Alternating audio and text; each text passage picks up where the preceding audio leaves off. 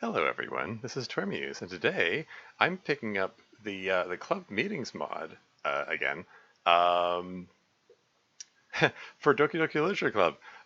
It's been a while, but just under a week ago, the club meetings dev came, thanks Stream Elements, the club meetings dev came out with the first episode of season 4, and yeah, it's something I've been looking forward to. Recursive ping. Uh, Sorry, bear with me here. Uh, just make sure I want to close Discord there. Okay. Um, yeah, curious thing. Why is this here? Why is, oh, you know what? Shoot. I think, yeah, welcome to the stream dev. Ad break over. No, there's gonna be an ad break in 5 minutes. That's how the Twitch operates. Yeah, this annoying little stamp thing in the corner here has returned. I remember we figured out last time that it appears there when I push F2, and F2 is my hotkey for starting the stream, starting and stopping the stream. Um, and this is silly. I anticipated that, so before I started up OBS, I pushed F2 to make it appear there, anticipating that when I hit F2 to start the stream, it would make it disappear again. It's like, aha, you know, crack the code or whatever. Except I think that when I pushed F2 to start the stream, I didn't have the window selected, so it didn't register that button push. So I actually uh, foiled myself there. If Ironically enough, if I hadn't prepared for this instance, it wouldn't have happened. So oops. Welcome to the stream, Spooky Spooky Waters. Just manually hit start streaming using mouse. I mean, I could. I'm just used to hitting F2 at this point. That's pushing the button manually is probably a more sensible choice. I don't know. I thought I was being clever, but I just did it myself. Anyway, funny thing, Spooky Spooky Waters, also known as Sleebo, just jump scared me while I was setting up the stream because like what do you you followed just before the stream started, and like I already had OBS and the Twitch manager open, so it like it played the so and so is following sound, so it's kind of funny. Anyway, anyway, let's get this thing started, I guess. Or maybe I should kill time until the first ad break finishes. I'll go through this bit at least. Yeah, only moments ago. Yeah.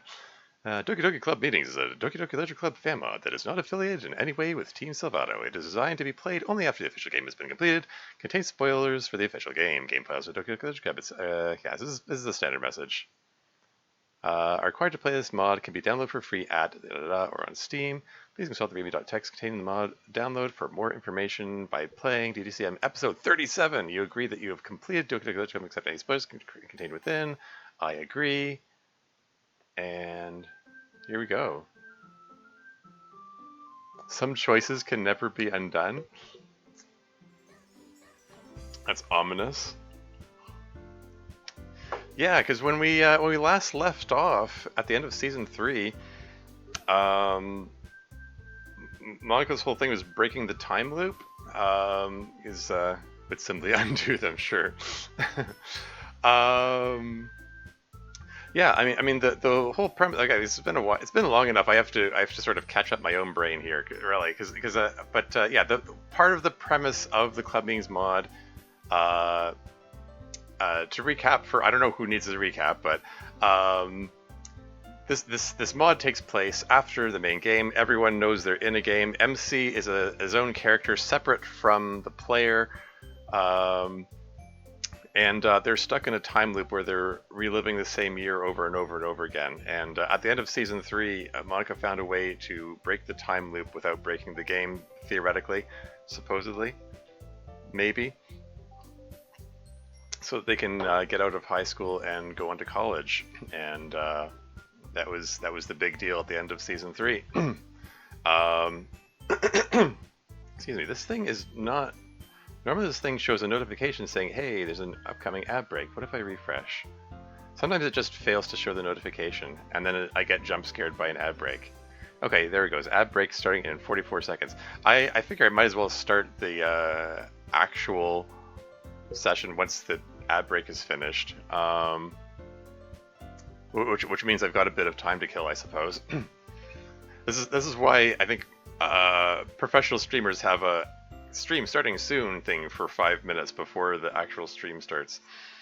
I can't particularly claim to be particularly professional. John Deuce here. Welcome to the stream. How's it going? But yeah, what else? I mean, what else can I do to kill time? How's everybody doing? What else happened in the previous seasons? Let's see. Sairi and MC are in a romantic relationship, and Sairi's still dealing with her demons. Oh, hey, ads have started. Dealing with her depression-related demons. Yuri and Natsuki are in a romantic relationship, and that came out in a really interesting way. Yippee ads, yeah. They're just fewer ads that it did back when I was a streamer. Oh, really? I didn't know you were a streamer. And you started dating out of nowhere. Yeah, out of nowhere. Completely out of nowhere.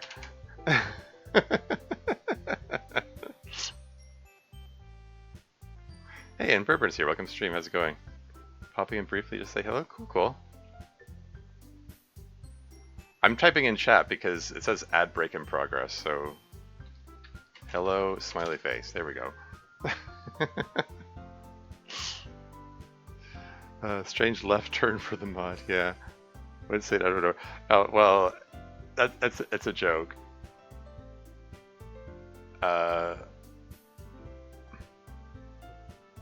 It's a running joke in the club meetings server that the reveal wasn't set up. Smiley face.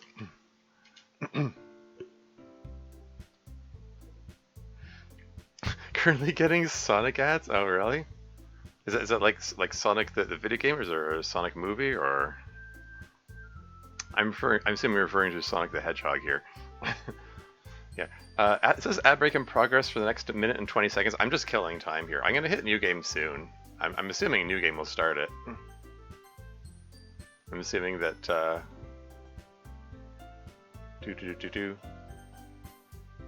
Oh yeah, how's the volume? It might be a little loud. Let's turn that down a bit, actually. Oh, entering the text speed up. As is my way. Very clearly homophobic DLC. This is I never foreshadowed it, just suddenly decided that story should occur in season 3 because woke, which is funny because yeah, I see every moment prior to episode 31. Yeah, exactly. That story was teased since like episode 10. Yeah, I mean, I went into the mod knowing that there was going to be a Natsuri. Someone said that this is a good mod for like a slow burn Natsuri ship, so I was already spoiled about that particular detail. So the episode was literally teased in episode 1. Is it teased in episode 1? When assuming it had to happen? Episode 10? Does ad break? Oh. Amazing. Oh, ad break ended. Your community is back. Welcome back. I mean, maybe you were already back. I know some people get different durations of ad breaks. This thing only lets me know when 3 minutes have elapsed. Anyway, yeah, I went into I was told ahead of time that the club meetings had a slow burn at series ship, so I was spoiled of that particular detail.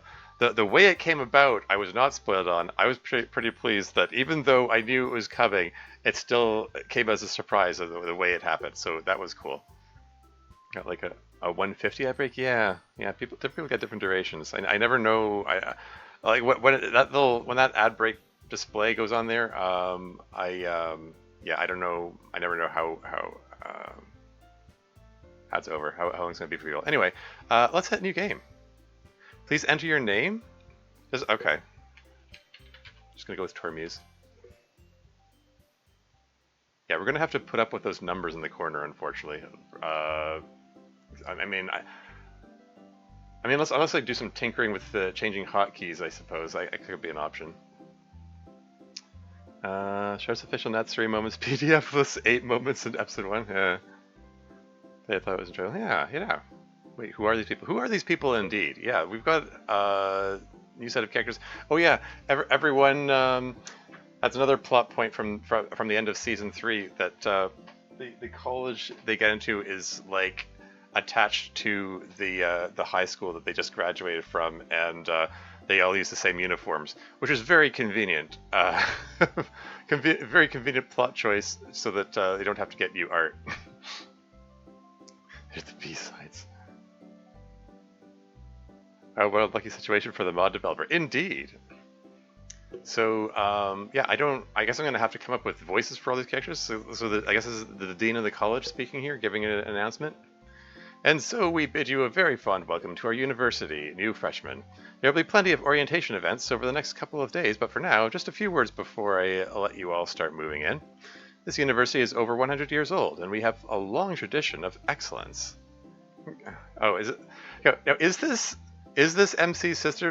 We've been teasing that he has a sister since like for a while in the mod. Still think it fits the plot well. Yeah.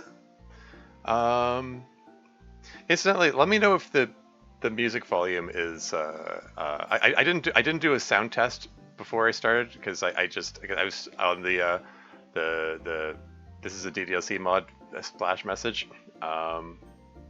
Hopefully this is okay. Music seems fine. Cool. Talks about Britney Spears slowly increases in volume as male girl speaks. Sure. Yeah, I don't know. I have to come up with voices for these people. I don't know. God, this is boring. University this old ought to know not to waste busy students' time. Yeah, but still, we probably ought to hear him out. Oh, I know exactly what he's going to say anyway. Blah, blah, you have been chosen for a great honor, blah, blah, work hard, blah. I guarantee you nothing even slightly interesting will be said. I like you, girlie. You tell it like it is. Why, thank you. I gotta give the heads up, though. You forgot your jacket? Oh, that thing. It was incredibly uncomfortable. Yeah, that's fair. Hopefully they're not too strict here about having to wear it. Definitely not looking forward to another 4 years in this thing. Wait, did you go to the feeder high school for this place too? Sure did. I thought you looked kind of familiar. Sorry, I can't really remember your name. I don't think we interacted much. Yes, well, I suppose I was only well known in certain circles. My name is Ayami. Oh, really? Oh, she gets a sprite now, does she? Wow, what a lucky situation for the bodybuilder. This character doesn't like to wear her jacket.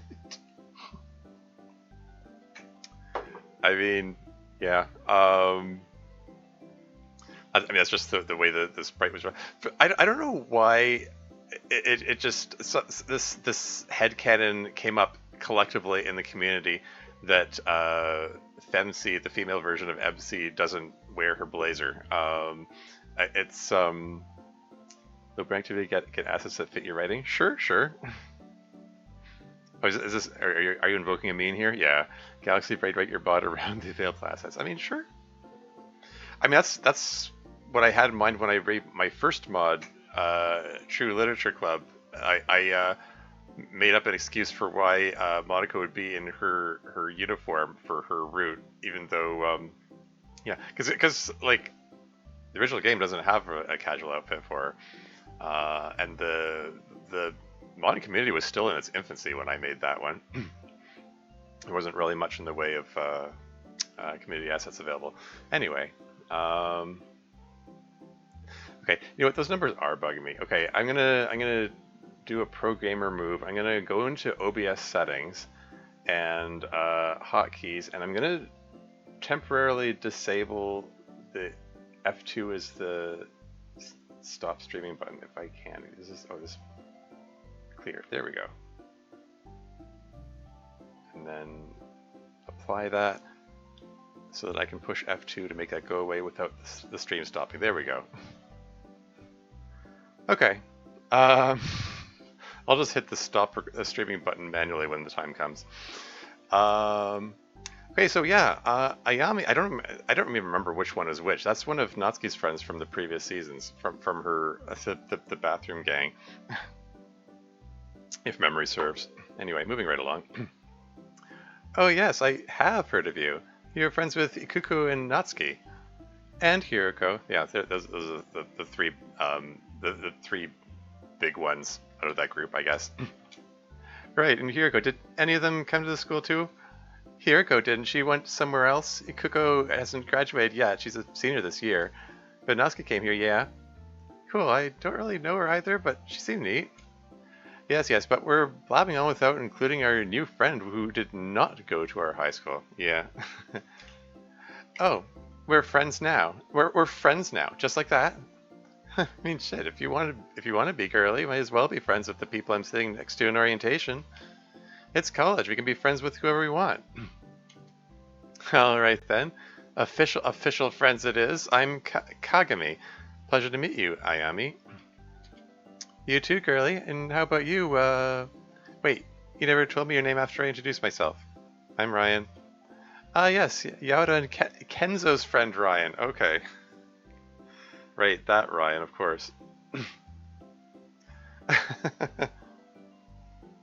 Who only got passing references in previous seasons.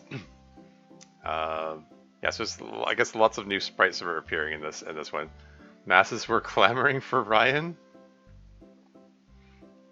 As much as Ree.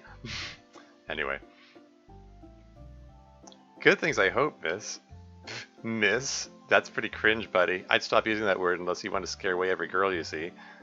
Of course, you'd have to work pretty hard with me anyway, since I have a boyfriend. So unless you're prepared to go through him... Of course not. And you, Kagami, you went to a different school then? I promise you do get used to the jacket eventually.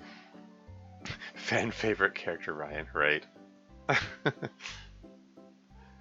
If they ever force me to wear it, and yeah, I went to a private all-girls school. Fancy.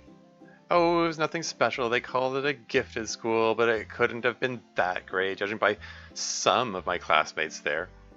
Yeah, so we're pretty strongly setting character for Kagami here.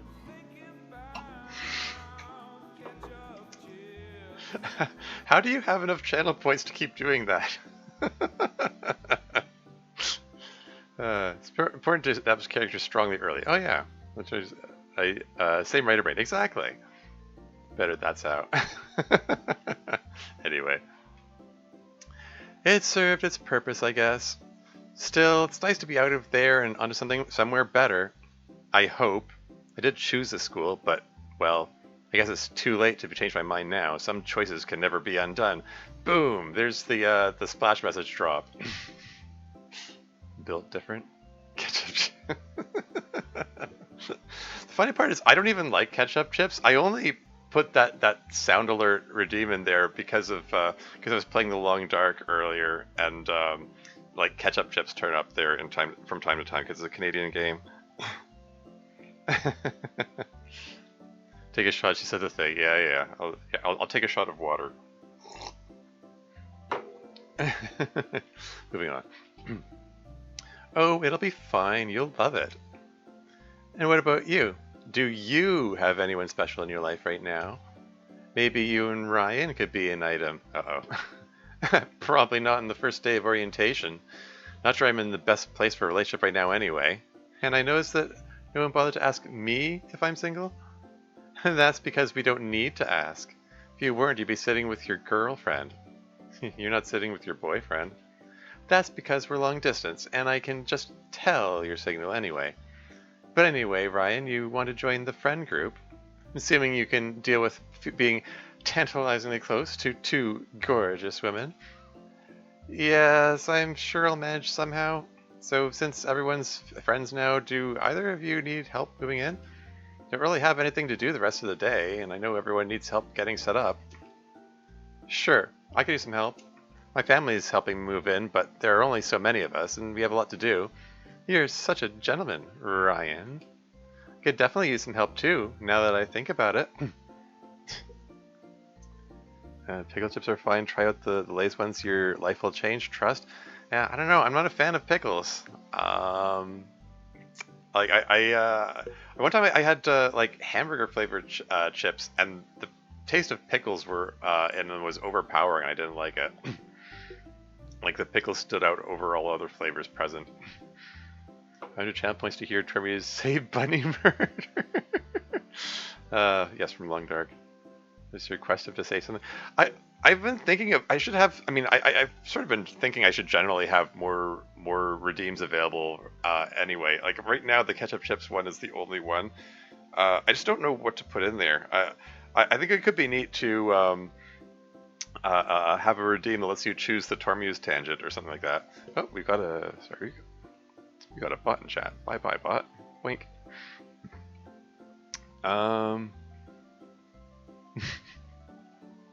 So you midward gorgeous, yeah. Ayami core, yeah. Very expensive photo quality, yeah, sure, for sure. Bye players, get out of here. Yeah. Anyway, moving right along. Definitely some help now too. It's help too now that I think about it. What about you? I know I don't look like it, but I can carry some pretty heavy stuff too. I actually am completely set up already. You worked fast. And the welcome reception will be in the Blue Room of Lucis Hall at 7 p.m. this evening. Family and students both are welcome to attend. And with that, welcome again to our university, and I wish you the best of luck in the forthcoming school year.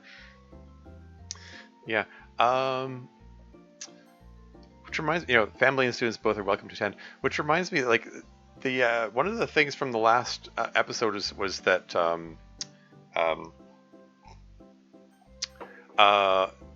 Monica was looking for somebody in the crowd at the graduation, and there's no word on who, but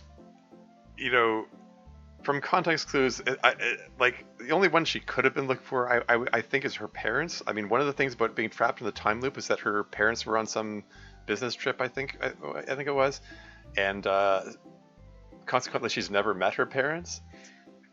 So.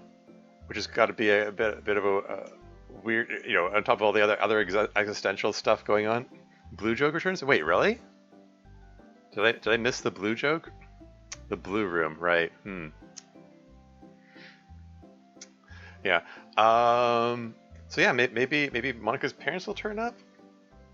We'll see. Which which reminds me that there's another thing. Okay, what I mentioned before. Okay, as much as I enjoy the mod, one of my complaints about season 3 was there was a lingering sense of nobody cares about anything they should care about, and it was never clear to me why anyone wanted to break out of the time loop. Like everyone seemed different. Like no one what they were asking around what they wanted to do after high school. Like nobody in the group had any clear ideas, or what's post-secondary schools they wanted to go to or whatever. It was so sad to have never met your parents. Yeah. I felt like it was pretty clear as to why they just didn't have plans. Yeah, it's just, was it clear though? I mean, as teenagers are one, I don't know. It's just it just felt weird. Like, why are you going to this effort to break out of the time loop, which potentially could break the game? And there are hints that they had to do some code trickery to make it work. Because the game depends on the literature club still being in existence. From the high school, which they will no longer be in. MC Claire's here's about it, as was Monica apparently. Oh, speaking of Termi's club meeting speeds. I get better this season about using T-hide. Oh, okay. Sure. Yeah, as does Monica apparently. That's an interesting way of putting it there, Dev. Like, Um, stepping out of this. Yeah, yeah.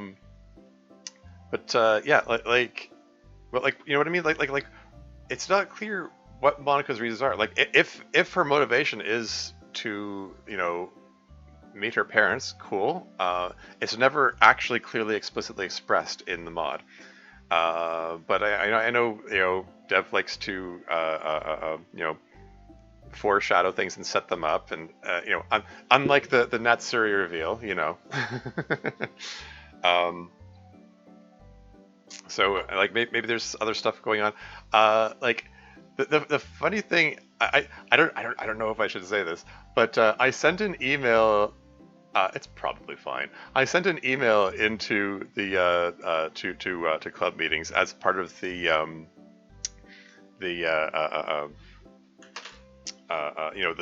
they're taking email responses from the public, from the audience thing. That's a regular thing in this mod. And I did ask about that, about the reasons for wanting to break out of the time loop, which I think actually someone mentioned that my email shows up in this episode, so we'll probably see it later. But there was a very interesting response from the person role playing Monica who filters the emails, who vets the emails. Who said that, it was, I actually did it for my friends who wanted to break out of the time loop. And I was like, that's very interesting, because Monica was the only one who seemed interested in breaking out. Everyone else seemed indifferent. So it's interesting that she's claiming that it was her friends and not her who wanted to break out. Anyway, we'll have to see what they actually end up saying when we get to that part, I suppose. So by now the player's probably an adult. I should probably get a degree in a career. Yeah. One dev always tells the truth about what his plan for the mod. This is not that dev. Yeah. Multiple emails by you appear in this season. Wait, really? How neat. I think I only sent in like 2. No, I think I sent 3 emails in. One showed up in the end of the previous season, and then I sent 2 more afterward. Was it 1 or 2? I don't know. I have to review my email and try to remember what I said. I'm sure we'll find out soon. Do not know what Monica sends? Interesting. Yeah. Fire Monica from the mod. Gaslight, Cape Girl Boss. Yeah. But the person who runs the email, just the actual character. Yeah. Anyway, moving right along. I wish you the best of luck in the forthcoming school year. Finally, let's get out of here and help move in Kagami's stuff. And then my stuff. And we can feel super satisfied that we don't have to help with Ryan's stuff. Sounds like a plan. Hey, Fuyuki's here? Wait, what? Fuyuki's here? Fuyuki's here?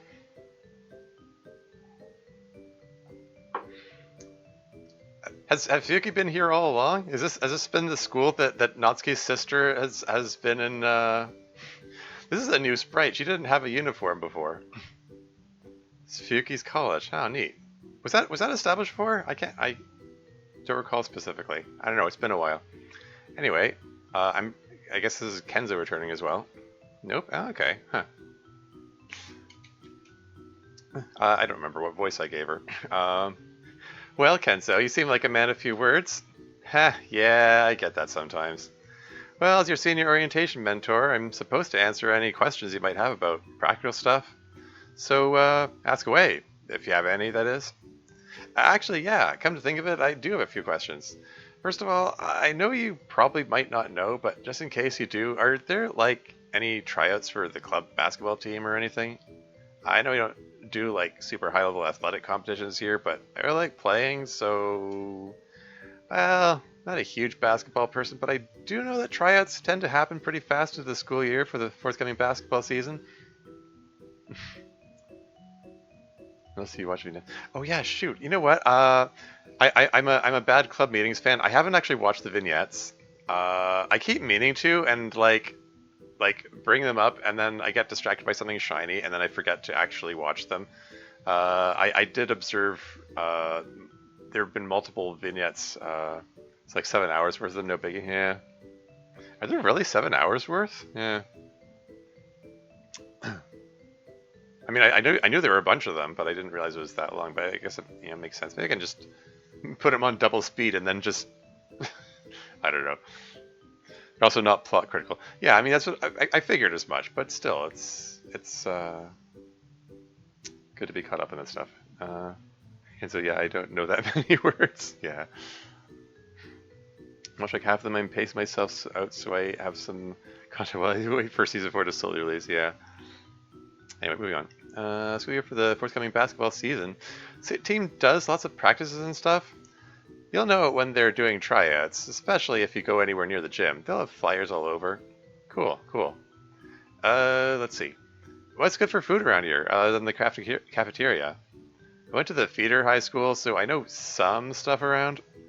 Yeah, all this stuff is a half-hour walk away, around the park and down the hill. But most people don't want to walk that far. There's a fast food place basically across the street that makes bank off of college students because it's the closest. Yeah, yeah,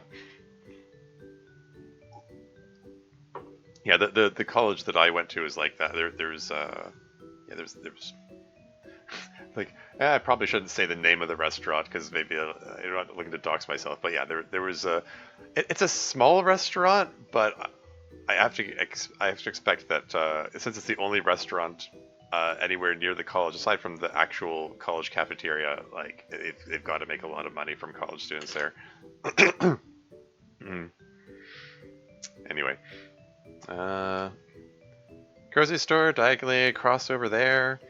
Then that street there, you can see the coffee shop on it, and people hit that up all the time. But if you follow that curve around right there, that's a little izakaya. Izakaya. I have to do a Google search of izakaya meaning. And the dorm that had a Wendy's in the lobby? Yeah. Not kidding when I say that should be illegal? Which part? Izakaya meaning. Oh, okay. Stay drink place. Alright, fair enough.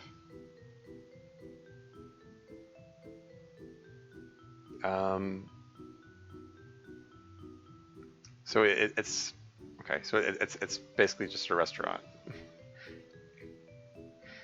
I was told that you can't eat Wendy's because of all the times you went there due to proximity. Yeah, I got cafeteria food a lot when I was in college, but at some point I realized it was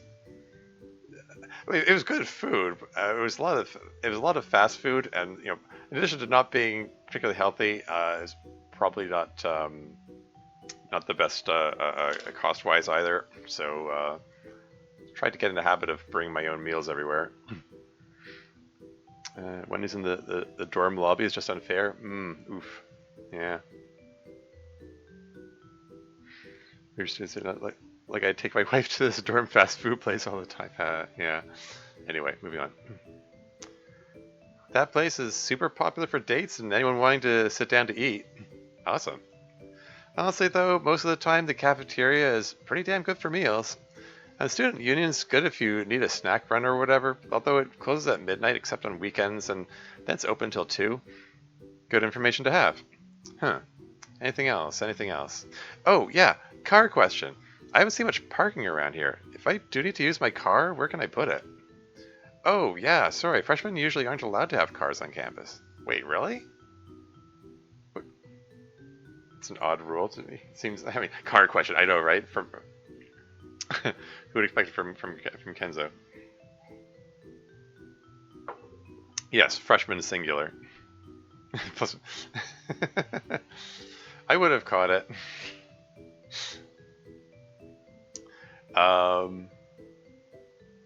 Yeah, no, I'm kidding. Yeah, plus one for you. You got that one. Something for the compilation.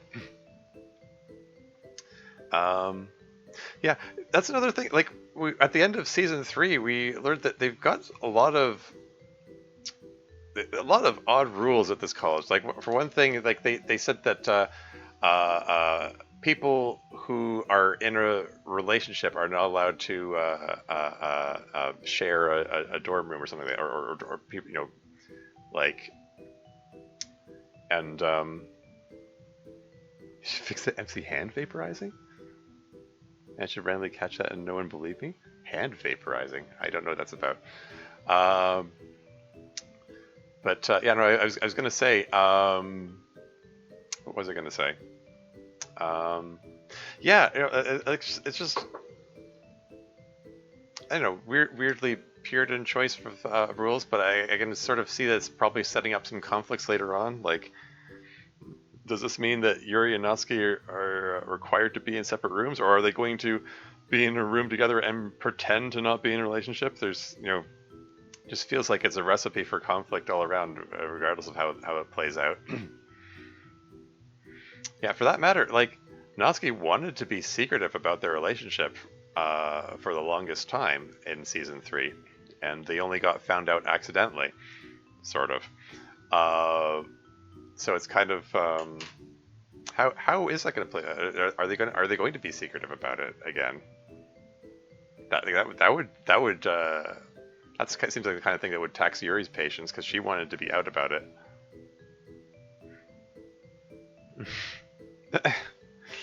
First of all, you need to wear the uniform. Okay, that's really important too. To get very clever gamer to scheme their way into a situation like that. That does seem like a Natsuki thing to do, yeah. During the preview of this episode, there was one frame of MC's hand not being visible, and oh, okay. Yeah. So you're talking. Okay, fair enough. Before the longest time.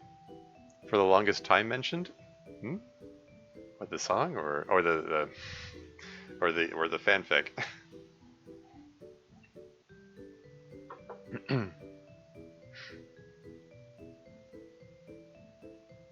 Except for the longest time, that's trigger me and sleep. Wait, did I actually say that for the longest time?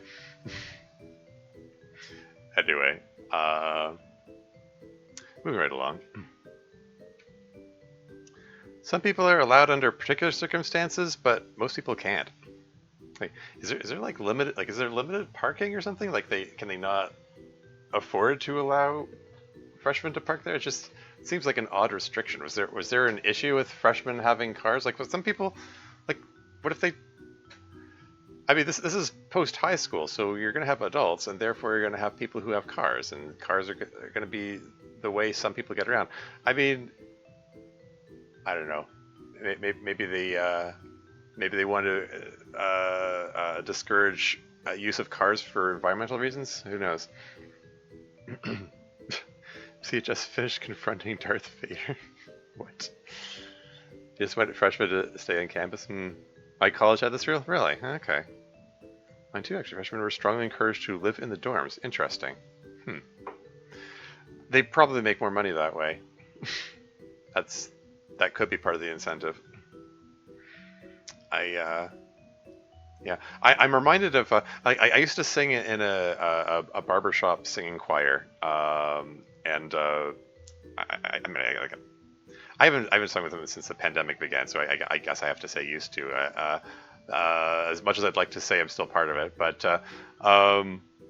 yeah, we attended international barbershop conventions like every year, frequently in the U.S. and apparently, barbershop is bigger than you might think it is.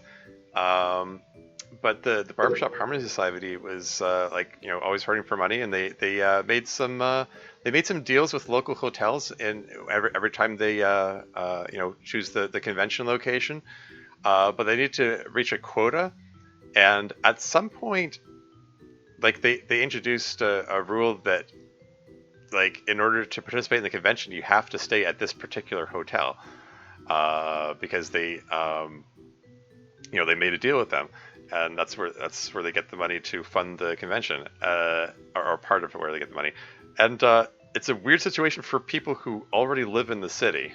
It's like, I'd rather just go home. Why do I have to stay at this hotel? Because it's a week-long convention, so people generally, like, they go there for the whole week. So it's prefer to stay at a hotel for that. I don't know. Anyway, I don't know. That's what this reminded me of. Maybe this is part of how they make their money to keep the college running. Not the last step college experience, which will be part of season 4. Oh dear. Well, gotta write what you know. Anyway, moving on. After freshman year, you can apply for a parking spot as a sophomore. Dang. Here, I was hoping I might be able to park both my regular car and the car I'm working on somewhere. So he's got 2 cars, eh? Ah, you're a car man. Oh man, big time. But I guess I can keep the car I'm working on where it is for now. But how do people get around? Walking, mostly. Some students have bikes. If you need to go far, there's always the bus, or the train, depending on how far you're going. Yeah, fair enough. Guess that's all I wanted to know for now. And Monica has a car as well, come to think of it. I guess she won't be able to park here either, although, I mean, maybe she just uses her presidential powers to get where she wants. Or does she still have the presidential powers, though? How does, I mean... Did we clarify how the whole presidential power situation works when they're no longer part of the club? I know Monica had to do some coding shenanigans at the end of last season. I guess we'll find out soon enough. You got legs for getting around, yeah. It's critical for establishing Kenzo as a guy who likes cars. Exactly. As if we didn't know that at this point. Anyway, moving on. Thanks for your help. What was it again? Fuyuki. And yeah, no problem. If you ever have more questions or need help about how something at the school works, feel free to bug me whenever. For now, I've got to run. Meeting with my partner in a bit. Oh, her partner. Have fun. And okay, it says Dad. Okay, it's playing Sayuri's okay everyone theme, so I'm presuming this is Sayuri's dad, particularly because of the blue text box. They scammed it with Ida so that they're technically still part of the club. Yeah. Basically, they said as long as nobody checks the actual paperwork for it or something. So presumably this is Sayuri's room, and presumably she's sharing with somebody. I guess we'll find out. Phew, just a couple more boxes. Thanks, Dad. Do you think you could help me with that box over there? Yeah, no problem. Hey, MC's appearance. Beach ball. Yeah. Yeah, there has to be a beach ball in there. Yeah, as per that one video. So your poem is just the word "gosh" with an exclamation point 500 times, huh? Know the meaning of the beach ball now? Yeah. Whoopie's clever. Yes. Yeah, that one Whoopie's video. I haven't seen anything from Whoopie's in a while. But yeah, used to. I mean, maybe he's still doing stuff, and YouTube algorithm just hasn't recommended it. But I used to regularly post some high effort DDLC content. The best one is still Sayuri Quest. That whole... I don't even know how to describe it. Just look up Sayuri Quest, you'll see. Hasn't made much of anything in a few years, yeah. The Brody Quest set, exactly, yes. That's actually over 2 years ago. Has it been that long? And Carl Ivanov is here. Welcome to the stream. How's it going? Anyway, moving on. Yeah, no problem. You got yourself a strong man there, Sayuri. It wasn't that heavy. Well, I think that's the last of it. MC, make sure she unpacks the stuff as soon as she can. Especially your stuffed animals, Sayuri. Don't let those sit in a box for too long. Wait, did she actually bring Mr. Cow and Mr. Bird and Mr. Cat with her? Are we gonna see them make an appearance here? Anyway, look at your roommate's side, whoever she is. She seems to have unpacked everything pretty quickly. Don't let everything sit there forever and ever, or it'll sap your energy.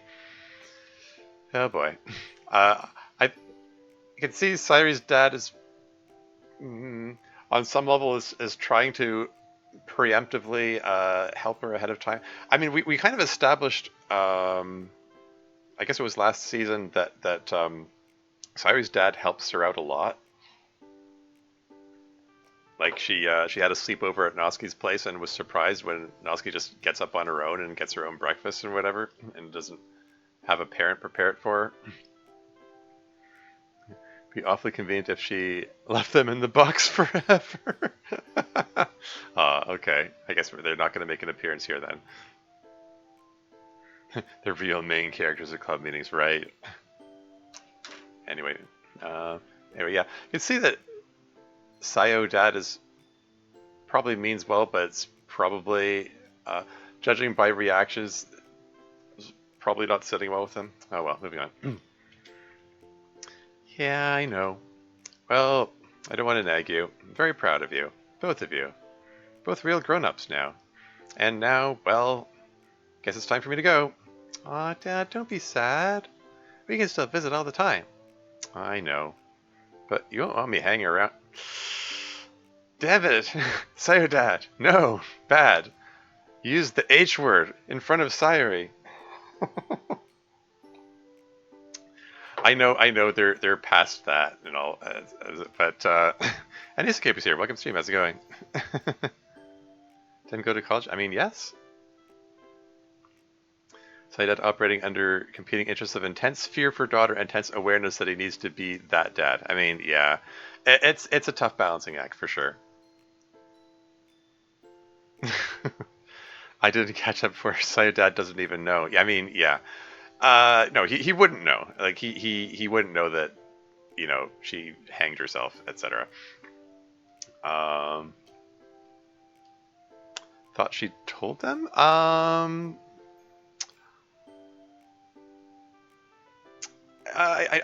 don't think Sayuri's dad knows the extent of Sayuri's depression. I mean, yeah, I guess she wouldn't be able to keep secret the fact that she's going to therapy, of course.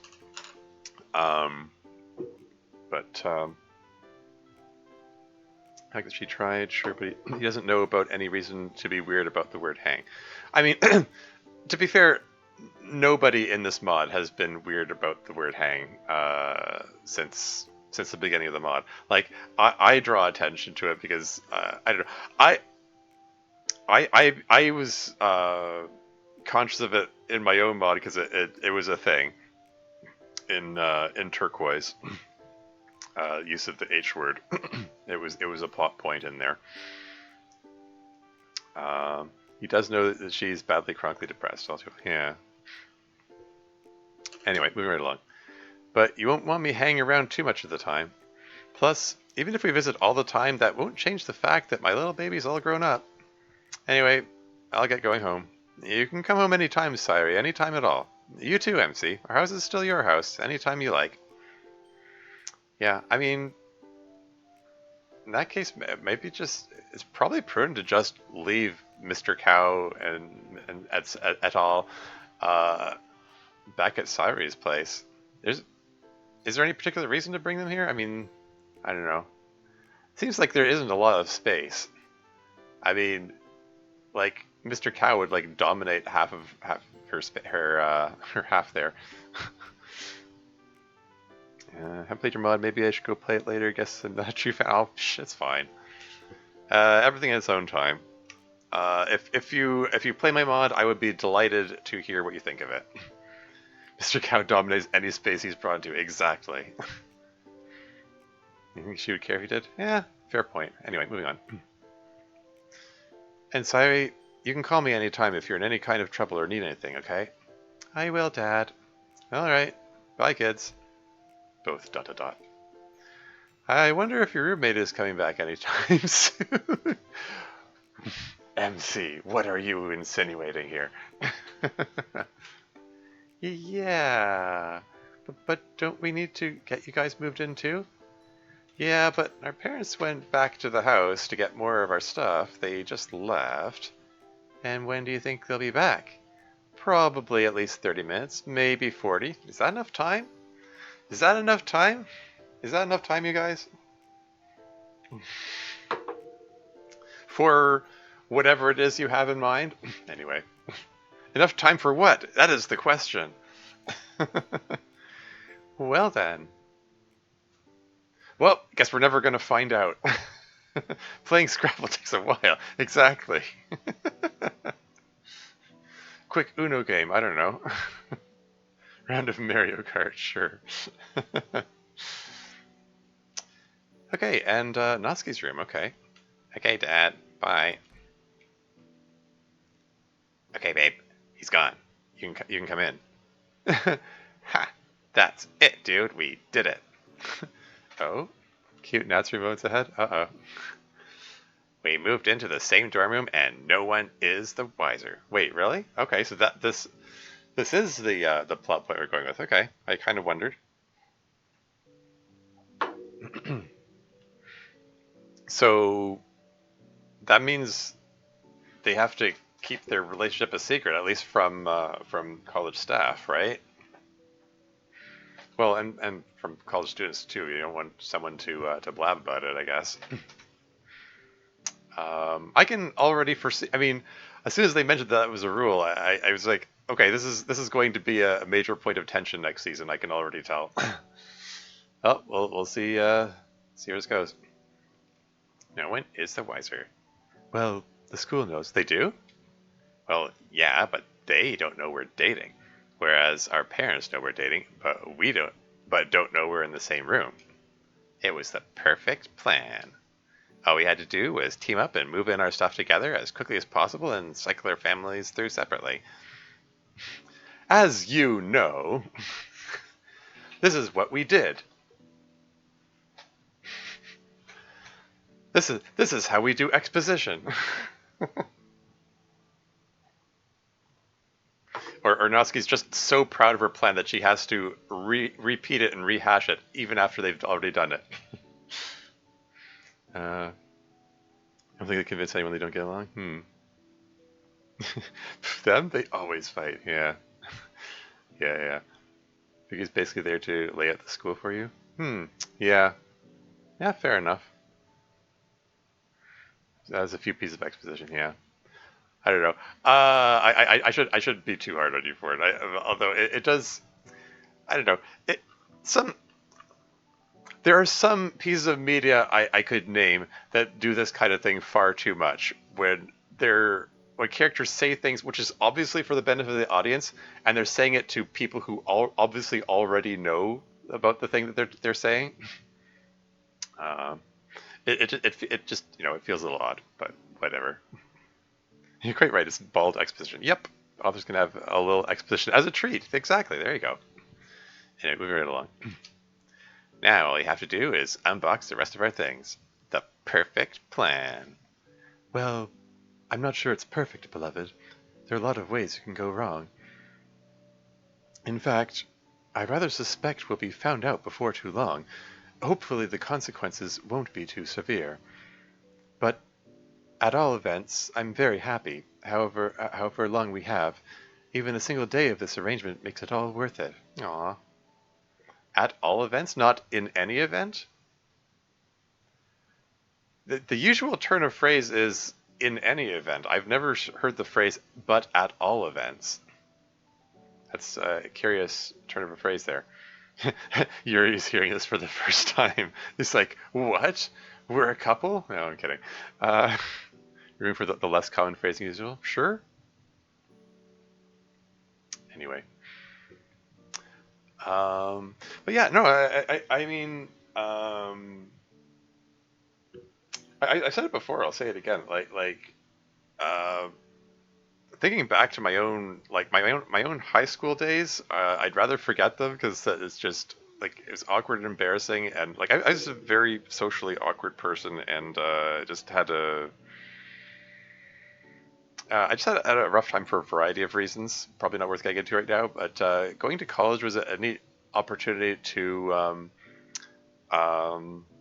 establish a new identity for myself because there are no expectations because I'm going to a place where nobody knows me. So it was a neat new experience in that respect, and here both Natsuki and Yuri, I don't think either of them have lived away from home before. Um, like this is their opportunity to get a feel for what it's like. One to be away from home, away from their parents, and two to be in a living situation where they're actually living together and not just visiting each other. Because there like a lot of things come up that you might not expect when you're living with someone for the first time. It's heard it somewhere, not sure where though. How they're close in with each other. I mean, yeah. Uh, anyway, I'm rambling here. Let's move on. Living in the same place as you, even the same room as you. It's like a dream made manifest. Something so transcendentally joyous it seems ethereal. Yeah, it's pretty legit. So, here's what I would like to do. Now that we are at last alone together in our set-up room, I have been dreaming about it ever since our roommate application was approved. Oh, I hope you will be so kind as to indulge me in it. I'd like to read something here on my side, and you may do what you wish on your side. But I would like to read, knowing that you are only a room's width away, knowing that I can look upon you whenever I wish, and in the stillness, hear your breath. That would make me very happy. Babe, I am constantly amazed at how you can just constantly drop the most romantic shit I've ever heard 24 hours a day.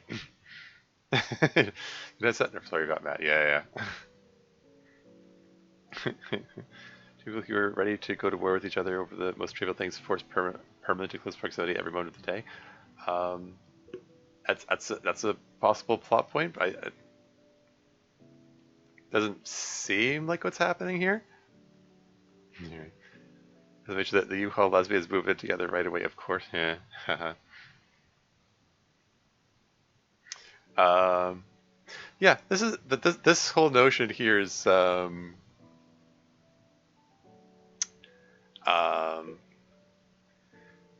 it's very like original DDLC actually. I mean, I'm thinking back to um,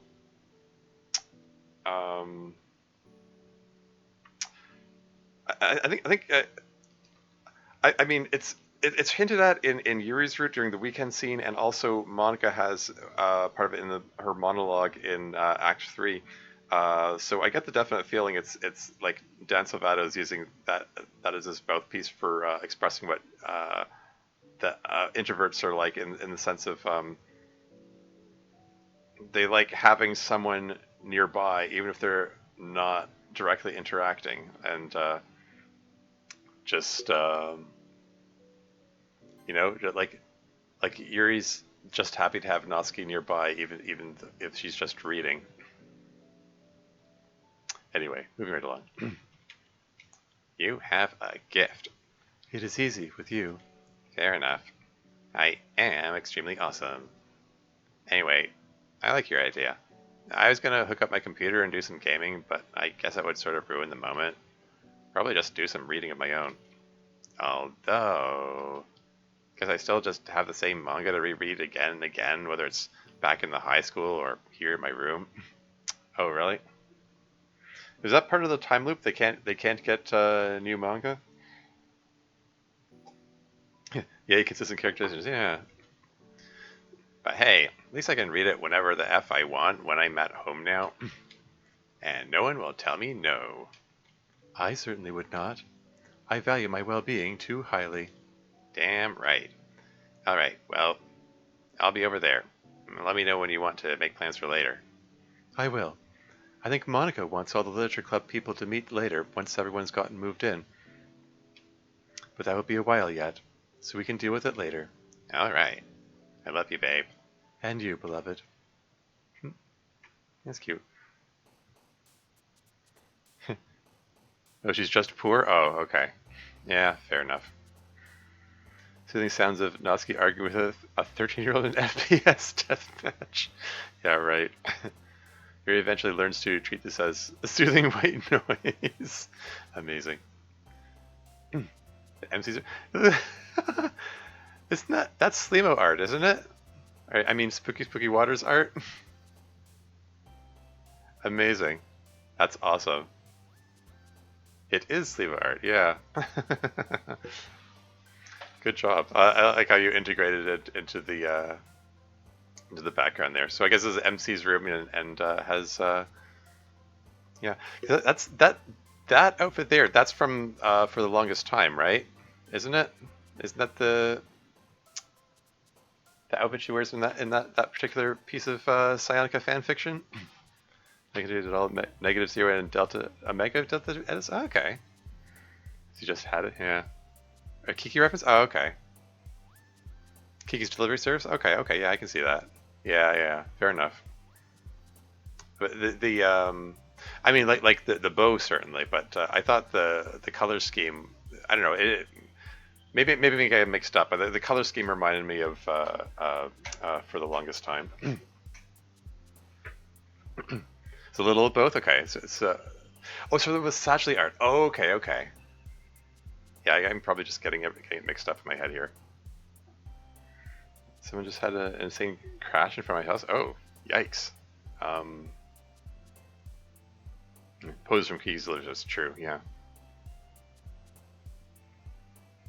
But yeah, I hope everything's okay in the crash there, Jonathan. That sure seems like a 4-car pileup. Gonna go help. Yeah, do whatever you need to do, by all means. There's an ad break coming up anyway in the next 4 minutes and 45 seconds. I'm gonna carry on. MC, oof. That was heavy. Tired already? Oh, that's MC mom appearance? Have we seen MC's parents? I mean, clearly they don't have sprites, but like, I think they've had very little interaction. Anyway, we're moving on. Tired already? Yeah, I guess so. Long day. Mom C. Yeah, we have not canonically seen MC parents. Yeah, yeah. He only appeared in Monica's season 3 mod. Aha, okay. Anyway, moving on. Yeah, I guess so. Long day. Well, it is pretty hard to get moved in all at once, especially on your own. Well, there she is. You didn't get moved in on your own. I saw people helping you. Yes, those are my new friends. I just met them today. And they were so kind as to come and help me move in. Which is lucky since I didn't have any help from my poor, exhausted brother. Right. Well, I think it's amazing that you made such close friends so quickly, Kagami. You should try to do the same, son. I have friends. Old friends, sweetie. You should be like your sister and try to make new ones. What the heck does that mean? What?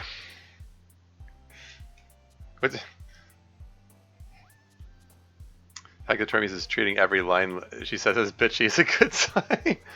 Well, I mean, you know, Kagami being a bit of a quote-unquote bitchy character seems to be something of a running thing in the club meeting server, and has been for a while.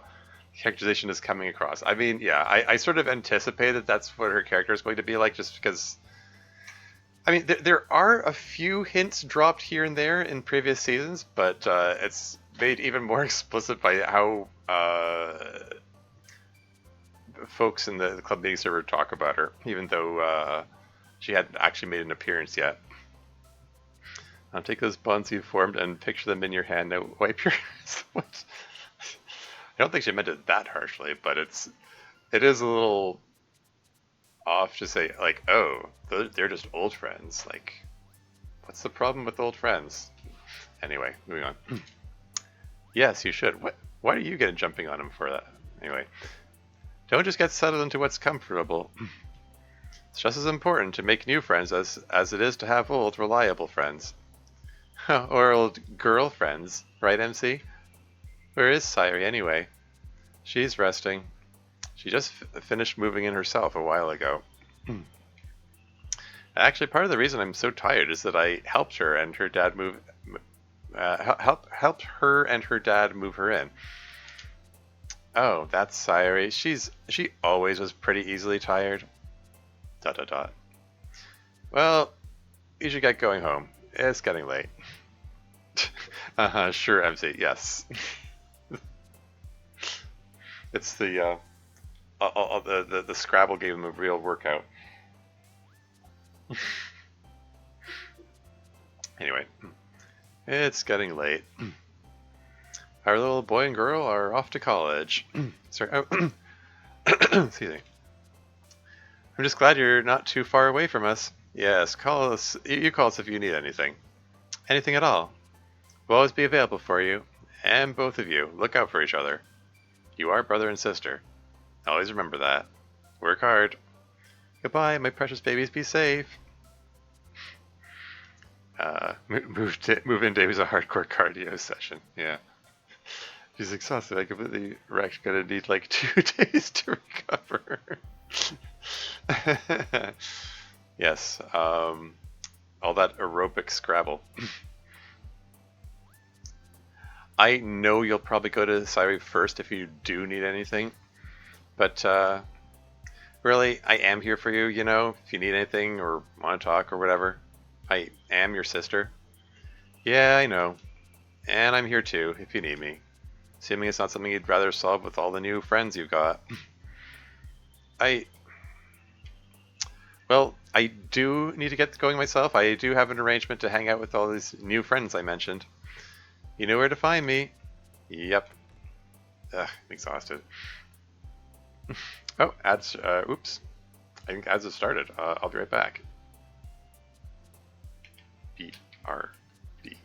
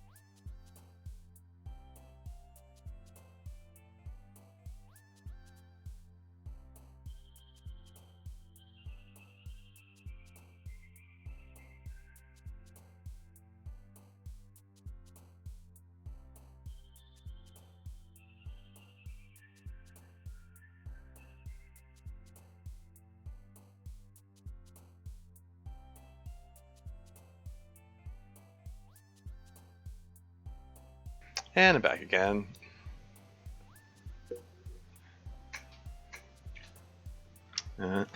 She's been taking things pretty hard lately.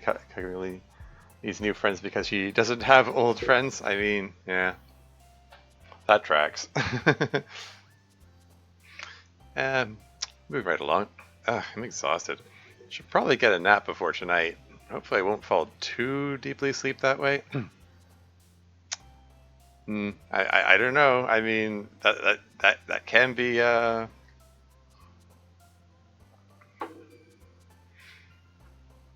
It's a dangerous game. I mean, speaking as someone who is prone to insomnia and has trouble managing a proper sleep schedule, sometimes like I'm a big fan of naps, but at the same time, it's like it's potentially deadly, and you won't be able to, might not be able to get to sleep during the actual night. Anyway, so this is what it's like to live on your own. Dot dot dot.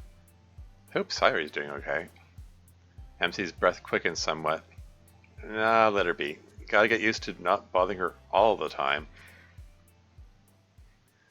And cut back to Sairi, and she's like, "Why isn't he calling me?" Anyway, judging by the music, I think we're about to meet Monica now. Yeah, I think I'd like to comment on the music. There's some.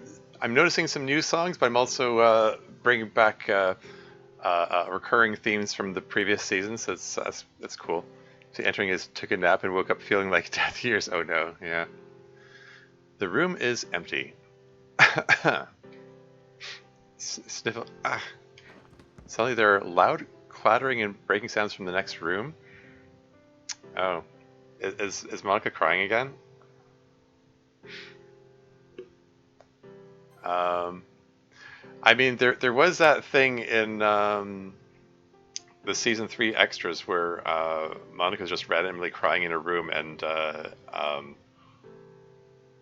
was upset at being interrupted and didn't want to talk about it. Clouding and breakdancing sounds next room. Yeah. God damn it! It's broken. Wonder if I could use the code to. No, some things can never be undone. This is going to take like half an hour to clean up now. Not even halfway done yet. Not even a quarter properly. Sniffle. I need a break. Monica plops down onto her bed. Yeah, no reaction to the player being here, so presumably she doesn't have presidential powers at the moment. I know they took turns exchanging who's the president at any given time in the previous season, so not sure how that's all going to work out, particularly since, yeah, I don't know. I mean, presumably they're going to get to audience emails at some point, so they're going to have, you know, their fourth wall breaking moments and interacting with the. Yeah, Natsuki's dad is present right now. Don't worry, it's cool. Yeah, sure. Anyway, Monica plops down into her bed. Happy birthday to me. I wish I could just rest. I just want to lay down and be sick. But no, I have to function. God, there's still so much stuff. Why did I bring so much stuff? I guess I could try to teleport it with the game. No, I might mess up, especially now. Just gotta do it the hard way. Oh my god, Tormuse, is that you? Monica scrambles to her feet. Oh my gosh, it really is you. It's been a long time. It's so good to Monica staggers and stumbles onto her bed. That movement there, that's the extent of coding Dev is willing to engage in. Moving her to the side to indicate that she went onto her bed. I'm just kidding. Yeah, it's ATL hard. Yeah, no, you've commented a number of times that you wanted to get into coding these mods in part to learn the ATL stuff, and to wish that you could do more ATL stuff. But like I hope you use this season as an excuse to you know to do you know, take maybe use as your playground, use it as an opportunity to do more stuff, learn more stuff. I'd be glad to help you out if you like. That and writing to a timeline have been inconsistent goals at times. Yeah. Season 4 will be a little more sandboxy. Okay, okay. We shall see. Anyway. Whoa. Sorry. I'm pretty sick, as you can probably tell. I caught up too fast when I realized you were here. I think I need to lay here for a second. But, hey. Welcome to my college room. It's not set up yet, mostly. The others are all living in the dorms. But I thought it would be kind of awkward and difficult if I had to do that, so I got my parents to rent me a house. Is that so? You know, so her parents have got some money, I guess. I'm paying for half of it. The rent is really cheap. The house is originally pretty small. Originally, yeah. Implying that she used the code to expand it, perhaps. I mean, that was already a plot point in the previous seasons that she expanded her room. Anyway, I've already made some changes to it, though. Okay, I think I can get up now. Oof, there we are. I'm glad to see my sprite does not reflect very well what I actually look like right now. Thank goodness there's nothing to show bloodshot eyes and a stuffy nose in this game. So, well, I mean, depends on if you know where to look for the assets. Anyway, so, before anything else, how have you been? You got a choice. Great, so-so, or bad. I mean, in all honesty, I haven't been doing great. I remain unemployed at present, which is unfortunate, and still need to find another source of income. I'm not in desperate straits yet or anything. I don't know if I want to say bad. I'm just gonna go with so-so. Sort of a non-committal. You'll get there. Yeah, let's hope. Sort of a non-committal answer, but yeah. Yeah, I know that kind of day very well. Is there anything in particular, or... Ow. Sorry, ow. Maka falls into her bed, kicking her legs in pain? I have real bad girl cramps right now. Ow, it hurts. It hurts really bad. I probably seem pretty pathetic right now. Ow. I guess it's... Ow. Ah, God. I guess it's just one of those days for me. Hang on for a second. Monica puts her face into her pillow and starts screaming. Oh boy. Monica, check in. V. I'm doing bad. Monica, thumbs up emoji. Yeah.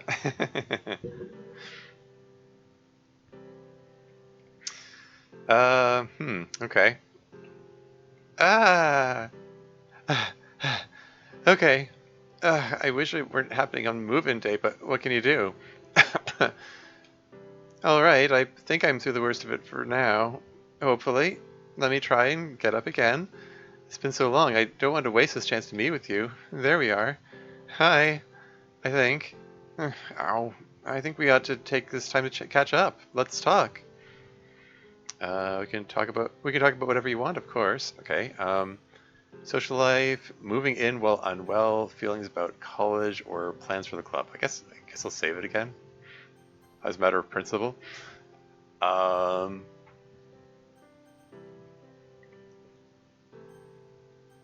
Feelings about college, plans for the club. I'm curious about plans for the club. Wouldn't mind hearing about feelings about the college.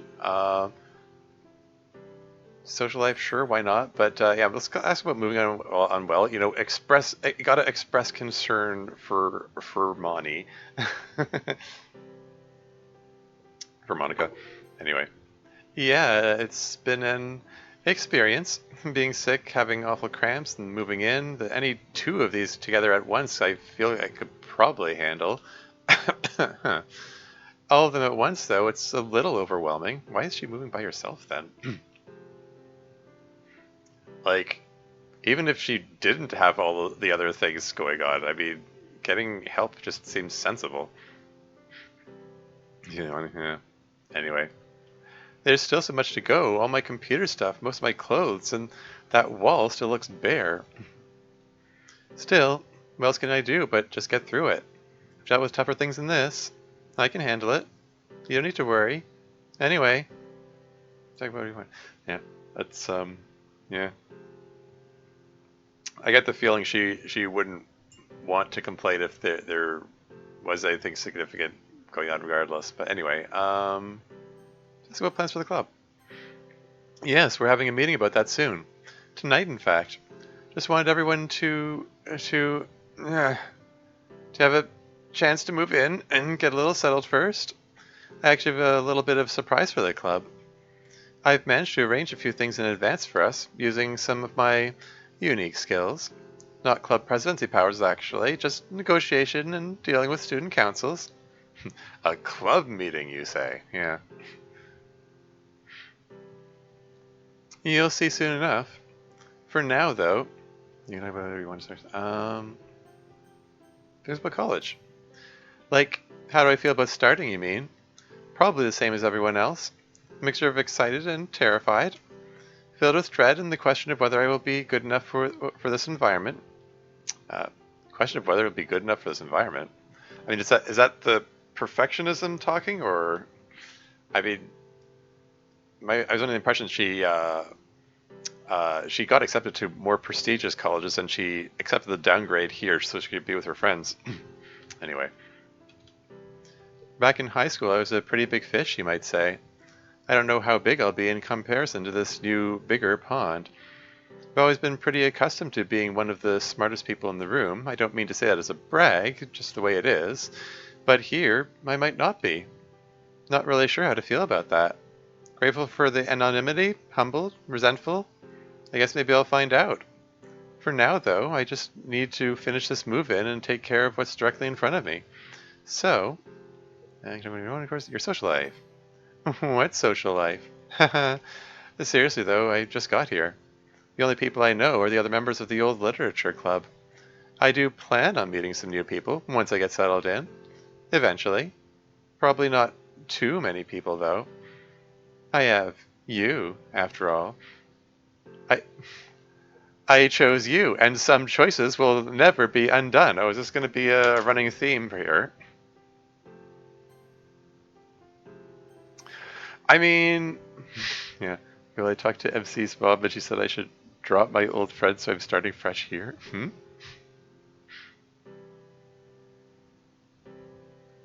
Oh, right. I mean, yeah. um, sorry, the use of bold text there. Um, I mean,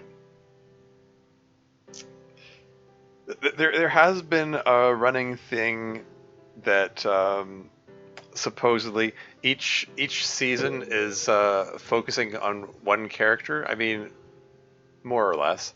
Like season one was all about Sairi. Season two, I mean, there was still fallout from Sairi there, but it was also sort of mostly dealing with Natsuki, although it was also kind of sort of mostly to do with Fuyuki. But you get the idea. It was Natsuki's episode or season, and then season three was all about Yuri abusing her presidential powers and so on. And so it sort of tracks that season four would be have a Monica focus. Um, and I've commented to death on the fact that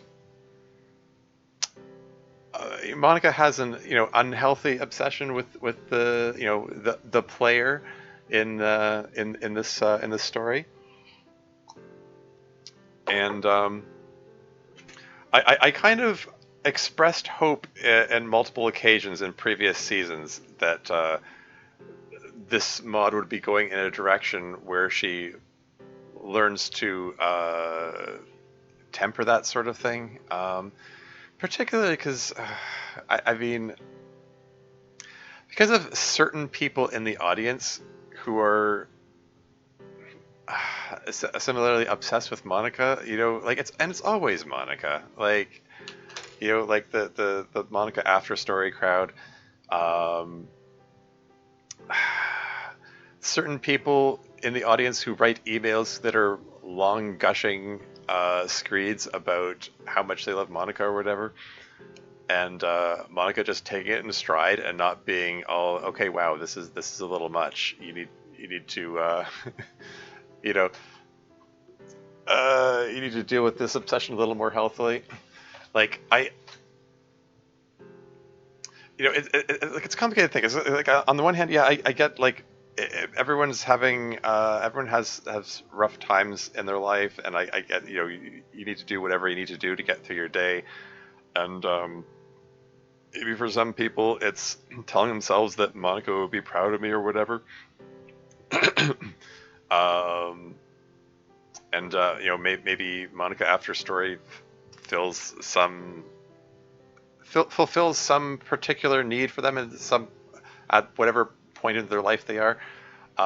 Some people I feel like they take it all in unhealthy directions. There was that one email in season 3 that there was an individual who was really upset about like hurting the feelings of these fictional characters uh, because they had both what like the Manga After Story and Just Yuri mods installed, uh, and they interact with each other in what I think is supposed to be a playfully harmless way, but this person took it seriously. Like they thought they were hurting the characters' feelings, and were really upset about it.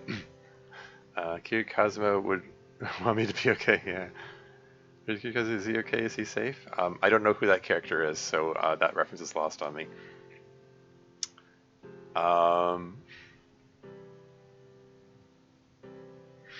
But yeah, I don't know. Like I'm just hoping that this season goes in a direction that um, Monica learns to deal with the obsession in a more healthy way, and also um, in turn helps certain people in the audience, um, you know who you are kind of thing, who might need that help getting past that sort of obsession too. It's like I don't know. There are worse obsessions to have. There are worse addictions to have, but there are also like there are some people. There are some people in the DDLC community that I worry about when I see how they carry on. And I also sometimes worry like if things like some of these mod teams like they make merch as well, and like um, these people like buy the merch thinking that they're helping these fictional characters or something. And it's I just sort of feel like maybe they're being in a position where they're easily take advantage of and stuff. And like I don't know. Yakuza Baka Mita guy? Okay. Main character from the Yakuza franchise. Okay. Fair enough. Yeah. I'm not. I haven't played any of the games for the Yakuza franchise, so I'm just not familiar with that. But yeah. Yeah. I don't know. It's yeah. It's tough because like I can just. I don't know. We'll see. We'll see how this goes. Like I have. I'm gonna say a fair bit of confidence in Dev and Crazy Kaylee as a writer, and being able to set things up and handle things in a tactful manner, and you know, a socially conscious manner, in a sensitive manner, um, and hope that you can pull that off. Um, but yeah, I can only imagine like if for such people, if they're that reliant on Monica, like being told that they need to give it up and accept that this is a fictional character, you can't actually be with them or whatever. That's going to be painful for some people. Some I'm going to say emotionally troubled people who are reliant on that sort of thing. I don't know. There could. I guess what I'm saying is there could be some really raw emotions for some people in this, in whatever's coming up. We'll have to see how it plays out. But anyway, I need to just stop rambling so much because I'm just because like an hour and a half into this, we haven't even got to the club meeting of the club meetings mod yet. It's gonna like the video posted on Dev's channel is 3 hours long. So like I'm probably at the rate I'm going, this is probably gonna be a 6 hour stream, and I probably need to pace myself better. Anyway, there's you'll always have me. There's the the codependent obsessive option. There's dot dot dot the middle neutral non-committal option, silence, or there's you'll be lonely relying on me, which is probably the healthier direction. I have a feeling she's not going to take that well. Um, I mean, like, I wouldn't mind if there was a fourth option. That's something like you're sick right now. Go look after yourself. Don't worry about me. I'll be around. But anyway, let's go with you'll be lonely relying on me. I I don't understand why you'd say that. How could I be lonely when I have you? Actually, don't answer that. Hang on. Snirk. Okay, let's just move on. Should probably get back to unpacking. Maybe I can start with the rest of the decor, then the whole computer setup. Then, basically, all my clothes. I I can't do it. It's not fair. It's just not fair. I saw what happened with everyone else, all their families and friends and loved ones helping them move in, and I have nothing. I guess I should be grateful that I finally got to see my parents over the break. Oh, she did see her parents, but they weren't here to help her out. Hmm. Some choices which may not be able to be undone should be carefully considered. I mean, sure. Yeah. Did Monica dodge instead of parrying it? I mean, yeah, pretty much. Anyway. But they can't be here today, and I just... why can't I... I'm sorry, I can't. Oh, it hurts. It's too much. It's too much to handle right now. I hate that I'm so weak. I should just be able to deal with this and push through. It has to be done tonight. But I can't, not right now. Monica cries softly for a few moments. Knock, knock, knock. There's a knocking sound. Exclamation points. Anyway, if she has presidential powers at the moment, can't she just, like, code away the illness and maybe code away the cramps for that matter? Anyway. Who could that possibly be? Hang on a second. Gotta look like I have my shit together at all. Ow! Monica takes a few deep breaths. Okay. Stay here for a minute, if you can. I'm going to go answer the door. Exclamation points. Wow! Man, there are a lot of boxes still to unpack here, Monica. You need some help? Sorry, you don't need to help me. I can take care of this stuff myself. Should you be with MC and your guys' families? Interesting. Even when she's decrying like how lonely she is and doesn't have any help, she's immediately like, "Nah, I can handle this, and you should be with your friends, etc." How much of that is her? How much of that is her desire to just, as she said, act like she has her shit together and is self-sufficient, and how much of that is maybe some guilt about the past events and so on, or how much is, I don't know, I'm gonna move on. I already had plenty of time with them. I figured I should spend some time with you, see how you're doing, and if you need anything. Plus, it's your birthday today. We haven't done anything yet. And I wanted to see if... Have you been crying? You never cry. Well, almost never. Don't you lie to me. What's wrong, Monica? A lot of things. I'm sick. I can see that, and I'm on my period. So you're hormonal? Yeah, but more importantly, cramps. Oh, yeah, that's tough. What else, though? I have all this stuff to move in. It's slow going, and I feel exhausted. Uh-huh, uh-huh. What else? You're so persistent. Why are you so concerned? Don't try to change the subject. That's my trick. I don't know, I can just tell. Something else you're holding back. Can't you tell me? I promise I won't tell anyone else ever that you showed any weakness. Not even MC. Yeah, alright. Sayuri's learned too much from therapy. But yeah, this mod has established that Sayuri deflecting whenever someone tries to bring up her issues uh, is her thing. Anyway, you are my best friend. I don't know. I guess I just felt really lonely. You all have your families, your friends, your significant others. They're all with you at this important time in your life. I have Tormuse, of course. But what? There's no but. Oh, sorry, I thought there would be a but. Well, best friend, you're not alone while I'm here, and you don't need to move all this stuff yourself. You lay right down on that bed and rest. Let me take care of this, birthday girl. Sorry, no. It's too much stuff. And it's heavy. You might hurt yourself. And you'll definitely drain your energy. And then you'll get depressed. And I don't want to make you depressed anymore. I'm sorry, I'm just really emotional right now. And I hate that too. I'm so weak.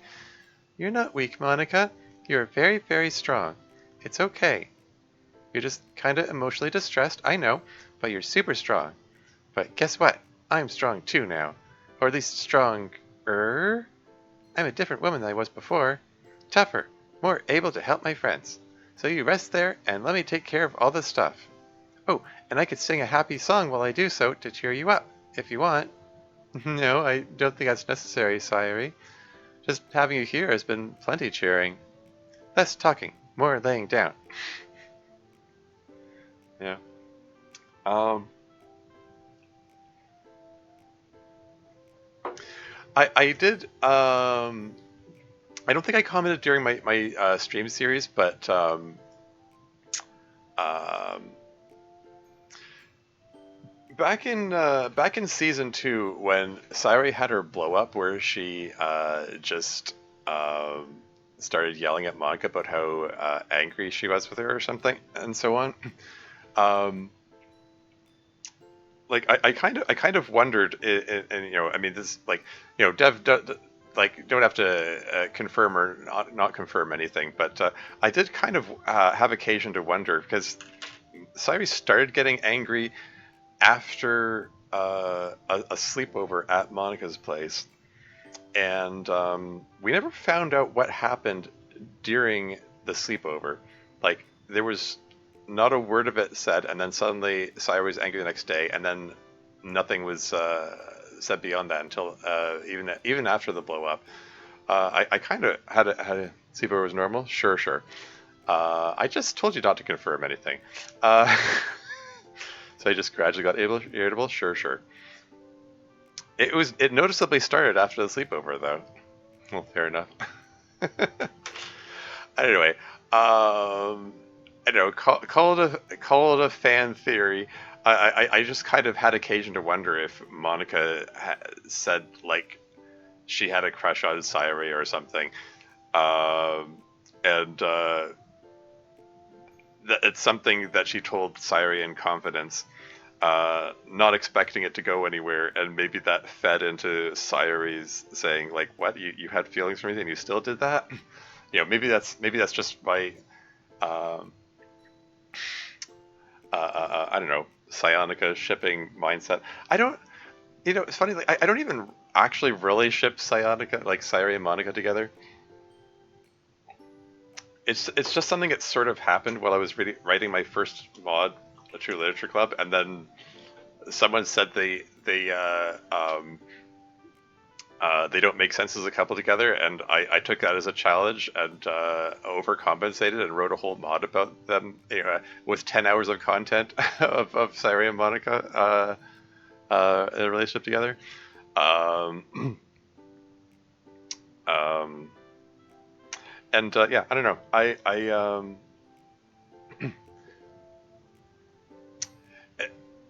Uh, what can I even say?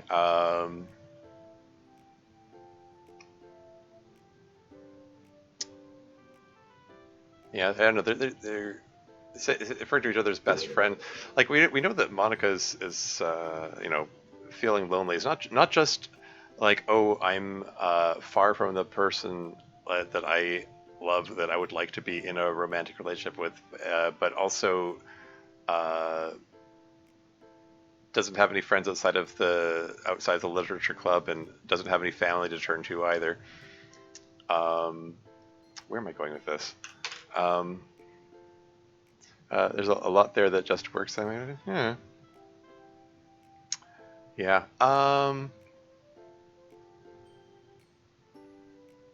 What am I trying to say? I'm rambling a lot here. I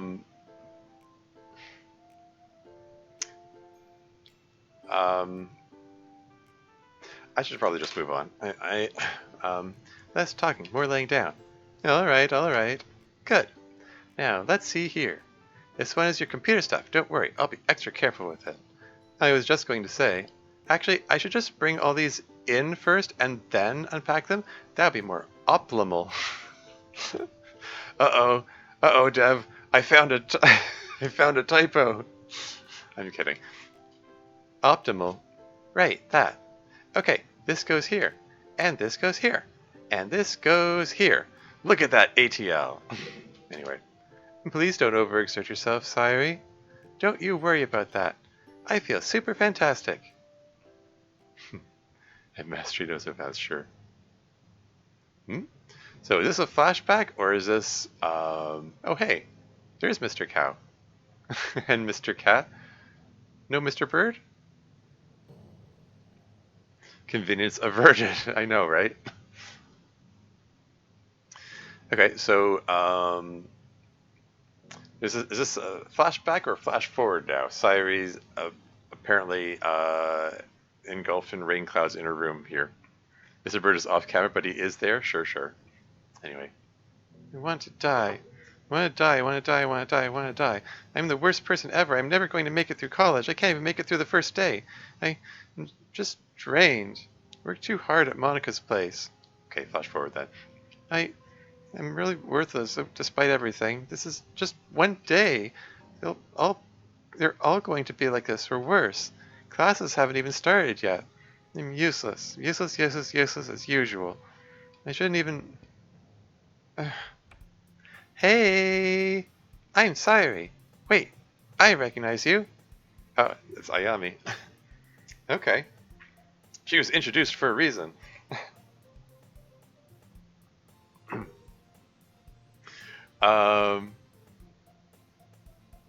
Yeah, again, that's playing to that whole, she can turn off her depression like a light switch when she needs to when she doesn't want to worry other people. And you jumped in with Ohio Sayuri. I did this a couple times in Turquoise, by the way. I think I commented on it, like what Sayuri's in the like the deepest depths of depression and feeling suicidal, and then her mom calls, and then she just immediately goes like, I'm awesome, etc. Anyway, moving on. Sayuri, you're silly. Of course you recognize me. We went to high school together. Right. You're one of Natsuki's old friends. Yami? Right. What brings you to my room? Our room. We're going to be roommates for this year. Oh my gosh, that's so exciting. I didn't know who my roommate was yet. You got moved in fast. Well, I had plenty of help, as it turned out.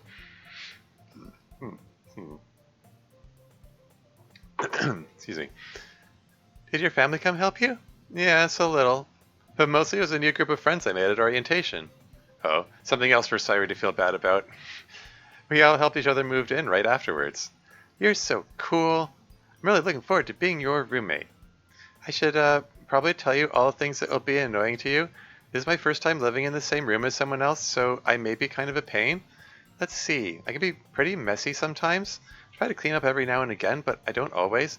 I eat and sleep at weird times, although I'm going to try not to be bad about that since someone else is in the room with me. Apparently I snore sometimes, not too loud though. Oh, and I have a boyfriend. But he's living in a single door room, so he'll probably bring me over there instead of me bringing him over here. Yeah, if he's... MC got a room to himself, then yeah. How did he get a room to himself if everyone else is sharing?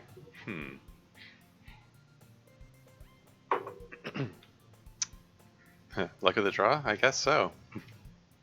Anyway.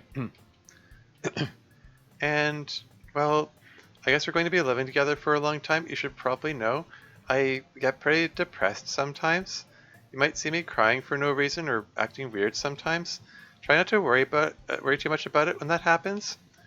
When it happens, you don't need to help me or anything, unless I ask for it, I guess.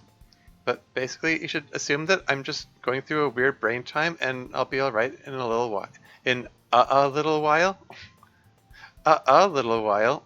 I mean, Sairi just stuttered, probably. Freshman do get single room size? Best friends had a single room as a freshman? Yeah, well, lucky individual. That one was already detected, fortunately. Yeah, fair enough. Fixed already? Okay. Yeah. I downloaded this copy of the mod today. I waited until today to download it, just on the off chance that you did a hot fix of like typos and stuff. But anyway, moving right along. And I think that's it. Wow, that's a lot of information. Not sure how to respond to all of it at once. I can also be a little messy. I don't think it's very likely that you'll bother me with your mess. As long as our messes stay on each other's respective sides, we probably will be fine, I think. I sleep pretty heavily, so don't worry too much about getting up and doing stuff at weird hours. I should mostly be okay. I definitely snore though, sorry in advance. It's not like earplugs level, but still, you'll probably hear it. I am likely to bring boys to the room. Well, hey, I mean, maybe they can coordinate the times, and like, so I can go to MC's room when Iomi's having her boyfriend over. Wait, boys plural? She referred to a boyfriend singular before. Anyway, we we might do stuff. Fantastic. Oh, that's okay. I can step out whenever you need me to. Yeah, I mean, Sari already did have that time when she met with the bathroom gang and talked about what it's like to kiss MC. So, I mean, they're already aware of physical interactions. Anyway, moving on. I can step out whenever you need me to, unless I come back and you're already there. And you're supposed to put like something on the door handle, right? A sock, I think, is what's traditional. Oh, it's fine. There's a curtain there. If you don't mind being in here, I don't mind you being here.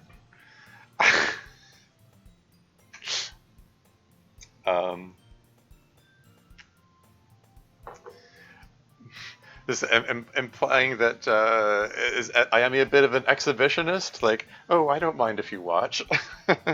Anyway, moving on. Obviously, you can step out whenever you like, especially if there's noise. But if you're busy or something, don't mind me. And he's very open-minded, sure. Or us, rather. The same thing goes for you and your boyfriend. You can bring him over here anytime. Kick me out or just ignore me. I don't mind at all, either way. Yeah, very open-minded indeed. You're, very open-minded. Yep, I'm pretty easygoing about that kind of thing. Alright then. I might bring him here sometimes then. Wait, didn't you have a boyfriend in high school? Yeah, he went to a different college. We're still technically together, but we agreed that we would kind of be in a completely open relationship, I guess. You guess? You guess? I mean, you told Ryan that not to get any ideas because you're already in a relationship, and now you're saying it's an open relationship. You guess? I mean, you can ignore me, but I'll be paying a lot of attention to you. Yeah, she's not happy about it being open. Well, okay, thanks for spoilers, Dev. I'd like to draw your attention to the no spoilers please tag on the stream.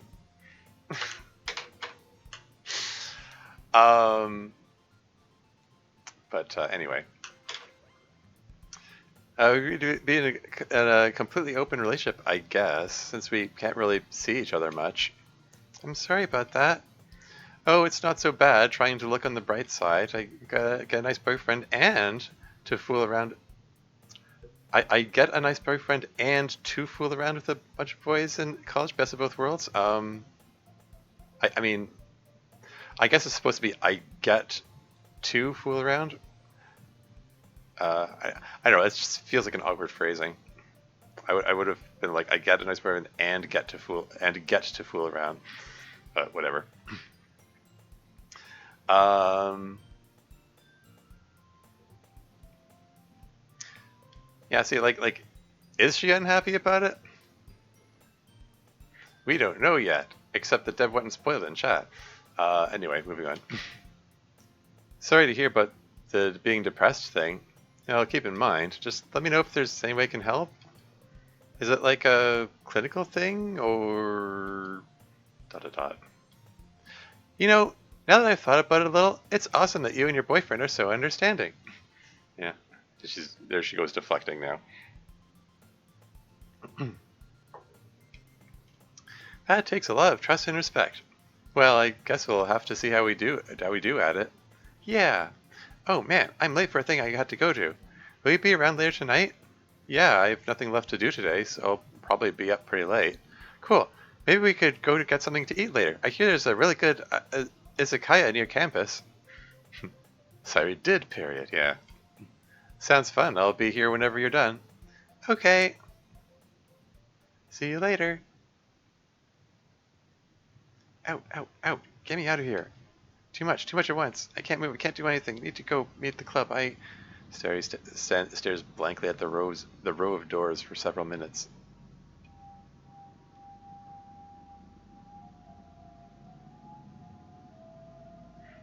Yeah, well, like I said earlier, Sayuri's got her demons still.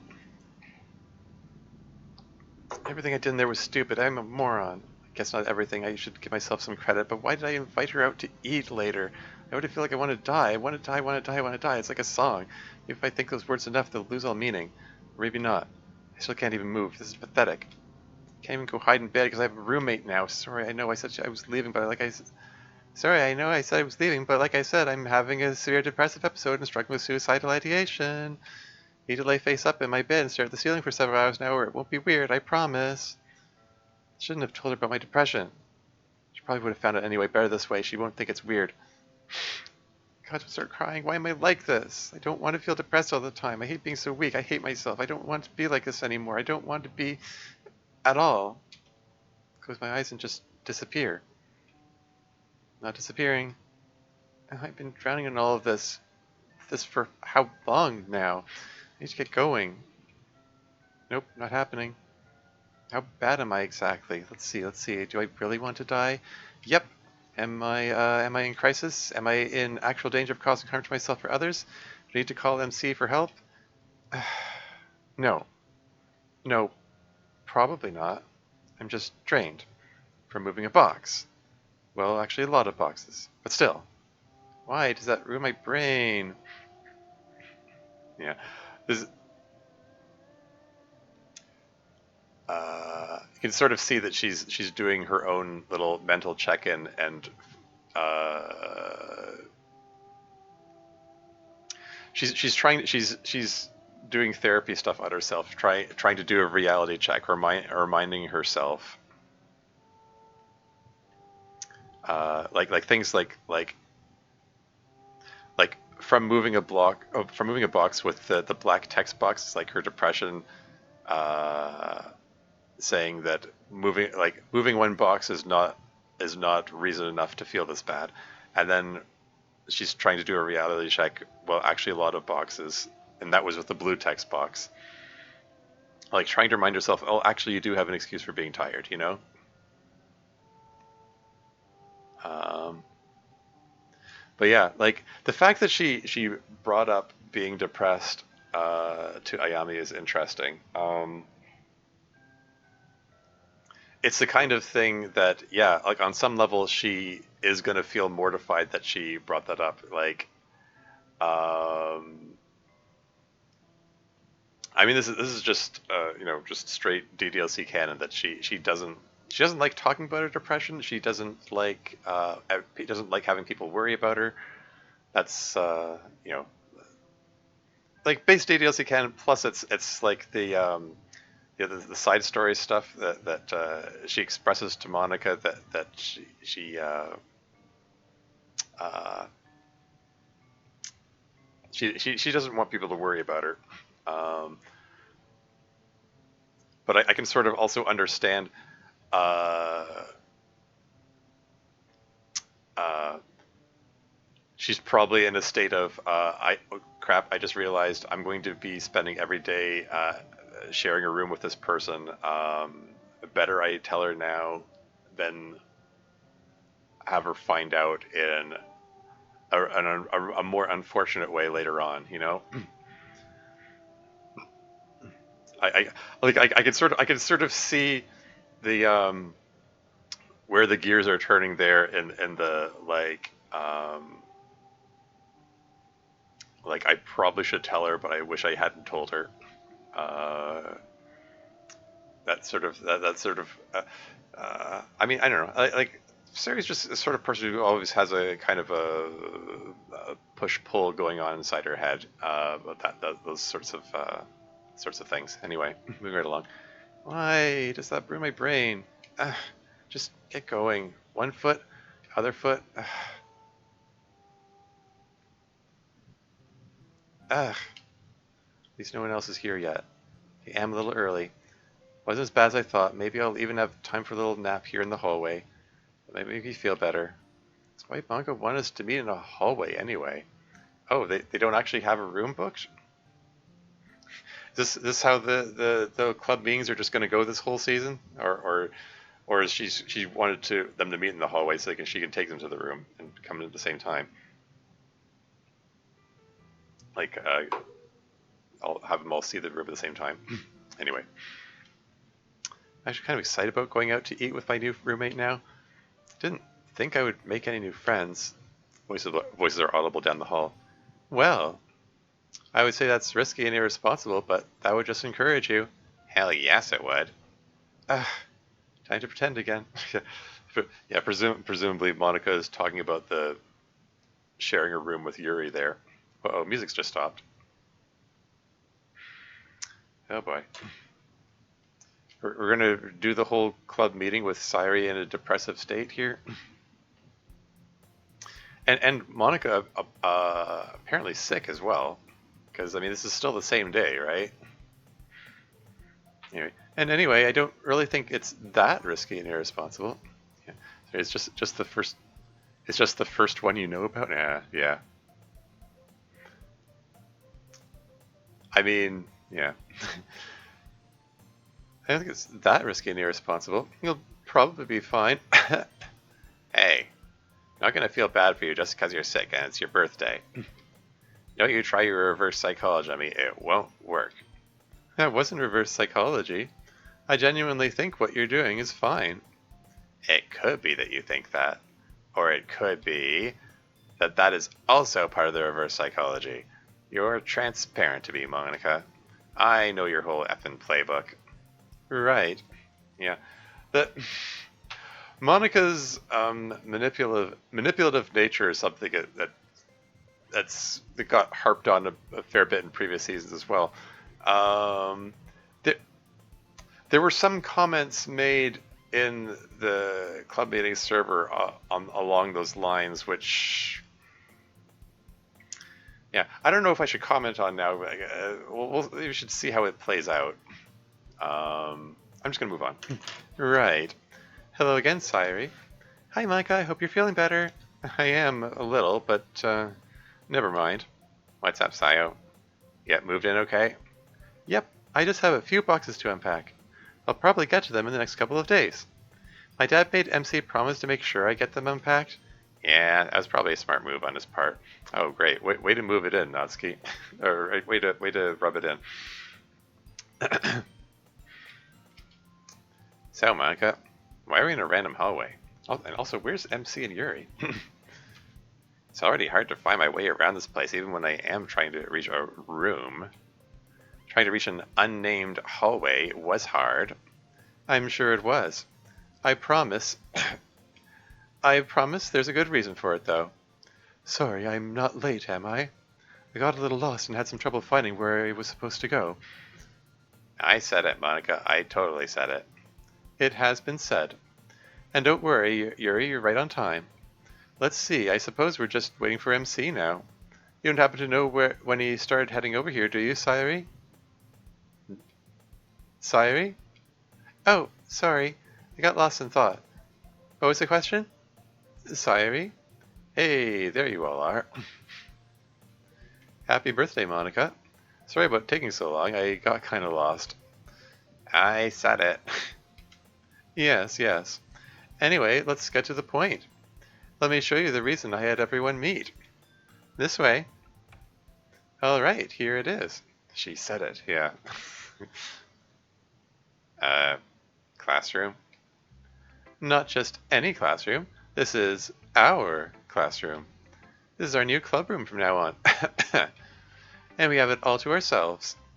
There aren't even any classes that meet in here, at least for the semester. The room's for us and us alone. Whoa, for real? How'd you manage that? Well, it did take some doing. Sorry. Anyway, like I was saying, I had to do a few things. Found out what we need to do to create a student group and did it.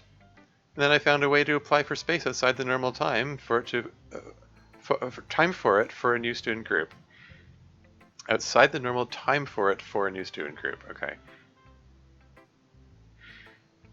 I know, it's odd phrasing. And I had a little meeting with the student government. Effing with the student council again, huh? Actually, the right word really is student government here. Student council, okay. Student government here. I never even talked to the president of it or anything.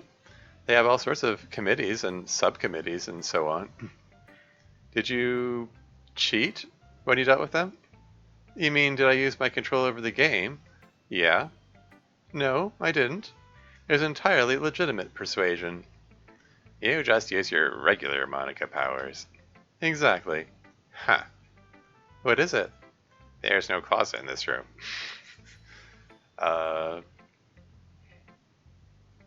Looking for a place to put your manga? Beloved, you are able to keep your manga at home now with no issues. You do not need a closet for them anymore. Yeah, I don't need a closet for manga anymore. Though it was nice to have them here for reading during club. But it was, I don't know, it was like my space, you know? Like I had somewhere to be. Instantly there's an ad break coming up in 3 minutes, 15 seconds, FYI. I'll pause it when the ads come on so you don't miss anything. I mean, pause it. Anyway, moving on. Now I gotta sit against a wall. Or at a desk with the rest of you rubes. Ah, well. I suppose I'll find a way to survive. I'm sure you will. Well, she's out of the closet permanently now, so... Epping hilarious, MC. I'm laughing right at this very instant. Natsuki? Are you sure you're okay? I mean, I could try to find us a room with a closet if that means that much to you. Nah, it's not the closet. That's not a big deal now that I think about it. Things feel different in here. And I really miss Miss Ida and Ri. I was really getting used to having them around, I guess. Just batten down the hatches. Yeah, speaking of Miss Ida, I wanted to bring it up at some point, but I'm wearing a periodic table of the elements shirt. Just because I had Miss Ida, the chemistry teacher, in mind. I chose it when to put it on when just for the stream. Ida approved, exactly. Yeah, it's a very old shirt. It has holes in it. I can't wear it out or anything. I don't know how well you can see the hole. It's got a actually pretty big gaping hole on it. I don't want to like stand all the way up here, but Just wanted to draw attention to it. Yeah, it's so old that it only has 103 elements listed on it. It ends at Lawrencian, and it also has like the placeholder elements: unal quadrium, unal pentium, unal hexium, unal septium, etc.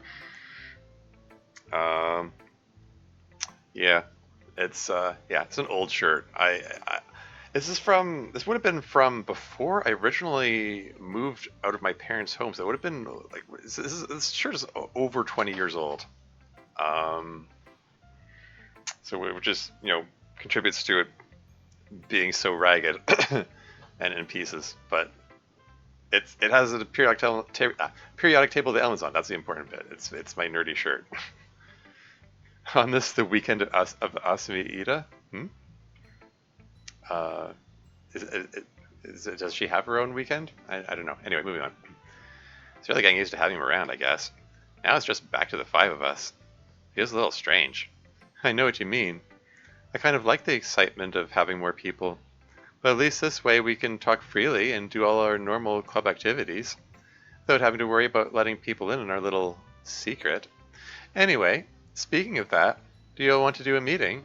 Just to induct this room properly? Yeah, that would be delightful. I didn't bring a poem, of course. Yeah. Um, yeah. By the way, I'm reading slowly. Aside from being all the distractions, I'm trying to keep track of Z orders and so on. In addition to looking for typos, just because I just can never get out of that mode. I think Yuri's last line might not have had the Z order done properly. But anyway, there's an ad break right now. I'll get back to that. I'll be right back.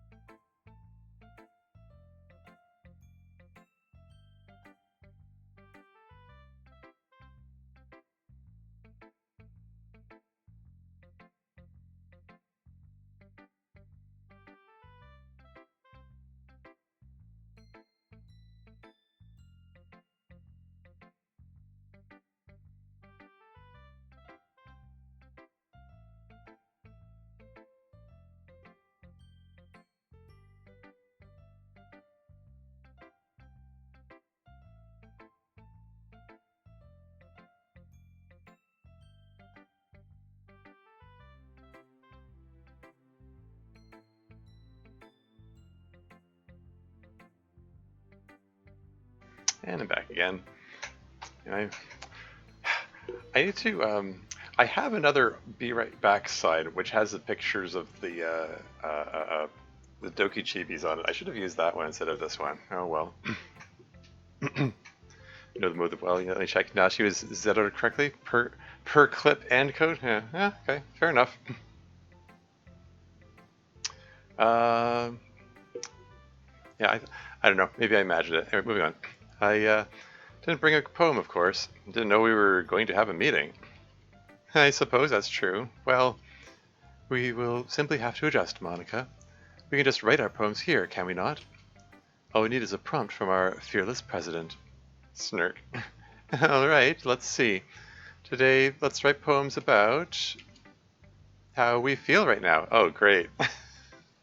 And poking Sairi in the nose as she says it.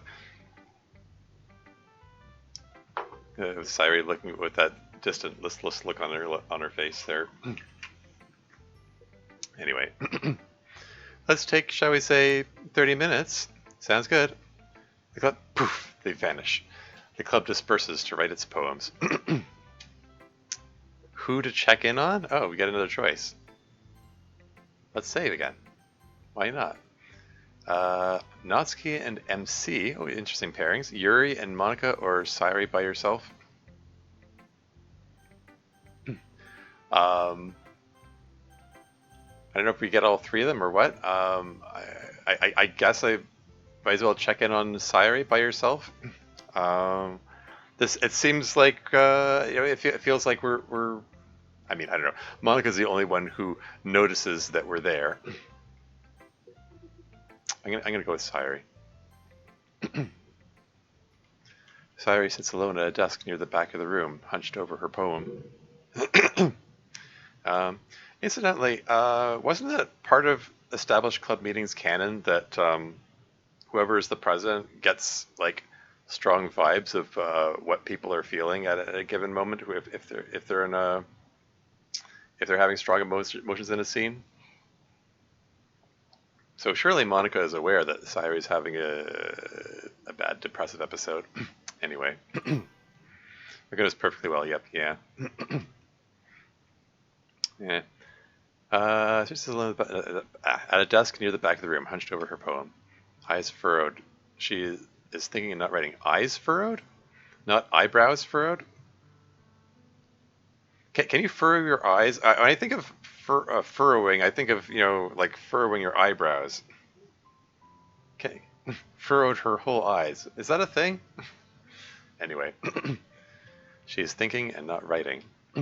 Suddenly, she springs up and starts writing furiously for several minutes. So yeah, this is another established club meetings canon thing that Sairi just gets her poems out in one shot.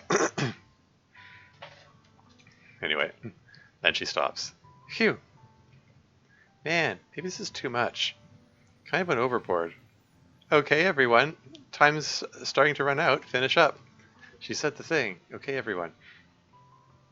Well, guess it'll have to do.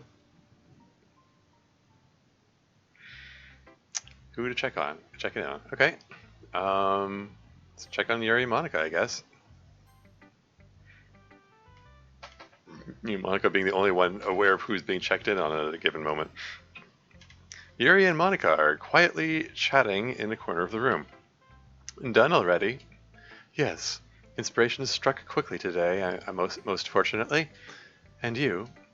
Yeah, I just finished. Nice to rest my mind a little bit now. I suppose it would be. How are you feeling, Monica? Physically? I've been better. Can't deny it. Still sick. That wouldn't be so bad by itself, but cramps, I know you appreciate what that's like. I do, most unfortunately, and I presume none of the usual remedies have helped much. I've only tried a few. After this, I'll probably try hot compresses. Would have thought that would be the first thing you try? I mean, not that I'm an expert in these things. Oh well. Haven't had the time for that one with all the moving. I quite forgot that you would have to move in this condition. That must have been awful. Fortunately, Sairi came and helped me. Sorry, but yes, I don't know what I would have done without her help. She honestly did 80% of my moving. We are truly blessed to have her as our friend. Yeah, we are. Yeah, Monica looking troubled. Anyway, Natsuki and MC. I thought I'd find you out here. Yeah, it's the next best thing to the closet so far. Got anything good for your poem? Hey, you know the ancient law. We don't share until sharing time. But, yeah, doing okay so far, I think. Here, I'll show you the title. That's pretty interesting, as titles go. Dare I ask what the inspiration for this poem was? Other than the obvious. So I kind of had a moment earlier today, where, like, I don't know, it felt like everything had gone the way I wanted it to. Like, I wanted something, I made a plan, I followed the plan, and it worked out. And now I feel super happy about things as a result. And I was like, wow, I get it. Yeah. How about you? Anything good? MC shows Natsuki's poem title. Not done yet. It's not really good, but it's about college, I guess. All this time I really wanted to move forward, and now that I'm here, I don't feel ready for it. Yeah, know that feeling.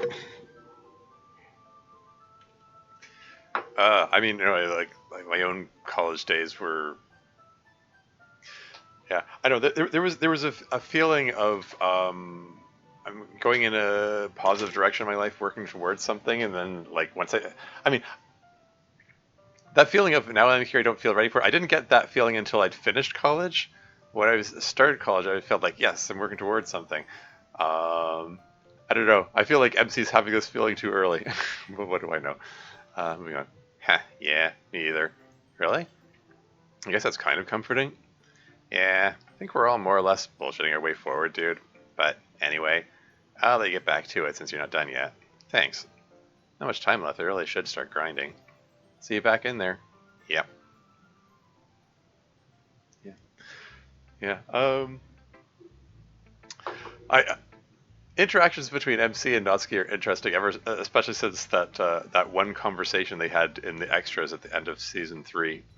That one conversation where I expressed that it was a conversation that could not have taken place at any point in the canon except at that point when because they were in their respective relationships. Anyway, moving right along. Oh, okay, everyone. If everyone's ready. Are you all right? Is it too much? No, no, I'm fine. Being a little under the weather can't stop me. But hey, enough about that. Let's get to poems. Who wants to go first? I will go. Whole. Ah. Telling poem about how she feels. She feels whole. That's sweet. It lies supine in a vast pool at night, a pool without visible end. The countless stars all around reflected in the pool, so that you cannot tell the stars that are its eyes from the stars reflected from above. Only the starless shape of a body betrays it. And when it blinks, 2 stars snap out and in, and yet there are great voids between the stars above, and they also sometimes snap out or in. It does not swim, it does not move, it does not struggle, it is, only is. For wholeness is to be the universe entire, and the universe does not do anything but exist. So yeah, I mean, I would take this to mean she's talking about getting to, share the room with Natsuki. Anyway, moving right along. So you feel whole? Yes. Cool. Yes, it is. I guess the message here is kind of go with the flow. John was here. Welcome back. I'm back now. It was a 4-car pileup, and mostly everyone was okay. One guy. Oh, yikes. One guy did die, though. Hopefully, no one else succumbs to injuries from the crash. Oh, that's horrible. I'm so sorry to hear that. Oh, wow. That's wow. I don't know what to say about that. That's a hell of a thing to witness. I'm so sorry.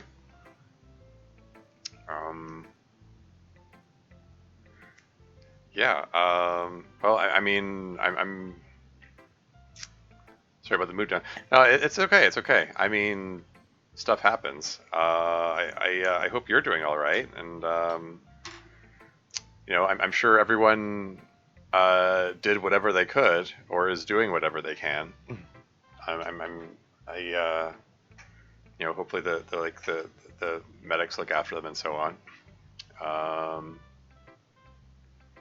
Yeah. Yeah. Sadly, I've seen my fair share of crashes because I live on a really dangerous road. Oh, that sucks. Yeah. Yeah. Yeah. So sorry. I don't know what to say about that. Yeah. I hope you're doing okay. I'm gonna. Sorry, this is an awkward segue, but I do have to move on with the mod. Um, so I'm gonna get back to that. I guess the message here is kind of go with the flow, or something like that. Perhaps. I think really, when you are in the place in your mind this poem discusses, you do not go with anything. You are the flow. It is you. You are just the universe. I see. This is why I do not often try to explain my poetry, beloved. I find that my explanations are sometimes less helpful than the poem itself. Yeah. How's the episode so far? It's all right. It's going. Dev is being particularly cruel to Monica, giving her, making her like sick with the flu or something, plus having like period cramps, and also dealing with like loneliness and so on. And also being kind of cruel to Sayuri, giving her a bad depressive episode, feeling suicidal ideation, and rubbing in her face that she's forever alone. I mean, yeah, she's like dying or something. Well, Monica isn't dying. She's just feeling sick. Um, Sayuri is like, well, she expressed that she feels like dying, but she also was doing engaging in like therapy talk with herself, trying to manage her own self-talk to try to get through it. But she's still struggling, and you can see she's still. Here we go. Yeah, I was gonna double checking to make sure my webcam isn't in the way, but yeah, she's still got this distant, listless look on her face for the whole meeting. Probably feel like she's dying. Yeah. But oh yeah, and Sayuri also is sharing a room with Ayami, Natsuki's friend, and shared with her that she sometimes feels depressed, and then she was beating herself up afterward for sharing that she feels depressed. So that whole thing. Anyway, moving on. Yeah. Oh, yeah. Wait, not moving on yet. No, I get where Yuri's coming from here, though. Like, any explanation of the poem falls short of conveying the feeling that she's trying to convey. Anyway, moving on. Well, I get that you feel happy. That makes me glad. Indeed. I wish I could feel a little of your equanimity. Equanimity? Is that a word? Even aside from being sick and in pain, I feel uneasy. Change is uncomfortable to me. It seems like you thrive in it, though. Yeah. Which why makes it weird that she was so pushy about breaking the time loop if it's so uncomfortable to her. Like Monica was the only one pushing for breaking out the time loop and going to college and all that. Anyway, moving on. Yes, I am learning about myself that I do feel very alive in the midst of change. I feel part of the many great processes all around me when I am in change. That's and she's blushing. It's an interesting sentiment for Yuri to be, and I would have thought that she of all people would be the one who values her teen, like values the opportunity to just sit back and read. I can understand her wanting change for the better in the terms of the change in terms of like moving in with Natsuki, but anyway. You sure that you're just really happy to be living with Natsuki now? That is likely relevant to me feeling whole as well. No doubt. Well, like Monica, I kind of feel uneasy about college. Everyone else winked out of existence. Even though I've been looking forward to it for so long, So that's what my poem's about. This I don't recall this song being used in previous seasons. Is this new? I mean, it is new? Yeah, okay. I mean, I have heard this song before. It was used. I think was it one of the like one of the fan made tracks that was sent in. I think it was used in one of the extras in last season. MC poem theme. Yeah. Kubok sent it to me in an email for season there. Yep. Yeah. There you go. So you put in. Yeah. Anyway, the big race. The day's here, the day of the big race. Oh, I seem to have forgotten my driving gloves. That's fine. I can grip the wheel without them. No seatbelt? That's more worrisome, but this is the big race. The show must go on. No helmet? That seems bad, especially without the seatbelt. Oh, wow. No steering wheel. Well, that'll be hard. I'll have to find a way to make do. So you're telling me there's no car at all? Ah, time to run, I guess. The green flag is waving. um... Yeah, that's a relatable feeling. MC conveys it well. Still driving as fast as he can. The sun has gone down and the moon has come up, and long ago somebody left with the cup. That seems to be a poem reference. It feels vaguely familiar. I'm trying to think. I don't know, something about the distance by cake. Okay, it felt kind of familiar. So song lyrics rather than poem lyrics, but yeah.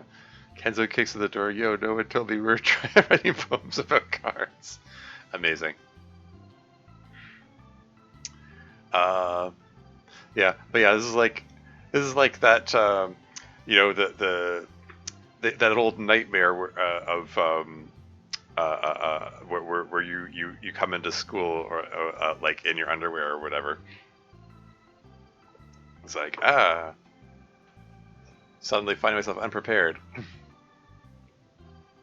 Yeah, but yeah, the big race is the title that he showed to Natsuki earlier, and so now we can mentally file it away. This is what she reacted to. Once the stream is over, I'll play your mod, and if you want, I can send you my opinions on it. Yeah, go for it. She's made a lot of good mods. Yeah, thank you. Which mod is? I have made 9 mods. I mean, we were talking about turquoise earlier. I'm assuming that's the one you're referring to. But yeah, I'm particularly pleased with turquoise. Although there are other ones like Serious Notice Suicide is another one I'm particularly pleased with. Yeah, they're all good in their own ways. I'm happier about more than some than others. I've made 9 mods in order. There's True Literature Club, Serious Notice Suicide, Christmas with Monica, Doki Doki Storm. I think Yuri's New Toy was after that. Then Gay Lesbian Club.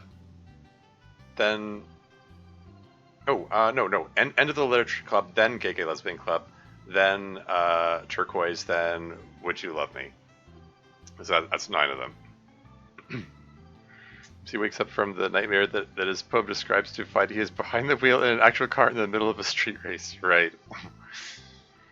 So knows the only one I've played that I know is yours. Okay.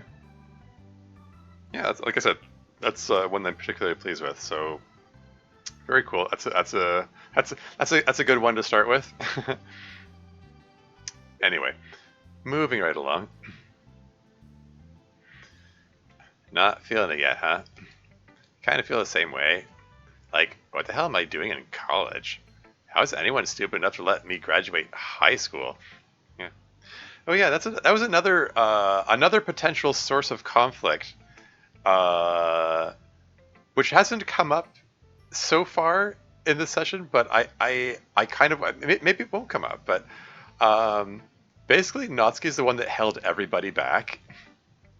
Because this is the only college that she got into, and like everyone else, like everybody else in the club, had choices of colleges to go to, and they all chose to go to this one just because they want to stick together. Yeah, still thinking about those ketchup chips.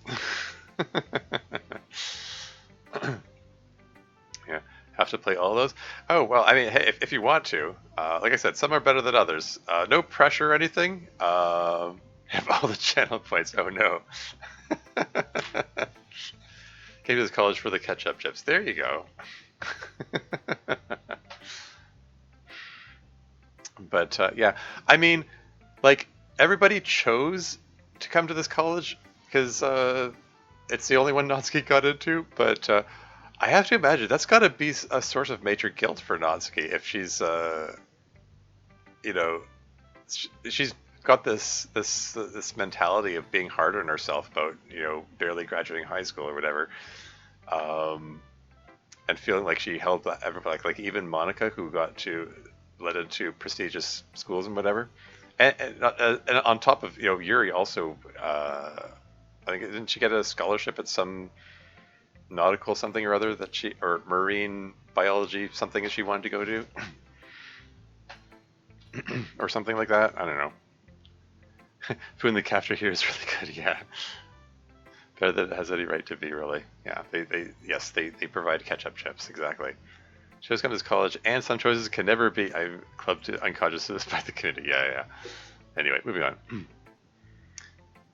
Yeah, exactly. I feel completely unprepared, and yet you also feel determined to press forward. Of course. I mean, what else could I do? What else indeed? But MC, you're much more well equipped to succeed here than the poem implies. Yeah, I know. It's just that feeling of inadequacy is really strong. I understand. I do. I do really like the device of this poem. The car parts becoming increasingly serious and implausible is very funny, and the determination to continue on without them appropriately grim. Yes, indeed. Though the part I found most telling was not the feeling of unpreparedness that is the crux of the poem, but rather the importance of the big race to the author. Even calling it that suggests its criticality. Yeah. And then meeting into the void, yeah. And the author's insistence on proceeding, and even despite the many challenges, is very telling. I think it says much about the importance MC places on this experience. Perceptive as usual, Yuri. Yeah, it feels really important, doesn't it? Everything feels different. Even this, doing club right now, it feels, I don't know, hugely changed somehow. It does. And for you, you have often expressed in your poetry a great desire for growth and change. It seems you feel the growth and change is finally here. Yeah, I do feel that way. Although things are always changing, not just at big pivotal moments like going to college. Yeah, true, but sometimes you do hit a big milestone that makes you stop and acknowledge how different things are. College has definitely been one of those for me. Sairi, any feedback on MC's poem? I like every poem MC does. This one's no different. That's all. Fair enough. Aliphatic compounds. Yeah. What's this expression on MC's face? You got the angry eyebrow look there, and they're just for you? I'm sure. I really need to get some more more redeems in there. I need to figure out what to put in there. I don't know. I mean, ketchup chips. Yeah, like some redeem for choosing the term used tangent could be a thing, but I'm like, I don't know. I kind of talk about whatever people are talking about regardless. I don't know. You have to give it some thought. I could just put the redeem in there anyway. How many points should it be? Like 1,000? Maybe I should just... I don't know. I'm gonna move on. Fair enough. I'll go next, I think. The pattern. I am not my body. That's just stuff. Do not misunderstand. I don't really have a body made of stuff, not in the way some people do. My body itself is just a pattern. But even what I see and feel here, arms and legs, muscles and bones, stuff, that's not me. There's a brain in there, but again, don't misunderstand. That's not real either. Not really even stuff. It's also just a pattern somewhere else. But I'm not my brain either. The brain's just a bunch of meat stuff. Lots of neurons, also stuff sitting around by themselves. They don't do anything. Even if I were real, it's not my brain that's me. Nothing that nothing that's stuff is. It's the pattern, the way things join, the way things link, the way it's arranged. That's what's truly me. That's what's truly you. Not the stuff. Not even if you really have stuff. The pattern is holy, sacred, valuable beyond all else. But it's the profane stuff that'll kill you. The profane stuff? I mean, I get where she's coming from. I mean, yes, it's not just the physical brain. Yes, it's her mind, her memories, her personality is what's really her. But even the physical brain is not what's just her. It's how the neurons are organized, or I mean, even if she has neurons, like being a computer program and a fictional character. Um, but Yeah, I get the definite feeling there is a bit of existential dread creeping in here, like the ever-present feeling of what am I? But yeah, the way the neurons interact, the interconnectedness of them, uh, forming the memories and personality and emotions and so on. Petition to make ketchup chips cheaper. I think it's the right price.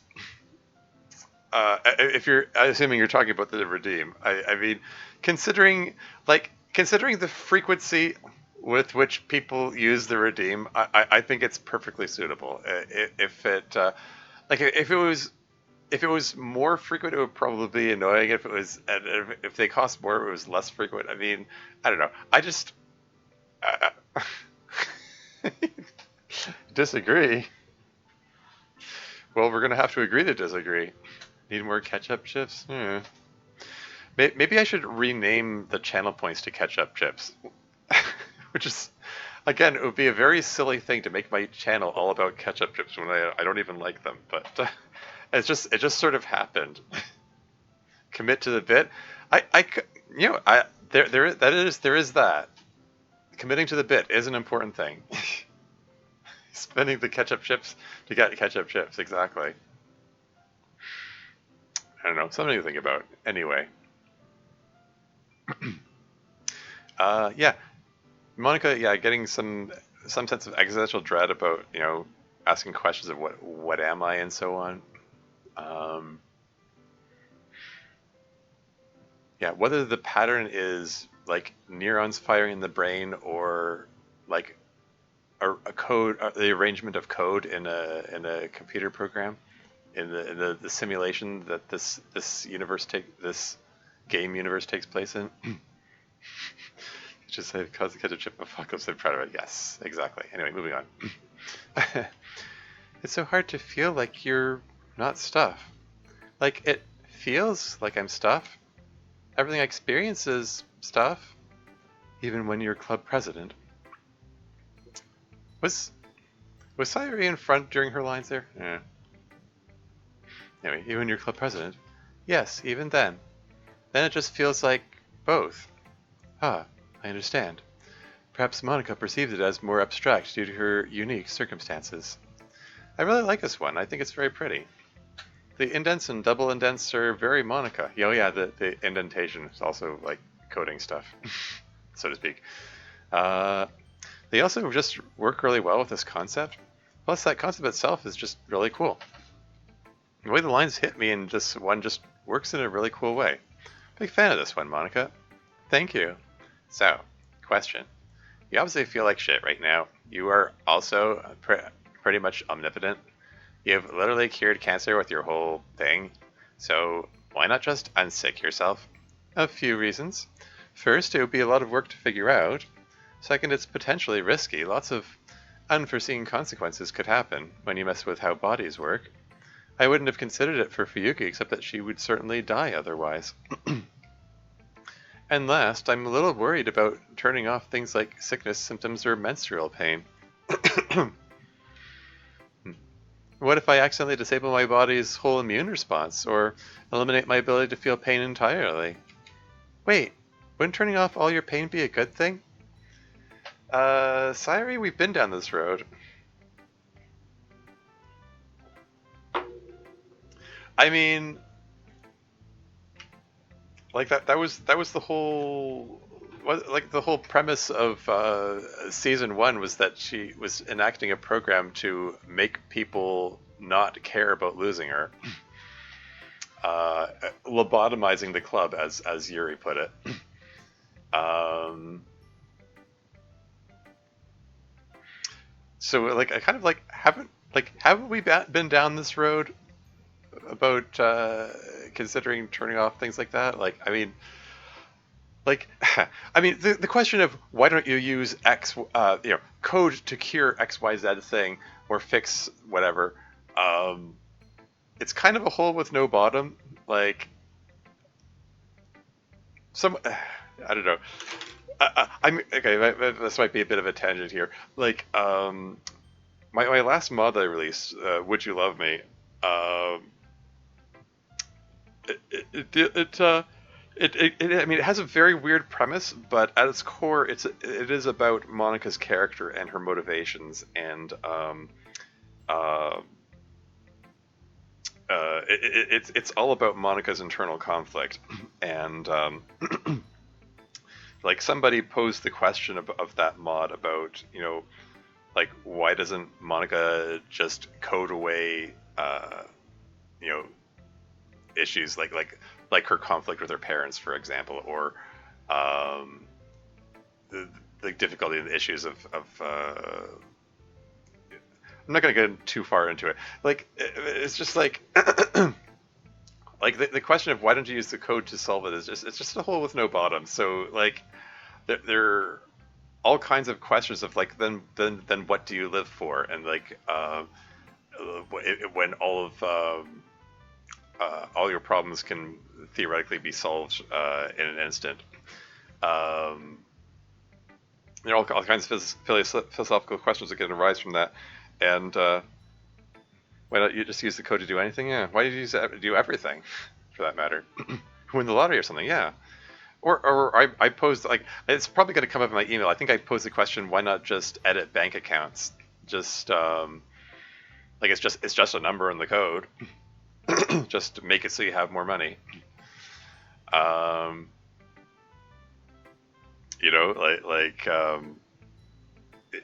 it's um,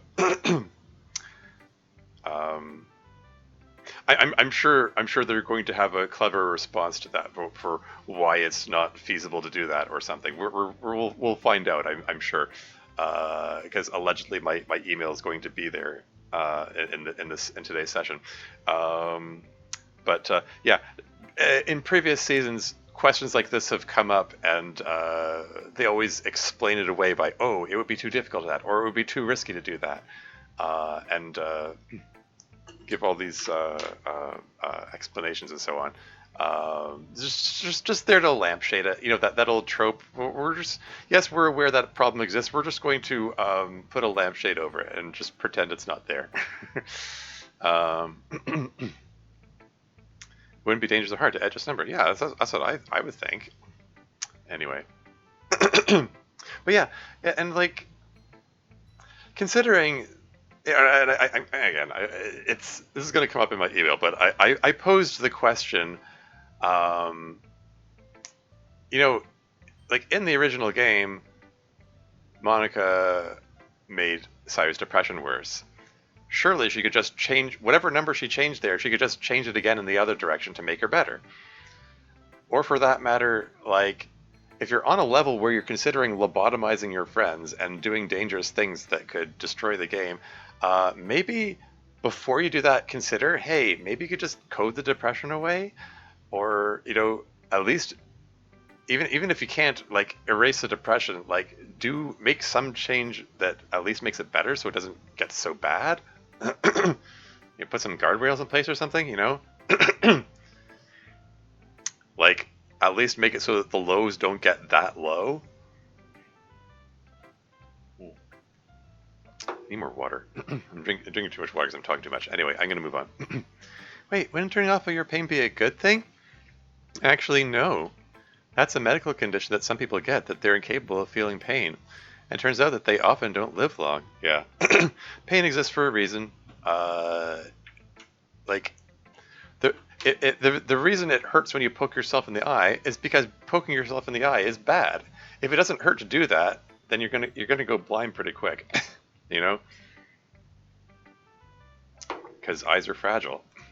Um, this is the same thing, same as like the reason, like evolutionarily speaking, it hurts to get kicked in the balls because getting kicked in the balls is bad because then you can't reproduce.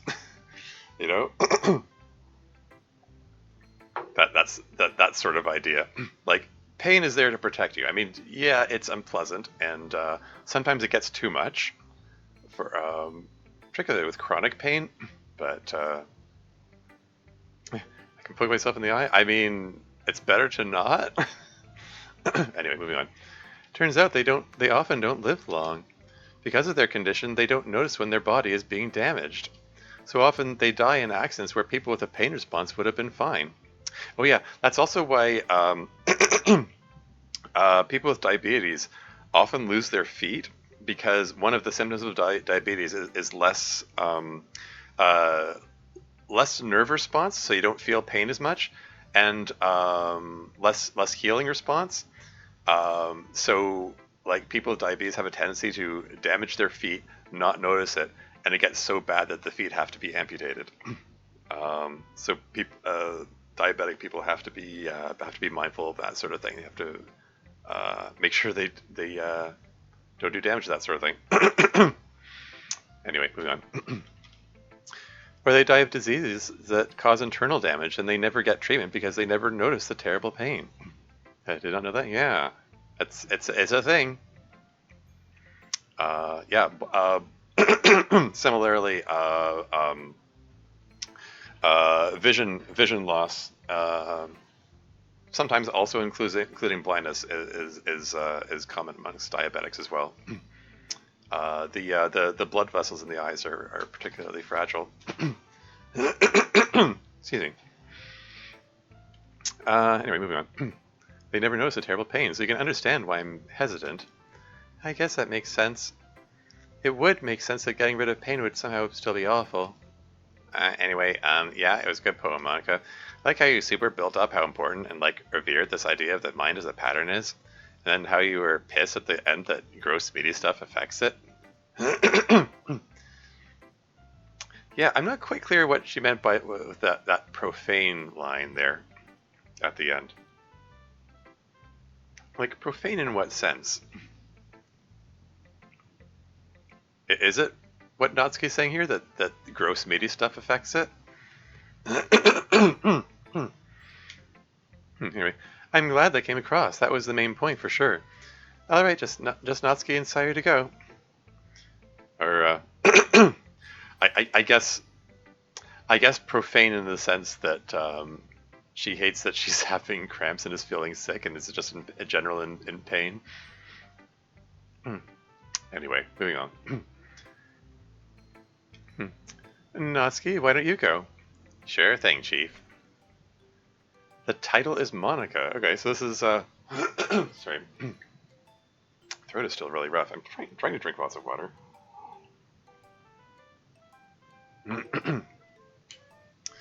So this is the title that she showed to MC earlier, and they comment on. Anyway, moving on. The 40 chess has been played. The pieces have all been aimed. My next 100 moves have been weighed, and my plans cannot be derailed. Is this what it's like to be you? Do whatever it is you want to. Every prediction goes through. Life imitates the art that you drew. It's not bad, I'm not going to lie, to have all my pies in the sky. And the best thing about it is I never have to deal with goodbye. Is this what it's like to be you? We're gonna get the most up-to-date version of Turquoise. I posted on my Reddit profile. It's the same version that I originally posted whenever it was. I guess it was last year. I released it. Excuse me.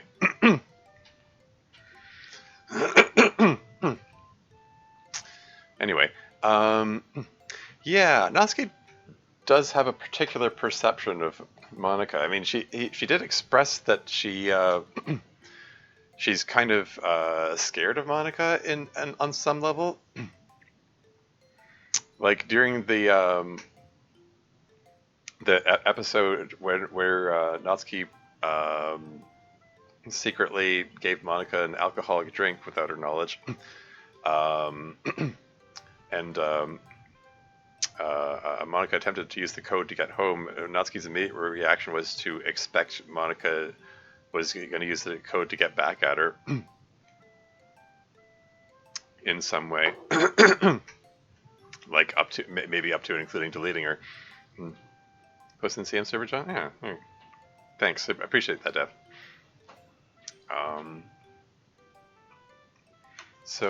Yeah, I don't know. This just gives an impression that Natsuki, I want to say, like, I was gonna say, like, looks up to Monica. That's not quite the right phrase. Like, she has a high opinion of Monica's abilities, I guess is what I'm getting at. In a way that she feels, like, daunted and afraid, I guess. Anyway, moving right along. Oh, I'm flattered, I think. Yeah, you should be. Maybe. Why are they in different order? This is something I've never understood. This happens every one of these episodes of this mod. Every time a poem comes on the screen, when they come back on, they're in a different order. Like, Sayuri was over here before. Come to think of it, their positions have changed a few times now that I think about it. Oh well. Solid character access of Natsuki. Yeah, thanks. Manga basically a demigod. Poem author is always in center. Sure. At the least, other than that, it's random. Anyway. Yeah, yeah, I'm just gonna move on. Yeah, you should be. Maybe. I don't know. I just had a moment, I guess. Worked really hard for something to happen, and it did. Because of how hard I had worked and how much I had planned it, everything just worked easily, even though it should have been hard. I was like, whoa, is this the power of being a good planner and serious worker? Is this the high you get from everything going exactly the way you hoped? It is a pretty addictive feeling, isn't it? Totally. Well, I'm very flattered that when you think of that kind of thing, you think of me. Natsuki, more and more of your plans are actually going well these days. You should do more of them. Oh no. Oh no. When have Natsuki's plans gone to plan? We're not doing poems. The club is generally arranged in the canon order of MC, Sayuri, Monica, Natsuki, Yuri. Yeah. Every season has a Natsuki plot. Sure. She doesn't know about all the failed plans. She's got to know about some of them at least. I guess Sayuri doesn't know about the whatever plan it was that required the balloons and all that in the first season to trying to get Sayuri and MC together. And the syrup, yes. Can't forget the syrup. Anyway, moving on. You should do more of them. Yeah, I will. Poem is really good at getting across that sense of satisfaction, that brain click that happens when everything goes right. Usually I'm not a fan of rhymes that are too hard and persistent, but I also really like the hard rhyming in this one. Works somehow. Plus it gets out fast. Yeah, I didn't want it to be too long or that rhyme scheme would get annoying. Plus, I spent like 20 minutes thinking of an idea, so I only had 10 to write it. Fair enough. So, one other question. The first two verses I get, that's like you planned and the good thing happened, but I'm not getting this last verse. The bit about never having to say goodbye? I feel like that's kind of a reference I don't get. She is almost certainly referring to she and I living together. Yeah. It keeps Sayuri from learning about the syrup, lest she eat it all. Haha, sure. You gonna tell him about the breaking to school? No spoilers, Yuri. Haha, yeah. She executed a very complex plan to ensure we would be able to do that. And now I suspect she is well pleased with her success. Yes, I am indeed well pleased, my dear paramour, yes. A very flattering imitation, though you are not a mere paramour, but, beloved, You are good as you. You do not need to be Monica to be a person of surpassing excellence. Unless you want to be more like her, of course. And then suddenly, coding changes, replace Natsuki's sprites with Monica, turn her into Monica for a day or something. Does turquoise change dependent on the MC I choose? Very little changes. There's just a few lines of dialogue here and there. And of course, different sprites used for MC. Like MC is a character in turquoise. He or she, depending on whether you pick the male or female version, has a very prominent appearance. And I was very pleased with the how I worked around the coding challenge of making it easy to just to implement either male or female MC and have it work seamlessly. Anyway, yeah, there's just mostly just pronoun use, and there are a few lines here and there. Nothing major is different. Is it worse to play twice as the other? Matter of opinion depends on how gay you want the girls of turquoise to be. Yeah, should it makes the gayest female MC? Oh, obviously, yes. But yeah, I mean, another Twitch streamer, Coder, streamed turquoise recently, and what he did was after going through the mod, he picked the other gender and then just hit skip because any line which didn't appear the first time around, it doesn't skip. Like notice the skip button is grayed out by default. It doesn't skip if you're looking at unread text that you haven't read before. So so yeah, that's one way to uncover which which few lines appear that weren't there in the other gender. I never thought about using that to see differences. Yeah. Anyway, moving right along. Unless you want to be more like her, of course. I will always support you as you grow and change, no matter what you may become. What's this reaction here? She's worried that Natsuki will change to be uninterested in her or something. I mean, that was part of the running conflict in season 3. That like part of the reason that Yuri wanted to be out about their relationship was that she was worried about the fact that Natsuki's more popular than her because, Yuri's kind of a shut-in.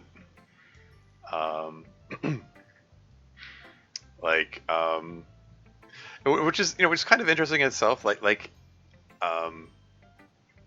It's kind of like both of them have some jealousy issues, but for different reasons. Like Natsuki sees Yuri as this, physically attractive woman, so she assumes that she's going to have like guys hang off her or whatever. Whereas Yuri sees Natsuki as this just generally popular person who hangs out with lots of people, and has this expectation that Natsuki might run off with one of those people someday.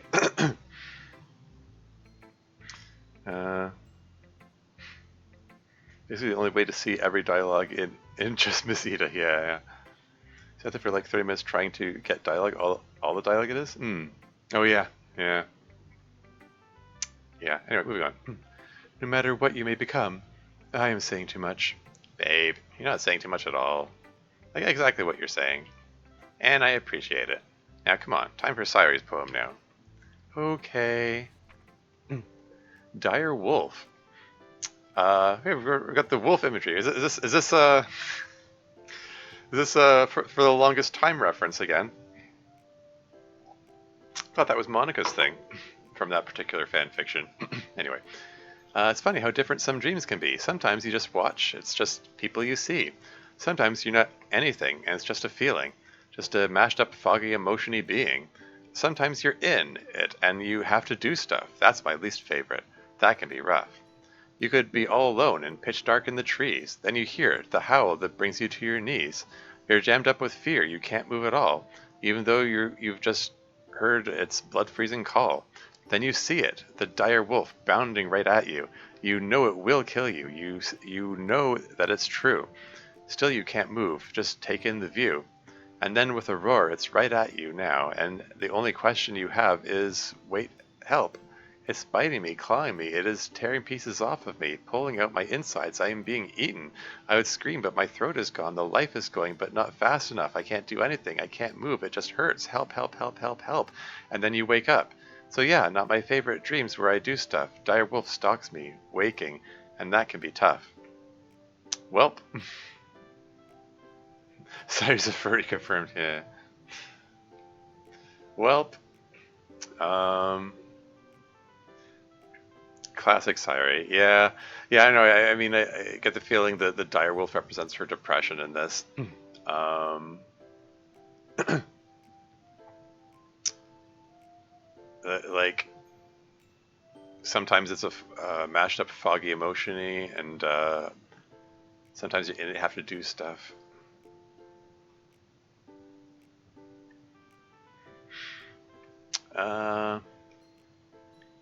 Life is going, but not fast enough. So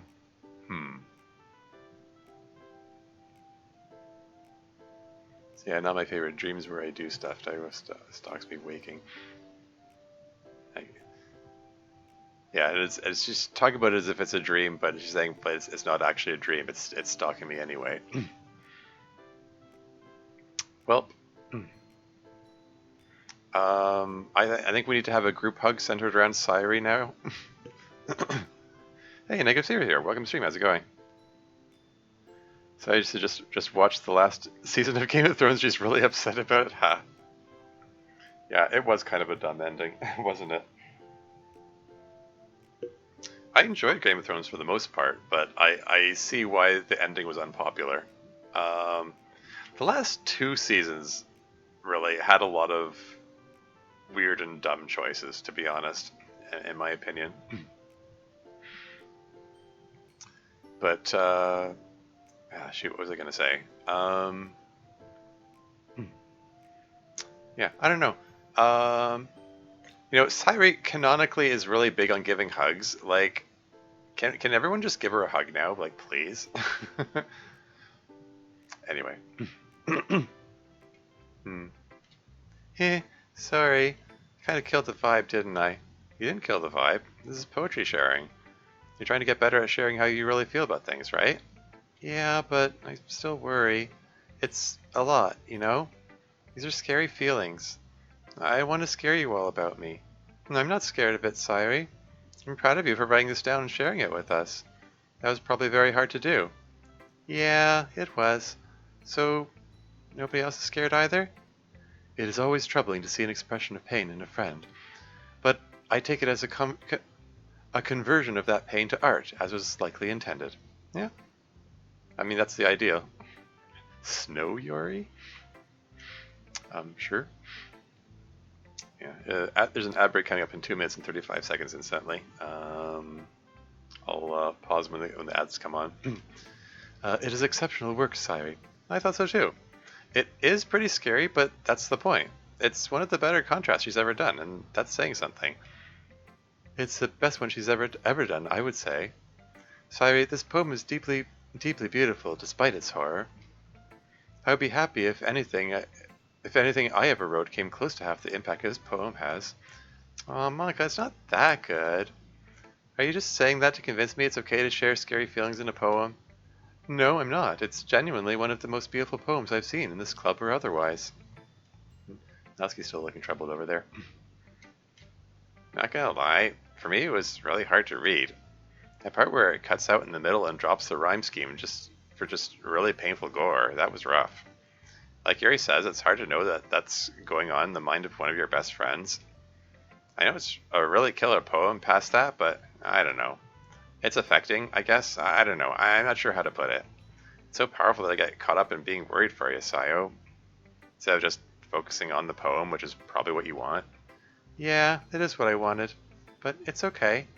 If I write a poem like this, I can hardly expect anything but to cause at least a little worry. Yeah. It's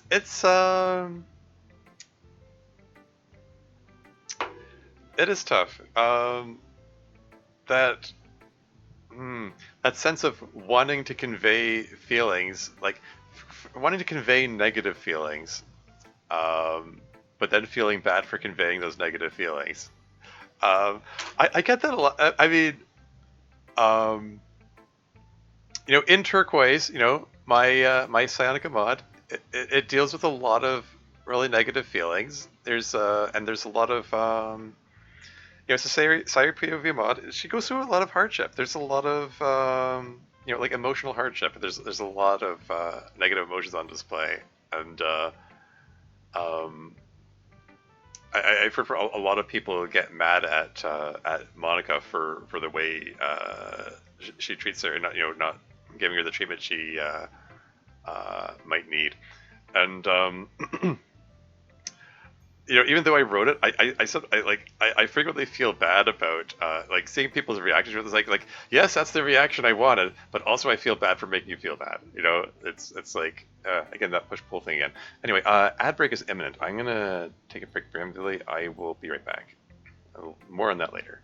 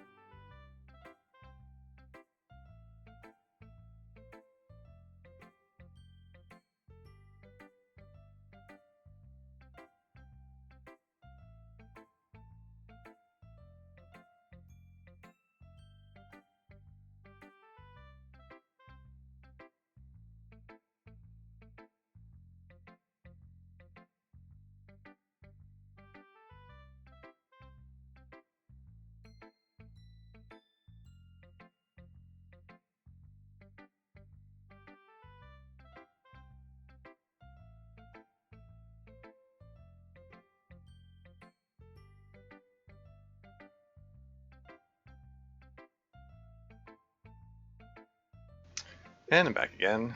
Sorry about the wait. Alright, moving on. If I read a poem like this, I can hardly expect anything but to cause at least a little worry. Yes, welcome back. Yeah, there is a bit of, yeah, like I said, I was trying to make a point earlier. I probably don't need to say anything else beyond what I already said. Like, yeah, just that there can be a weird sort of push-pull of like, I'm writing this piece of art in order to convey negative emotions, but then being like, oh no, I caused negative emotions. I caused the audience to feel something bad. I don't know. Like, hopefully I dealt with it in a way which is cathartic in the end, which, you know, some positive emotional release. I don't know. We'll see. Anyway, moving right along. But I'm all right. Everything is fine. Everything is. As he looks meaningfully at Sayuri. Okay, yeah, not really. I'm very, very depressed right now. I feel bad. Monica, you're probably right that I shouldn't have done so much earlier. I just feel so drained. But I feel good enough to keep going with the club for a little while, and I'd like to continue without everyone making a fuss over me or anything like that. Of course we can do that, Sayuri. Boom, they wink out of existence. Well, next up is answering real-life emails from all of you out there in the real world. Give us a moment to set up. It's a slightly unfamiliar setting for us. Natsuki, care to do the honors? Oh, yeah. You, yes, you, reading this right now, can email us at lit.club.pres.maka@gmail.com. Don't be weird or gross. Most of the time, we can answer your email live in the club. Back over to you, Smooth M. Smooth M? Amazing. Smooth M? Look, I don't know what you want from me. I was improvising. Well, okay. Let's just start with the first email. And, okay. As long as my webcam isn't in the way or anything. Okay, what do we got here? Hi, Monica. I hope things are going well for you. I just want to congratulate you on your graduation and finally breaking out of the time loop you were stuck in. I am so happy for you, although I am sad that I didn't get to chat with you in this past season as much as we typically do. Don't get me wrong, Yuri is great, but she is a distant second compared to you. You'll always be my number one. Sorry, you are awesome, though, and I hope you keep being awesome. Oh, and your mod in the past season was so moving to me. I was honestly in tears throughout the entirety of it, because I really thought I was saying goodbye to the literature club, and most importantly, you. I'm really happy this did not turn out to be the case. Anyway, on to some questions. 1. So how do you think college life will differ from high school life? Or if you are already there by the time you read this, how has college life differed from your high school life? Have you decided on a major yet, or what you want to do career-wise? I asked about the career thing before, but I just was wondering if that changed since you broke out of the time loop. Okay, so this is question 1. So this is going to be another long one, I suppose. All the emails which start by gushing about Monica typically are the longer ones. Oh well. Anyway, thank you for your email. I don't think Yuri will mind your thoughts. I do not. Let me see. As to this first question, well, as you've seen, we just got here, so we haven't had too much time to see how things will be different yet. I definitely haven't decided on a major or a career or anything like that. I always have some ideas percolating around, but nothing solid. I think, like most of the club, I'm just going to let college come to me and see what I find appealing. For sure. Yeah. Not sure how things will be different, though. Almost everything is different, about how we live in particular, but with my friends here, things don't feel too scarily different yet. Oh, that's so sweet, Monica. Yeah, it does feel safer around here having all the gang around, to tell you the truth. Precisely. Anyway, let's see the next bit. 2. Okay, this question is a follow-up question from the last email, and I hope this one is not too complicated or I overlooked something in a previous episode. I will completely understand if you really don't know why this is, but I have to ask. When I asked you in my previous email about what you thought about the side stories version of yourself, you told me that you are her and you have those memories. How did you get those memories? To my understanding, in Plus, VM1 was DDLC as we know it, and VM2 was supposed to be you if the knowledge of the nature of your world and your administrative abilities was suppressed from you. I'm just wondering if I must have missed something because I am rather confused on how you have those memories. I thought you and her were two different versions of well, you.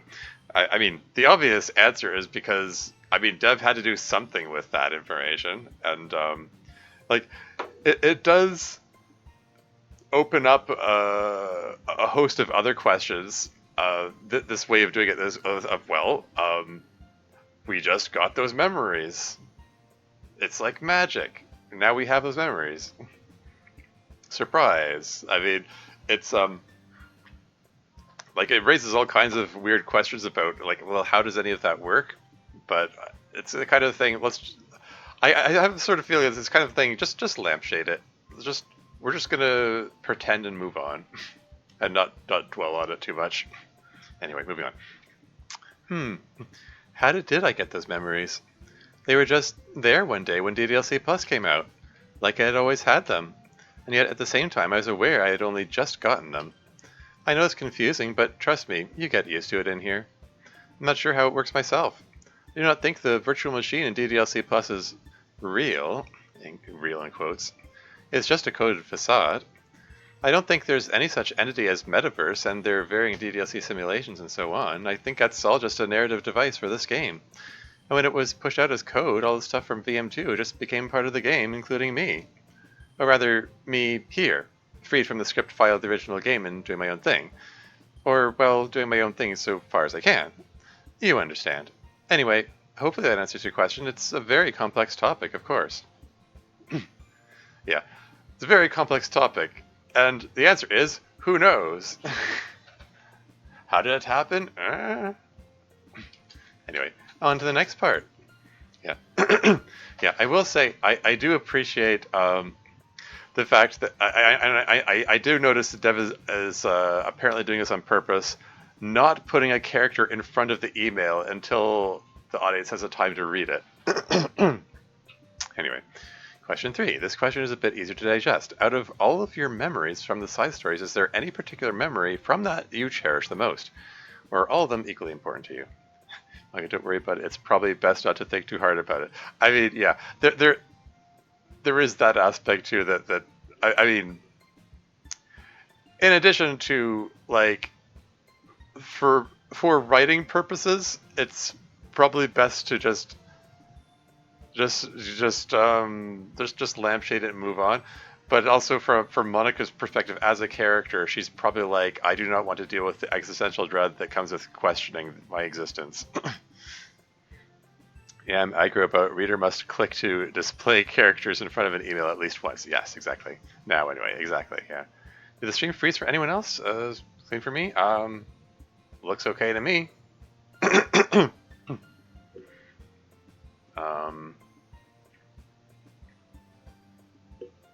I mean, it still seems to be working on my end. Try refreshing. My internet had been dying the last 2 days, but my internet didn't go out there, so I must have just had a small drop off. You're fine. Okay. Yeah, fair enough. Moving on. Of the 3 of them, 3 of them? Well, I guess. I mean, there are 7 side stories in total, but I guess maybe putting them in groups of 3. Okay, whatever. Moving on. Or 4, I suppose, if you can't Cyrie's MC add-on. I'll just assume you mean the 3 actual side stories involving me from actual DDLC Plus. Oh, okay. Anyway, moving on. Honestly, it's hard to say. All 3 of them are extremely precious memories to me, real or not. But I have to say, with absolutely no diminishment to the other 2 girls, the one with Syrie was the most important to me. Being trusted by her meant so much, and continues to mean so much. So, yeah, no offense to you guys, Yuri and Natsuki. And taken, bud. We understand completely. But yes, the one with Syrie. That's one of the times in my life that I felt the most loved and appreciated. And had the most appreciation for someone else. I appreciate and love you also, Monica. But I'm very meh right now. So it's hard to... I understand, Syrie. I didn't say all of that with any expectation of you reciprocating anything. You don't have to say or do anything. Thanks. On to the next email. Oh, hello.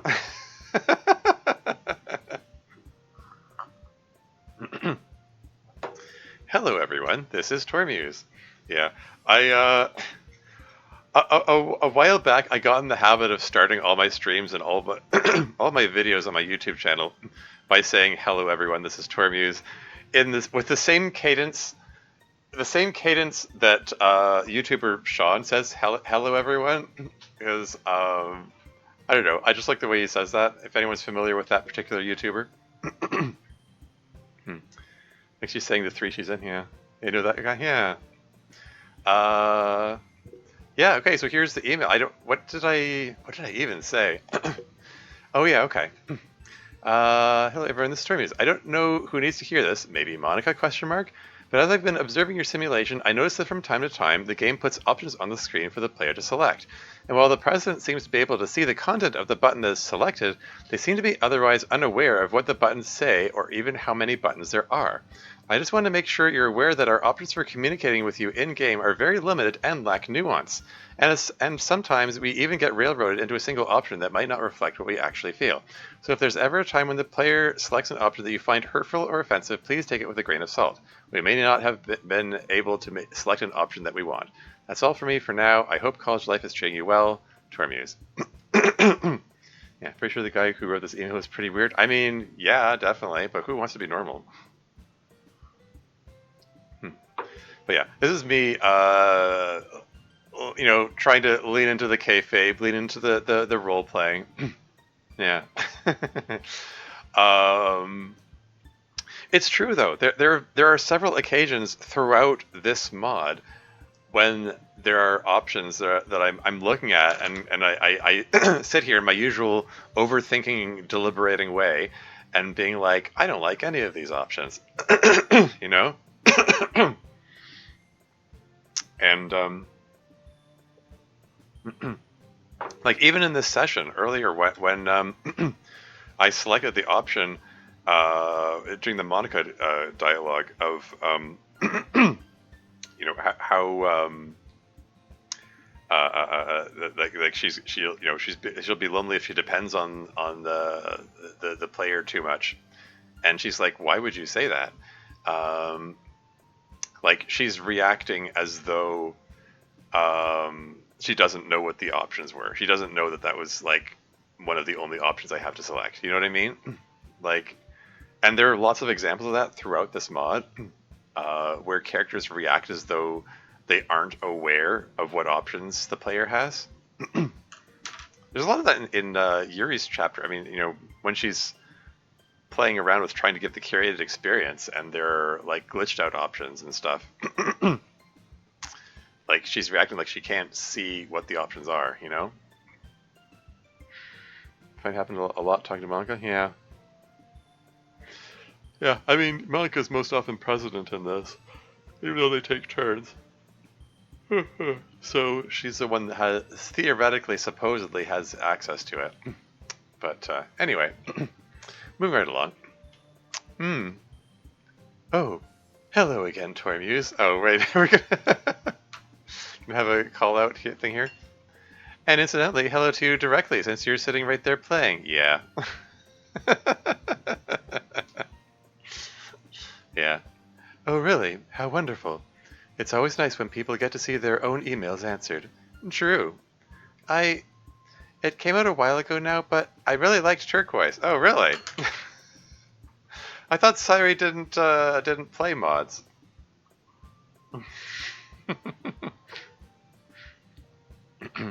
And a lot talking. Nice touch, I had to do it to him. I mean, yeah, I guess I expected it. Hey, break the fourth wall is not allowed. Hey, of course it's allowed. This is DDLC. It's kind of their thing. How much did you like it? I mean,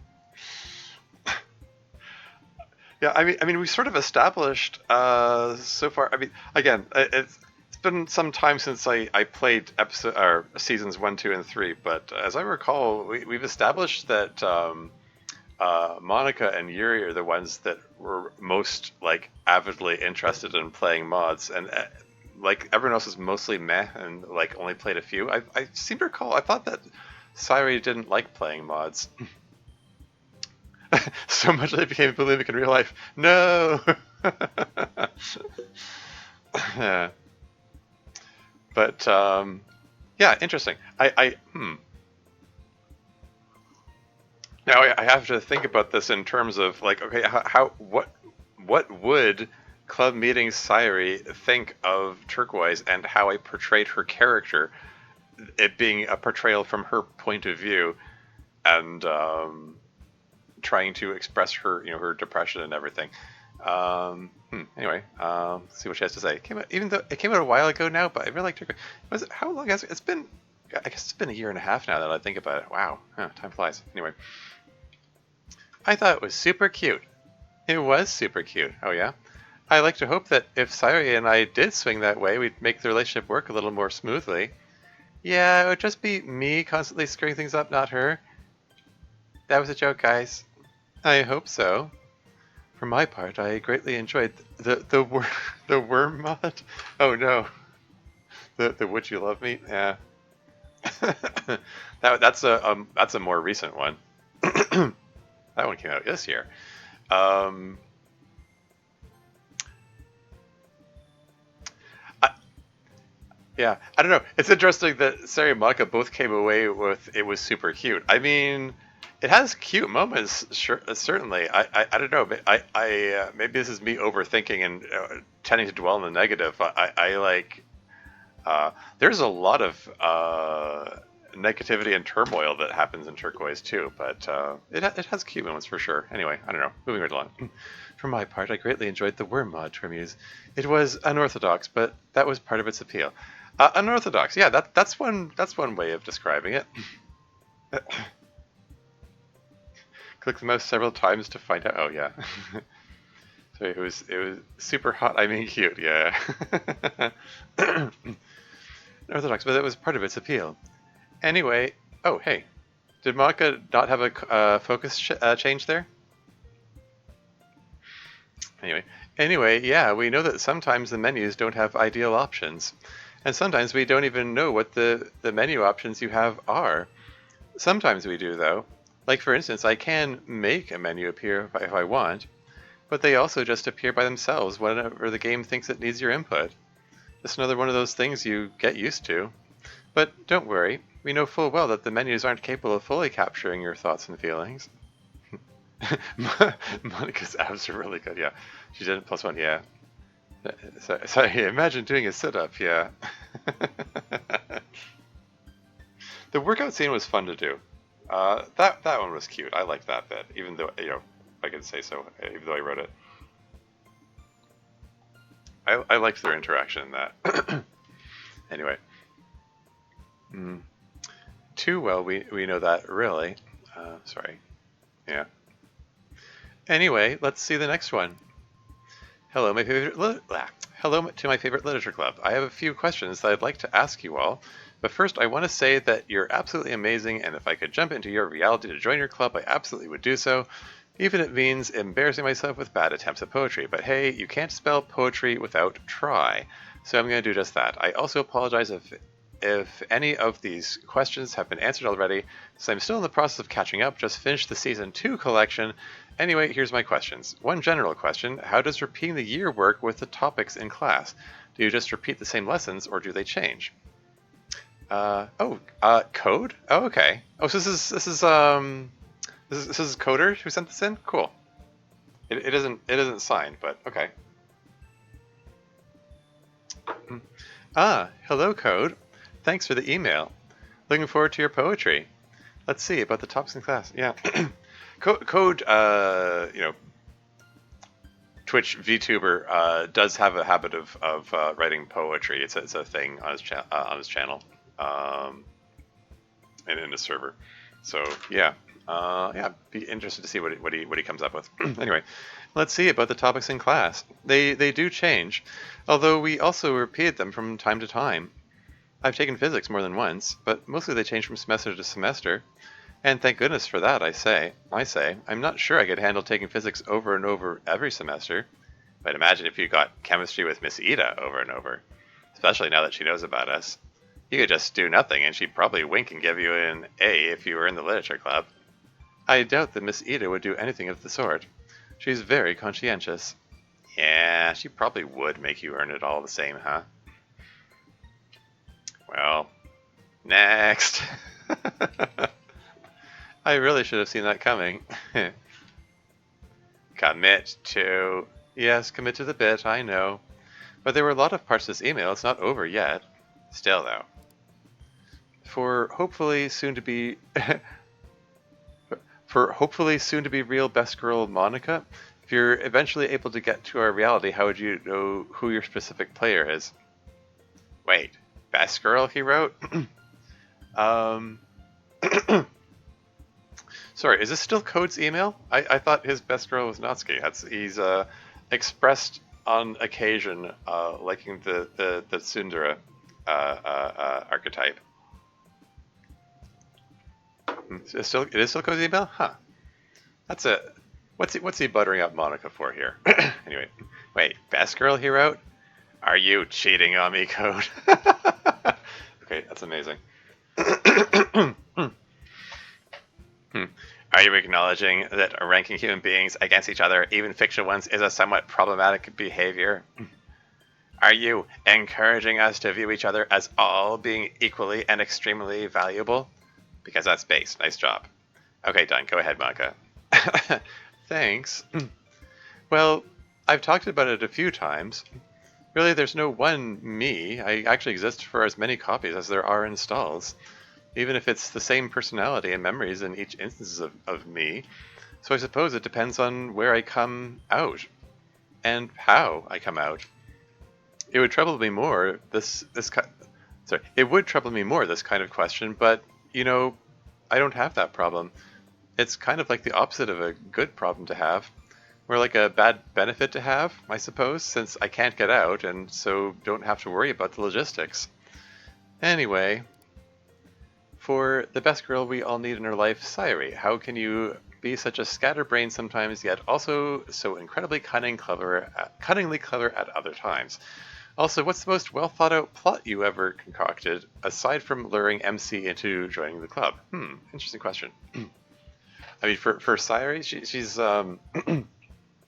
yeah, she is kind of portrayed as you know, being cleverer than she lets on, despite appearing, or perhaps intending to have the appearance of being scatterbrained or being. Yeah,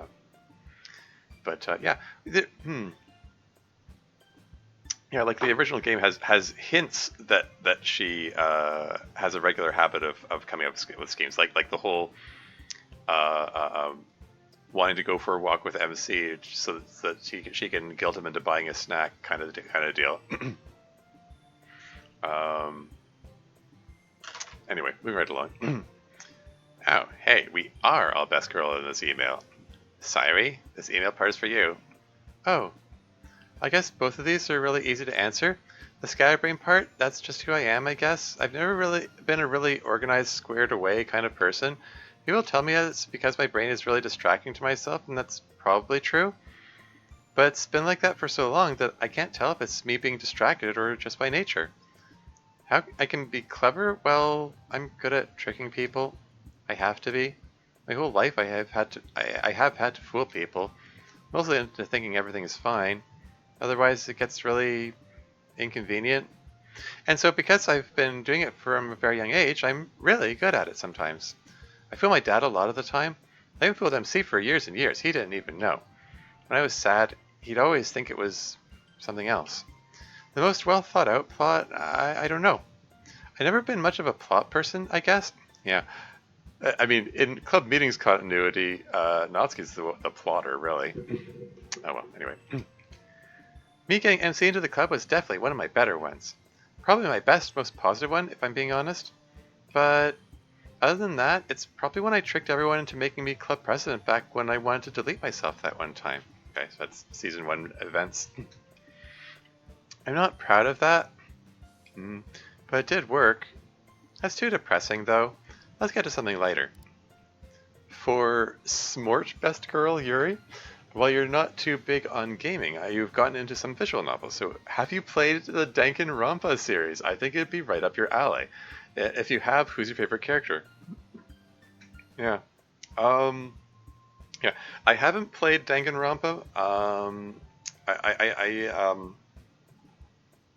I'm aware it has this really convoluted mystery plot going on, which has lots of plot twists and stuff. Uh, that's basically all I know about it. Plus, there's the teddy bear that's half white and half black. That's pretty much all I know. But someone just hit the guardrail trying to get around the cones and stuff set up from the crash earlier. Man, oh man. Yeah, some people need to get more careful with their driving, I guess. Anyway, yeah. From what I know of Danganronpa, hey, it could be right up Yuri's alley, really. Anyway, moving on. Unfortunately, I have not played this. That brings me to despair. Okay. My interest in visual novels is not due to some inherent attraction towards them. Yeah. I'm assuming that's a Danganronpa reference there.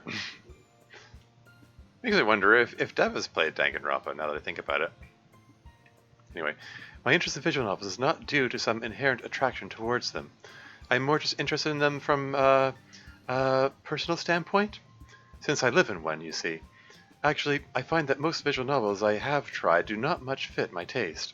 Perhaps if you recommend this one for me in particular. I've not, but I watched a clubbing server person play it via live blog. Okay, cool. Hey, maybe it's one that I should stream someday. It could be neat. Although, how many of them are? I don't even know how many. He said a series, so I'm guessing there are multiple of them. I don't know how long or how convoluted they get. Anyway, moving on. If you recommend this one for me in particular, she'd probably like Kyoko if I had to guess code. I'll take your word for it. Wink out of existence again. For true best girl Natsuki, any manga recommendations for someone who only recently started picking it up instead of just watching anime? Oh, neat. I'm a big fan of more comedic series, if that helps. Who is the ultimate waifu/husbando of all of anime? Manga recommendations, huh? Well, really, it depends on your taste. Sorry, I just want to double check something. Sorry, I thought I saw a typo.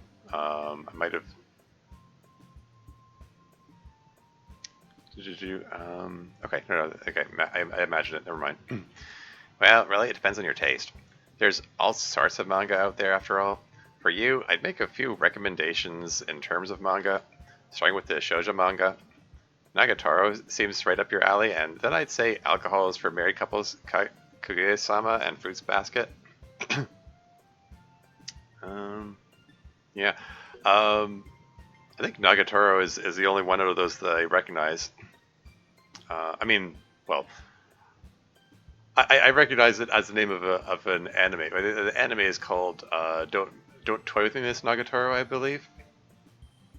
Is it any good? I might need a show to watch at some point. Anyway, moving on. And then for shonen manga, you seem like a My Hero Academia guy, and I'd also suggest Full Metal Alchemist if you like a longer story. Yeah, funny coincidence. Or maybe it's not a coincidence. Code mentioned the other day, just recently catching up with the anime My Hero Academia. So maybe it's Nagatoro is a much better anime than that. Okay. If you can fight your way through Naruto. I didn't actually. I mean, I only got through a handful of episodes, and that I didn't.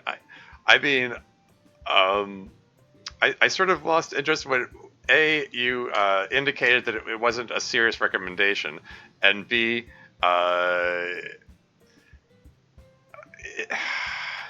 it's just that, you know, what can I say? It's a typical anime bullshit thing of the whole age thing where you have an ancient being in the body of a teenager, and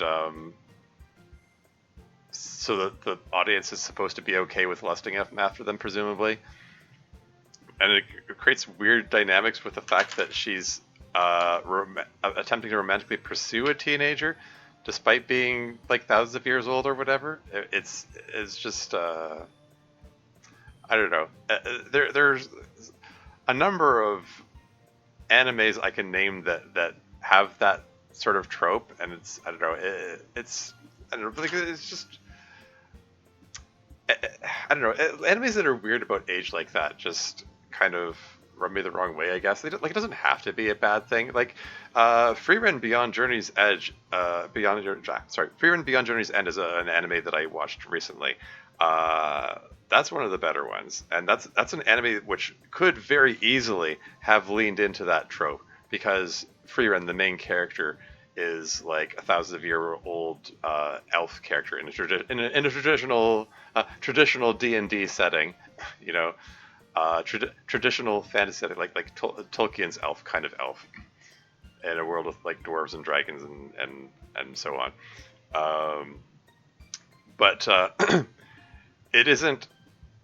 The show isn't about, you know, sexualizing her as this ancient being in a young woman's body. It deals more with her dealing with, you know, her friends growing old and dying around her, and all the difficulties of immortality, and that people's entire lives go by and she barely notices them. Like episode 1 starts with like a 70-year time jump, and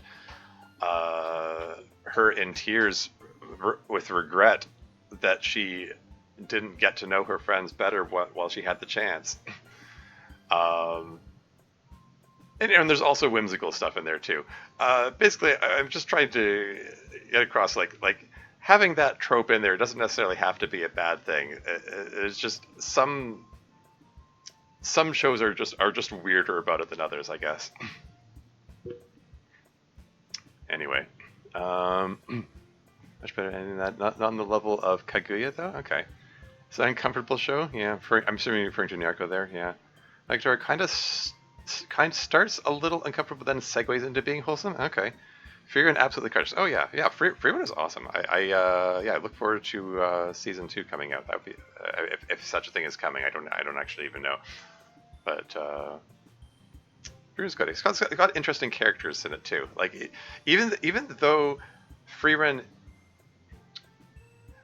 is okay. I'm going to go off on a tangent here because Frieren is a character who is aloof most of the time. Like, she's sort of aloof by necessity because, like, I think on some level she realizes that anyone she knows is not going to be around for long, so she doesn't get attached to people. But have her in the wake of her experiences with the group going off to kill the Demon King and all that, like Himmel and so forth. Like at the time, she brushed it off as, "Oh, we only spent 10 years together," you know. She's thousands of years old, so it's like saying, "Oh, we were only together for a month," you know, from her perspective. Even though 10 years is a good chunk of their lives. And what am I trying to get at here? Like Frieren is something like who, by necessity, like consciously or unconsciously, she distances herself from people. But that makes it all the more interesting in the moments when she does choose to reach out to people. And the the events of Frieren Beyond Journey's End. It's called Beyond Journey's End because these are the events after she had her adventure, and she's reflecting on that adventure and also going on a new one. And she's realizing the value in getting to know people and reaching out to people and making little gestures towards her newfound friends, you know.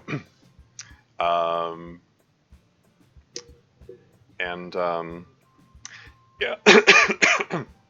Yeah. I'm. I was gonna make. I know I'm falling behind on chat. I just want to finish this thought. Yeah. It's just. It's like one of those less is more kind of things. Even though she's like really subdued most of the time, it makes the times when she does show emotion stand out all the more. You know. And I was going to compare it to, especially particularly because Dev is here, Disco Elysium, the character of Kim Kitsuragi. Everybody's favorite character in any media ever. Um, he's also someone who tries to be as boring as possible and be by the book and be, just I just want to do the job and get out. But um, that makes the moments where he does show character and show emotion stand out all the more, you know. But he cares deep down, exactly. Yeah. Um, like, yeah. Okay, I don't want to get too bogged down in this tangent. But yeah, like the he cares deep down, like the when he offers the handkerchief to Protag at the beginning of Disco Elysium when they're trying to get the body out of the tree, like, and not just like offering the handkerchief is a small gesture. He goes further than that, trying to reassure him that it's okay, don't feel bad about this. Like, it's the kind of thing like you'd expect him to be like at first glance you see him as just this by the book character who wants to do the job and so on. You might expect him to feel irritated by the fact that Protag shows up drunk and hungover, but you realize as things go on, like he gets it. He gets that this job sucks, and sometimes you want to drink to forget. Like, like there are not just the job sucks. It's just that you're dealing with circumstances in a like a war torn world where like lots of people's lives suck, and you have to deal with like horrible circumstances on a regular basis in the job. So it's like he's just really compassionate about it. I'm getting like way off sidetracked here. We were talking about anime. We sidetracked into Disco Elysium. I don't know. It just that's just the direction that my train of thought went, I guess. Anyway, maybe catch up on chat here.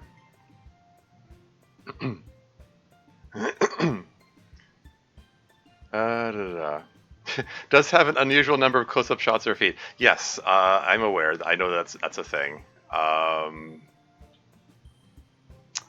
I didn't find them intrusive. I mean, I'm not a feet guy. Why are feet coming up here all of a sudden? Uh, um, I don't know. Different strokes for different folks. If some people like feet, I guess. Um, I guess somebody on the dev team of Freerun liked them, or is this something that the manga did before the anime? I don't know. I don't actually know, but. My point is, if feet were a thing for them, it wasn't obtrusive. Like I didn't particularly notice it when watching the anime. Anyway, plot critical, of course. Yeah, Friesen season 2 in January. Oh, is that coming? Okay, all right, that's cool. That's cool. Beyond January's end, fantastic. Yeah. Let me know when you're done talking about Freerun and haven't watched it. Okay. I'm not giving anything spoilery about it. Like it's yeah, like basically the stuff I talked about was just episode 1 stuff. So yeah. Oh, flag it when Freerun talks over. I guess wave at me or something. I don't know. Thanks. Okay, you should do that. As a fan crossover, we all need. Yeah. Kim and Freeman would be a frightening team here. Fern tries to get HDB up and moving around the morning. Yeah. That'd be fantastic. Anyway, yeah. I think we're done Freerun talk. Let's move on with the mod here. And then for shonen manga, you seem like My Hero Academia guy, and I'd also suggest Full Metal Alchemist if you like a longer story. Oh yeah, Full Metal Alchemist. That's one I started to watch it, and then I got annoyed by the main character. Too annoyed by him to continue. I did go far enough to get that particular scene, which gets memed to death. Um, I hear that Full Metal Alchemist Brotherhood, which is a series that I think takes place after this, is better. I don't know if I don't know, haven't felt like picking it up, but I don't know. I feel like if I picked up the series again, I probably want to watch it from the beginning again just so I can catch up because it's been so long. I don't know, something to consider. But yeah, My Hero Academia. I've had occasion to wonder if that's worth watching too. Although I think doesn't it have like a dozen seasons or something? Like I hear it's like really long. It has a bit of a time investment. But there's a more faithful adaptation. Okay. Yeah, I mean I haven't read the manga, so I wouldn't know. Anyway, moving on. Now let's see. My ultimate anime waifu and husbando, you say? I'm assuming I can't pick someone from this game, even though it's kinda anime, otherwise you'd know my choice for waifu. And husbando, probably. Oh, uh-oh, uh-oh. Sayuri, uh-oh. Original from a Full Metal Alchemist series came out before the manga was finished. Yeah, yeah. Makes sense then. um... Yeah, okay, here's another moment where recurring themes from previous seasons are coming back, because it's sort of implied that Sayuri was feeling some jealousy surrounding MC spending time with the other girls. And then and then we had that scene during the extras where Natsuki and MC had that conversation, the one that I said couldn't take place at any other point in the series because they had now they each have they're each in their own respective relationships, like, but it sort of hinted at that there was some possible connection between them, and I kind of wonder if Sayuri is she aware that they had that conversation, or at least has some inkling that they're if they didn't share that conversation, if have some inkling that they were hiding something, which potentially could feed into that jealousy more. Like, oh no, could more conflict be arising in the future? Perhaps. Yeah. Depressed Sayuri trying to find more reasons to feel bad. Yes, exactly. Someone who, when she has a toothache, tries to chew that tooth even more. Is that a thing that people do? I mean, I can understand. I mean, I'm suffering from depression myself. I understand the desire to seek out sad material when you're feeling sad to help you cry and express those emotions and so on.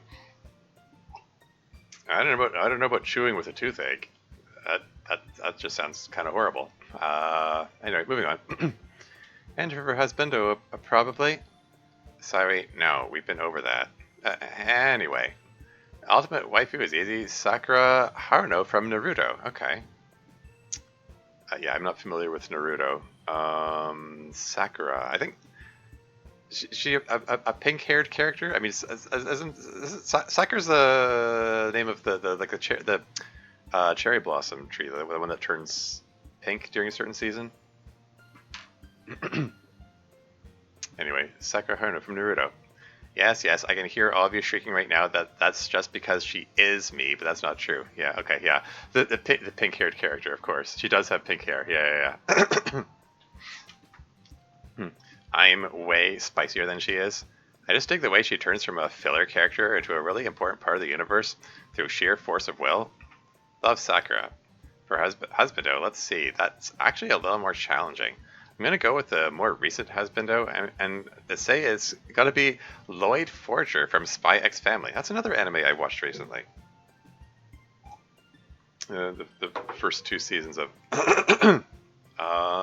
That one was fun. It's a fun show, but it's also I don't know.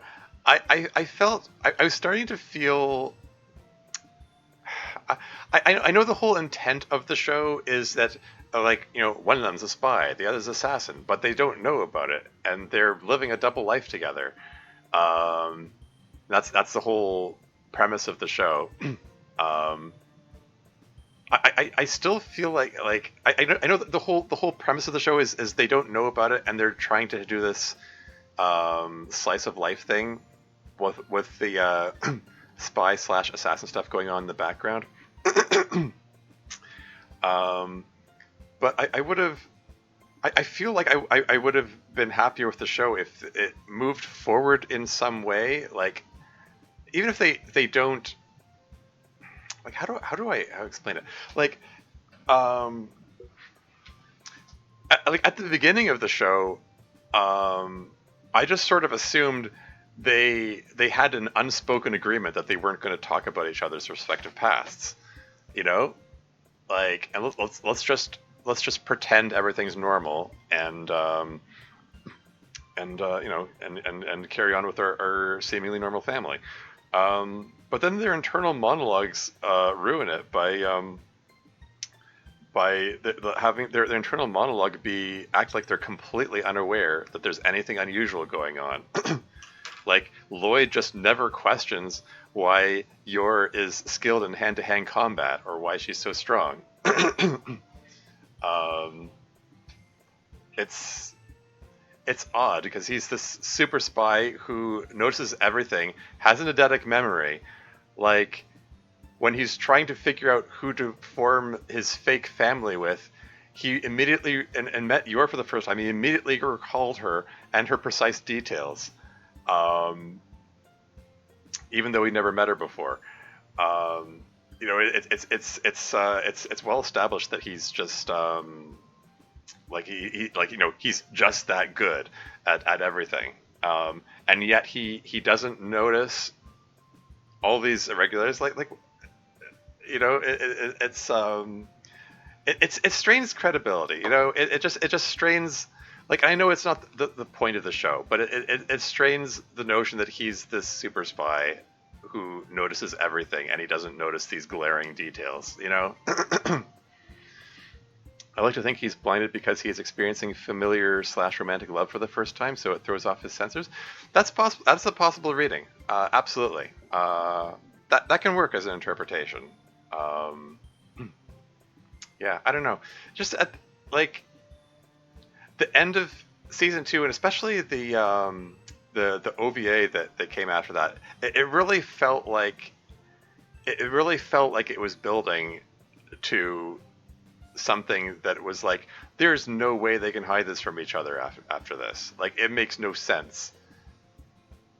It makes no sense. Like Lloyd commandeers a plane and Yor doesn't question, why do you know how to fly a plane? Why are you flying the plane at all? Like why are you people here at all?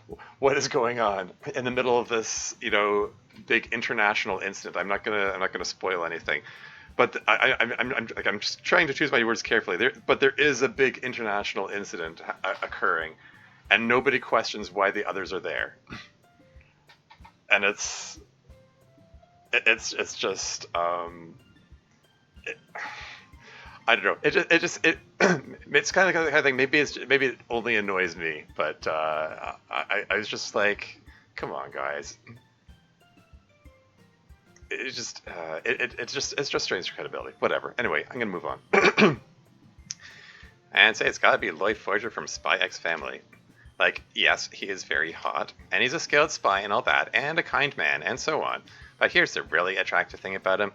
He'll come home, right? And he's had his ass kicked by his spy job, and his wife cooked something effing awful, and his daughter is probably up to some bullshit that got her in trouble.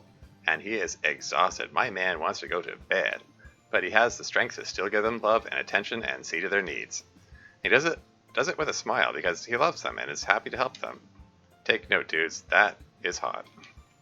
He does not bitch, he does not whine, he takes care of business, even when his own shit is dire.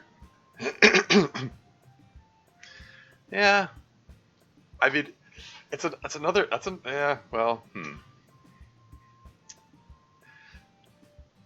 hmm. Yeah, there's a lot I could say about that. His internal, it's one of those things, his internal monologue doesn't necessarily agree with his actions. I mean, his internal monologue continually plays it off like, I have to do this for the mission. I have to keep my family happy for the mission. Um, I find it's hard to get a read on how much he actually cares.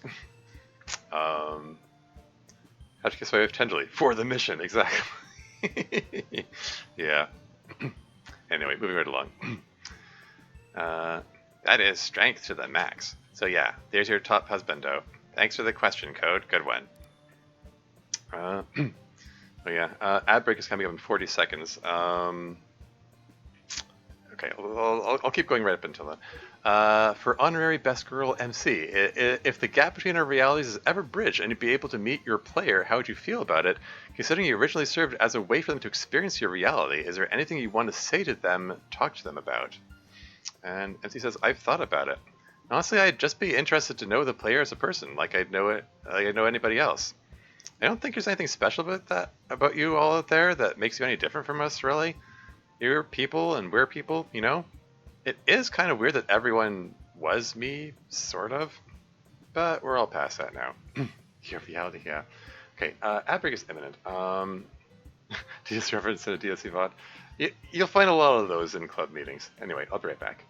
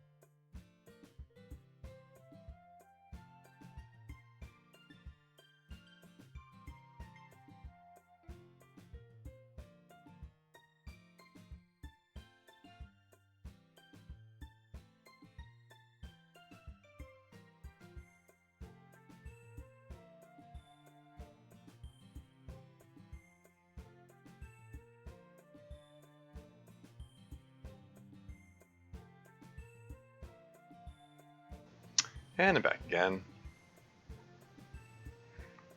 Welcome back, thank you.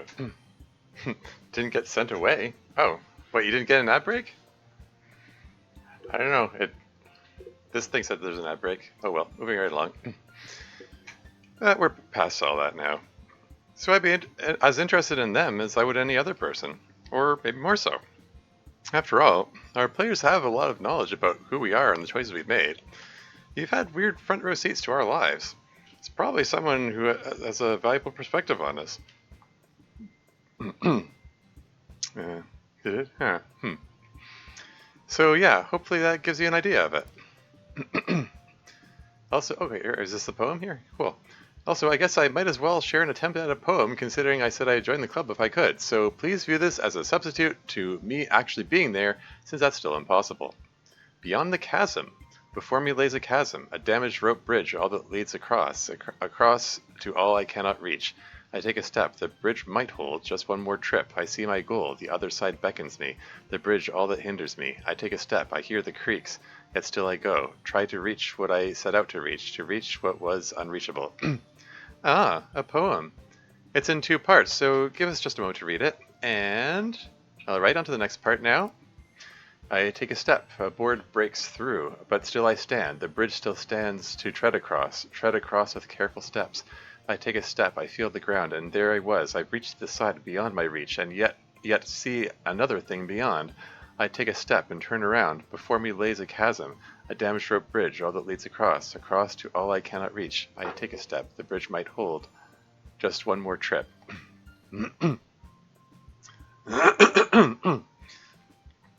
Ah, and there we are. Yeah, I have to move the text box to the last line there. Oh well. A very poignant metaphor. Yeah, and an inaccessible one. Like, what is the bridge? What's on the other side of the bridge? Blah blah. We have no idea. And just to save y'all time, this is where Yuri says, but the beauty of the image is itself a value, or some shit, and says it doesn't need to mean anything. Correct. Yes, thanks. But, like, I know there's a story behind this. Something's going on in your head, in your life. Well, yeah, give us what that is for context. Sometimes it's hard to find the right words to do it. Sometimes you just need to get the feeling out. And sometimes you don't want to share that with the world. Yeah. Yeah, it's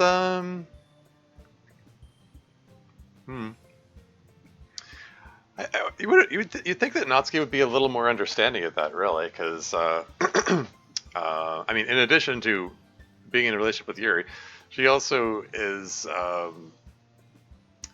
sort of generally a fan of the notion of I mean, I guess canon DDLC Natsuki is of the opinion that some things you just can't say, and you just have to be put into writing. Like that's why she writes. I don't know. Whatever. Moving on. Sometimes you don't want to share that with the world, so you have to hide it. I think it's interesting that you keep having to walk over the bridge over and over, risking yourself each time. That must be frustrating. You get used to the scariness, maybe, of whatever it is. That definitely seems to be what's going on. Anyway, I hope this email didn't take up too much of your time, and wish you a great week. Coder, or just code for short. Why is it highlighted?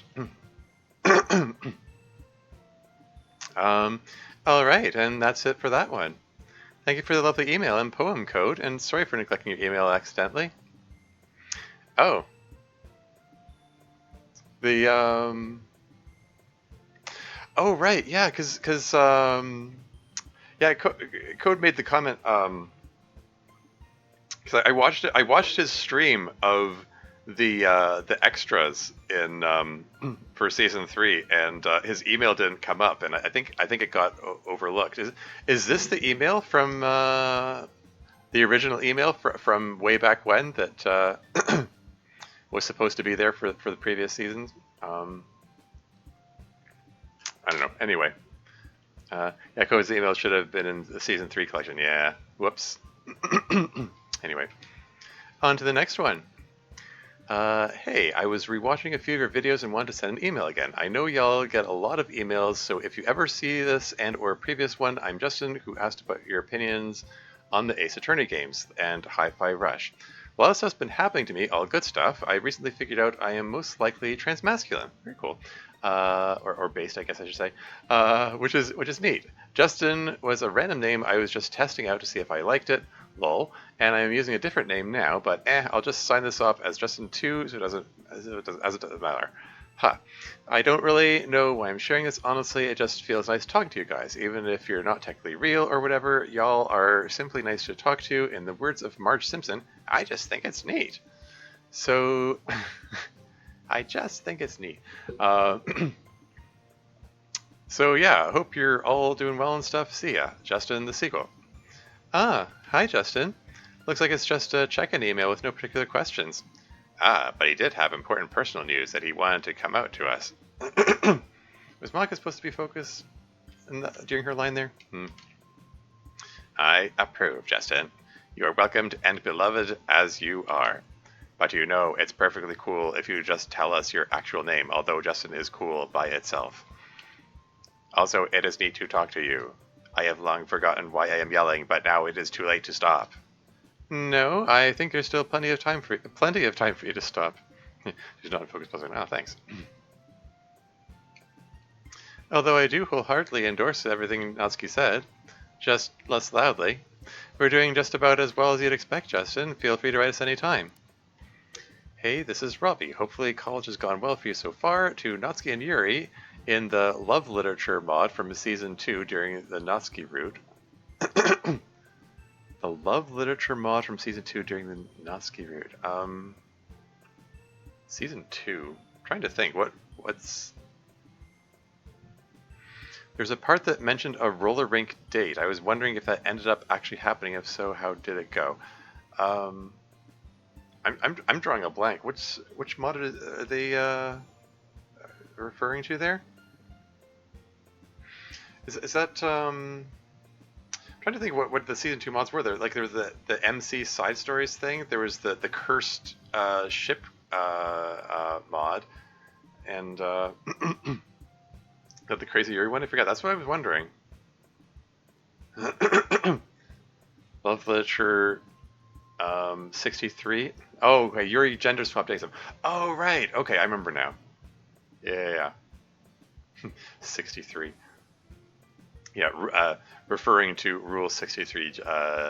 If it exists, there's a gender-bent version of it. I know my Roman numerals. Anyway. Okay. Cool. Okay, good to know. Anyway, to Monica, what do you think would end up happening if you didn't leave Debate Club all that time ago? To MC, in a similar vein to the above question, what do you think would happen if you ended up joining the Anime Club when you were first considering clubs to join? To all of the club members, which mod that you've made over the years are you most proud of? That's all for now. Hopefully things keep going well for you if they are going well, and if they aren't, I hope things end up getting better soon. From Robbie. Oops, I skipped the line there. A multi-part one. Well, let's start with Natsuki and Yuri. Actually, no, we never went roller skating. I get this is a look from Yuri. Is she contemplating it? I guess maybe I should have asked since Yuri put it in that mod if she wanted to actually do it. Did you actually want to do roller skate, babe? At the time, not in particular, no. I was just casting about for a date idea that you would have if under pressure to come up with a date idea with a male version of me.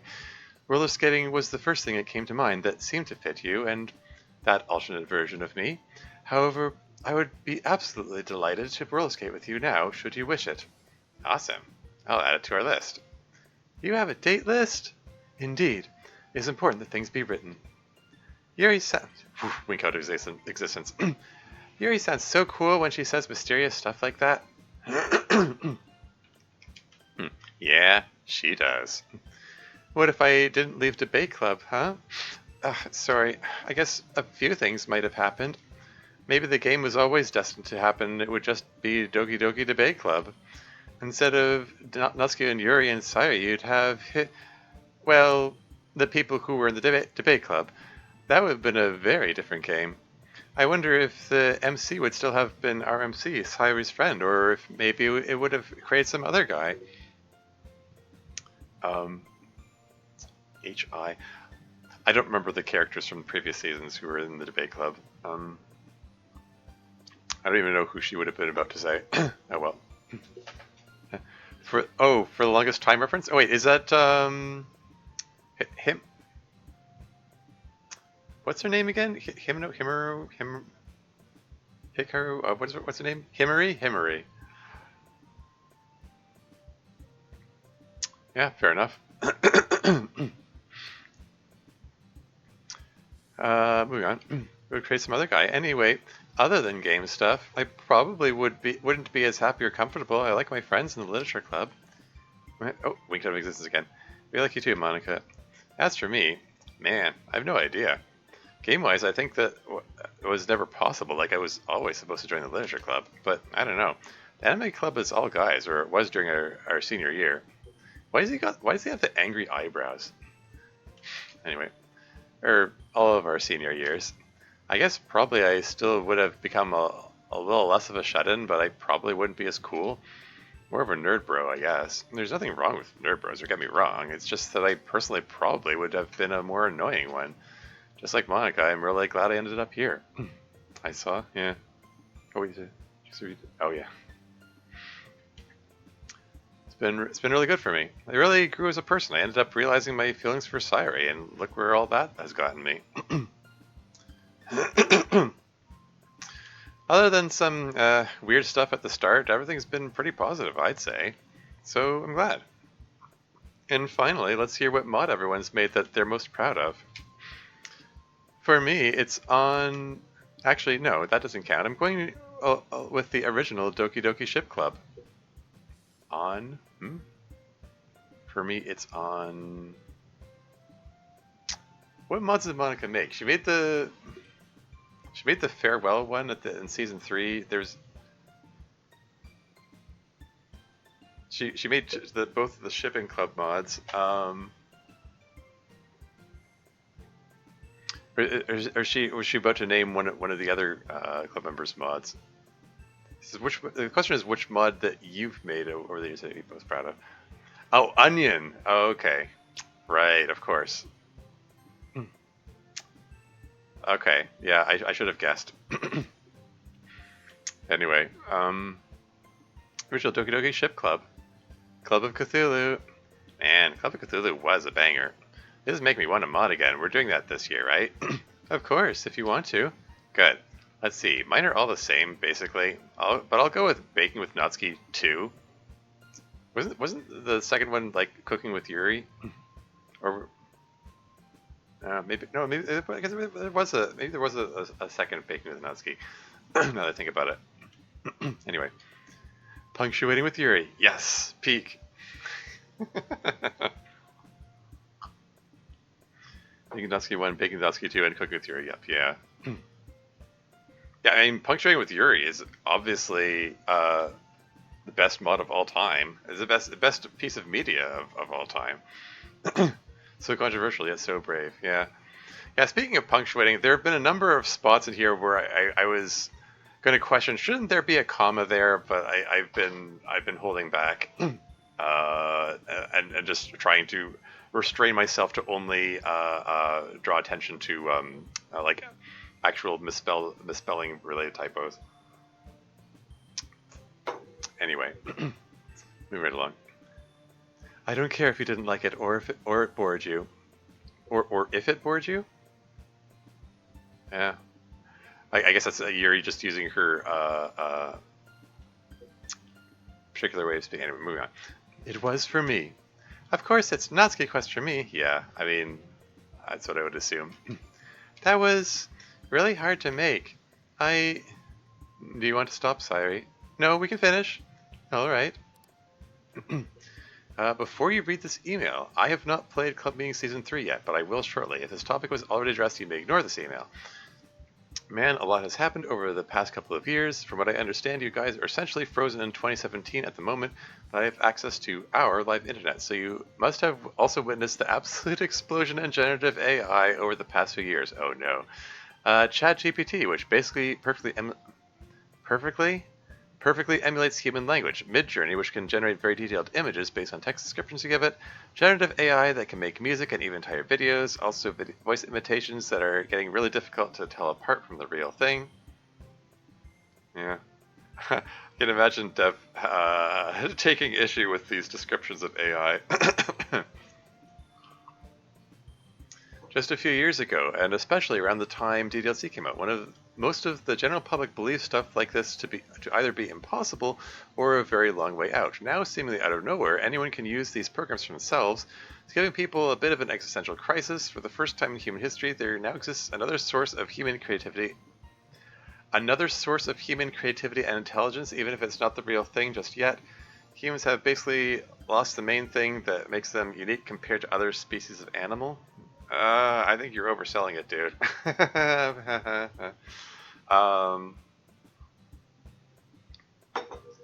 I will say again, in defense of this email, that it was late 2023, early 2024 when he sent it, so things had not fully revealed themselves as terrible yet. I mean, so you say. Otherwise, for my opinion, see Yuri's response. Okay, yeah, fair. Yeah, I don't know. I don't know. Should I go off on a tangent about AI,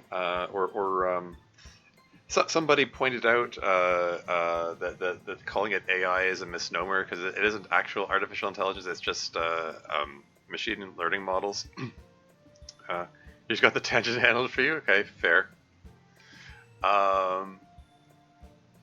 Let's just say there are a lot of problems with AI as it exists currently. I mean, okay, like, if you strip away, so first of all, there's the environmental impact, but if you set that aside and consider that, if you consider it as a tool, and tools can't be good or evil. It depends on what you use them for. They are mostly being used for unethical things. Like, I can envision some ethical uses for for so-called AI, but it's like the more glaring, like, egregious, like thing is like, for example, recently there was like not too long ago there was a writers' strike in the U.S. And one of the things that the union was going for was they don't want to be replaced by AI. Like, they want to have actual humans do the writing because that's their job. That's what they get paid to do. They don't want to to lose their jobs and livelihoods and get replaced by machines. It's the same. It's the same song and dance that always happens when automation happens. Like, at the end of the day, like, capitalism is the enemy, or, I don't know, unchecked capitalism. I've gone on rants on that before. Like, in an ideal world, if we had machines that take over the hard jobs, then the people that were previously doing those hard jobs are like, yay! I don't have to do that hard job now. I can dedicate my life to to do more fulfilling pursuits. But because of capitalism, machines taking over the job is like, oh no, I don't have a job now. I don't have money. I can't buy food. I'm going to die as a result of these machines taking over. Or maybe not. Even if it isn't that dire, it causes undue stress of, like, oh crap, we've got companies slashing, like, however many jobs because they've got automation taking over. And there's just a long history of this going back centuries at this point, I guess. I mean, maybe not centuries plural. Over 100 years anyway. I think so. Yeah.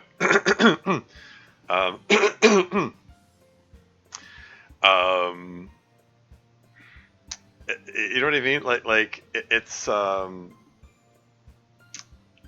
It's reinforcing existing problems with capitalism, and that it's like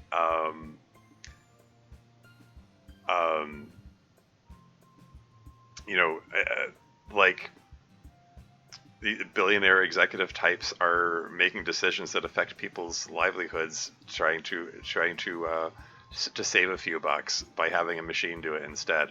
It's the same, same old song and dance has gone on for over 100 years, and now it's AI replacing writers or artists, and that's not even without even getting into the fact that the machines the machine learning, it can't come up with anything new. It takes existing ideas and smashes them together. Whether it's generating stories or generating artwork. Um, I, I I always cringe when people use the phrase AI art.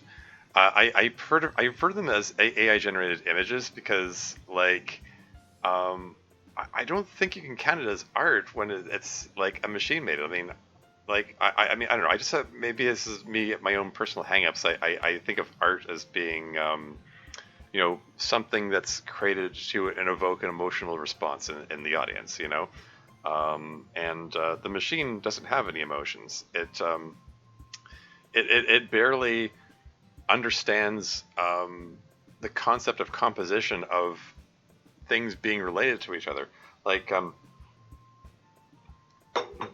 like, like if it generates images of people, you ever notice how most AI generated images of people, they have this uncanny valley expression on their faces. Like their eyes aren't looking at anything. It's because they aren't looking at anything because the machine does not understand the concept of things in the image having a relationship to each other. Like the person's eyes should be looking at something. They're just they're looking off into space, like not looking at anything. It really is an uncanny valley effect. The look at if they happen to be looking at the camera, it's a total coincidence, basically.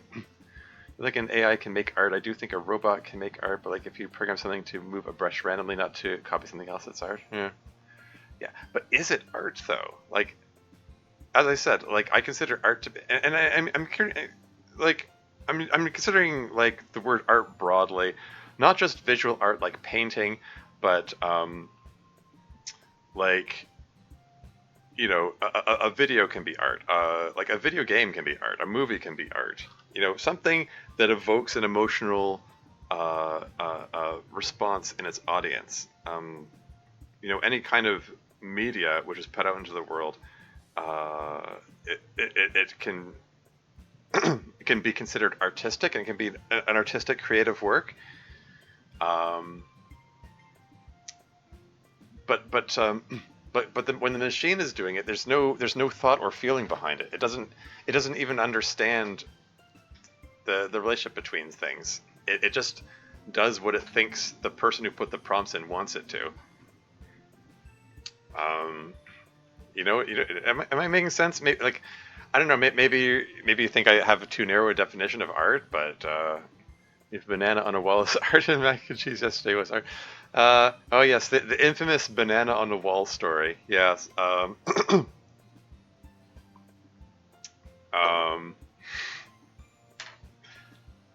yeah. So somebody, I believe the story behind that was like somebody just put a banana wall in an art gallery just to see what would happen, and then nobody took it down. It wasn't strictly exactly intended to be a piece of art, but people took it as such anyway because of its position, its placement in an art gallery. Mac and cheese yesterday was art. Well, it evoked an emotional response, did it? Anyway, yeah. Plus, I mean, just the fact that um, um, artists just generally don't get enough appreciation as it is in the first place. Um, I mean, okay, like I spent 3 years as a moderator in DDMC, the modding community for Doki Doki Literature Club, and it came up, like art theft came up so frequently, and people trying to rationalize art theft, and it's been a thing. Um, it was a real headache for a long time. Um, yeah, I really don't miss that job, that position. It wasn't really a job. I was volunteering my time, but very emotional responsibility. Yeah, that's cool. But yeah, um, yeah. I don't know. I just feel like artists don't get enough appreciation for what they do. Um, and even though I use art kind of sparingly in my mods, I don't mind at all paying artists for their work and giving them credit for their work. And it just bugs me when I see people stealing artwork and then not even crediting the people who made it. There have been a lot of mods in the community that do that. Probably shouldn't name names or we're going to start drama, but it's been a thing. So yeah, like, I mean, I'm not gonna lie. Yeah, you finally saved up those channel points, eh? Yeah. What was I saying? Like, I can't deny that stuff generated by AI, like from what I've seen, it has improved over the years. Like, it's still messes up a lot. It still generates a lot of weird stuff. It still hallucinates a lot. Well, that's a term that apparently the AI industry uses a lot. Oh, it just hallucinated again. Like, I have 400 more to do it again. Do not send me. Yeah, it's 400 more, and this is why I'm saying, like, I don't think I need to make it less expensive to do that. Hell, I've probably gone up in my soapbox enough as it is. There's a lot more I can say to this. I'll probably find occasion to say more about it later. Let's just move on with the mod. I have 4.5 hours to do this stream. I probably my throat is already really rough. I should really move on. Let's see. Yes, it wasn't 2017 here during the Frozen year. First of all, it just was a year, and we never quite have occasion to mention it. And yes, we've been keeping up to date on AI advancement in your world, of course. Regrettably. Let's see what else he wrote here. Wondering what all of your thoughts are on generative AI. Have you guys been able to dabble in the various generative AI applications that we can use out here in the real world?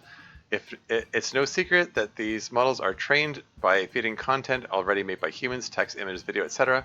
Some people argue that because of this, these AI models can never actually replace real human creation. Some people argue that. Yeah, this person writing is real. One of those real like tech bro sorts of people who think that AI is going to take over everything and replace everything. Like, no, dude, no. It's you're vastly overestimating its capabilities. Like I'm not gonna lie. Like the quality of the stuff that it puts out has improved over the years, but that doesn't mean that doesn't mean it can be replaced for real human creativity. Like, no, that's bullcrap. It's like machines are never going to replace that. They can't. It's like, okay, I have to use this example. I might lose some people in this, but you know, it's like the Borg from the Star Trek franchise. Somebody made the argument that they're like the ultimate depiction of AI as it's expressed in our current society, because um, the Borg can't innovate. They just assimilate other cultures. Like I said, for anyone who hasn't watched the Star Trek series, I guess I have to explain. In the Star Trek franchise, there's this race of beings called the Borg, and they're like cybernetic. They're people who have like all kinds of mechanical implants in them because they they're connected together as a hive mind. They all think together, and they don't innovate. They only improve themselves by stealing technology from others, and they assimilate technology from other cultures into themselves. Um, and they do this very aggressively and very invasively, like destroying entire cultures in the process, and you know, entire worlds and entire civilizations, trying to assimilate them into themselves. Um, and It's actually a major plot point. That their inability to innovate is a major plot point in the series Star Trek Voyager, because I minor spoilers, I guess. They expand out into some alternate dimension where this new form of life comes in, and it's turns out to be more powerful for them. They kind of bite off more than they chew there. Um, and the Borg start getting absolutely wrecked by this new species. The species they call species 8472. Like they're called, quote, species 8472, unquote. Like they don't even name the species that are similar. They number them. Um, and and the Borg are completely unable to deal with species 8472 because it's a completely new race of beings with new technology they're not familiar with, and they have no idea how to combat it.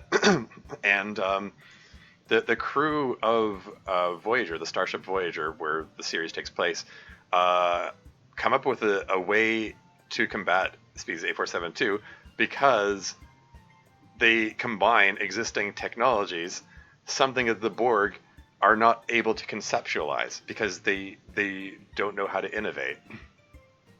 Um, yeah, I'm going way off topic here.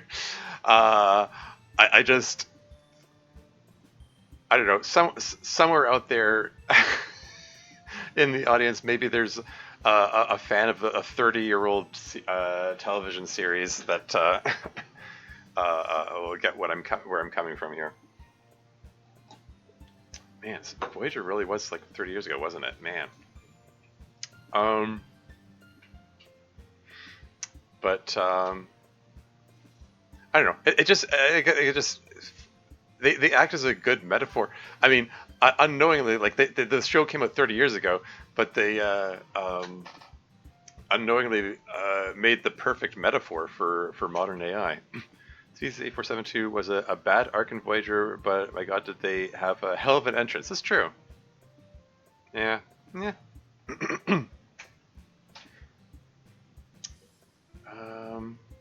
Yeah.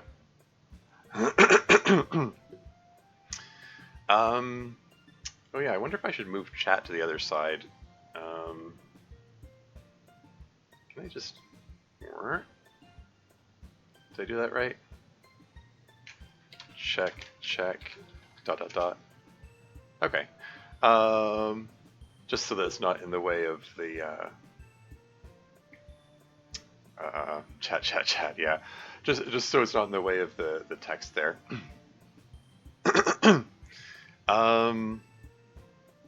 Yeah. Perfect place? Yeah. Perfect place? Yeah. Anyway, move right along. Some people argue that because of this, these AI models can never actually replace real human creativity, because all they're doing right now is emulating human creativity by referencing stuff that it was fed. But is that not what humans do? Very rarely do any of us produce anything creative without being inspired by something we have seen, heard, read, etc. Pretty torn on the subject myself, but I'm fascinated to see where it all goes. I'm also terrified because I expect this to completely upend the labor market and cost maybe people their jobs. If an AI model can do your job better than you can, then what's the point of keeping you around? We're starting to see this in the entertainment industry, where actors are starting to see AI imitations of their voices used for people's projects without permission. Yeah, that's another thing. Like the the whole text to speech thing, like recreating people's voices. That like voice actors are seeing that a lot. Um, there was a recent strike amongst voice actors. I believe. I mean, there are probably lots of similar strikes going on. Frankly, one particular strike I was aware of because Coder, whose name keeps coming up, was playing Genshin Impact, and the voice actors there were on strike because like the company refused to put an addendum to their contract saying that they would not be replaced by AI voices. And yeah, executives were being stubborn about that apparently. and like the latest editions of the story, the like the voice actress for Paimon was like the one character who was still being voiced because she was a bit of a scab and crossed the picket line and was doing voice acting work even though she wasn't supposed to. Apparently she's been replaced now. That might have been for other reasons though. I typed before I thonked, yeah. Don't think I do thunking, yeah. But anyway, yeah. By the way, I know I keep going on my soapbox here. But I will say,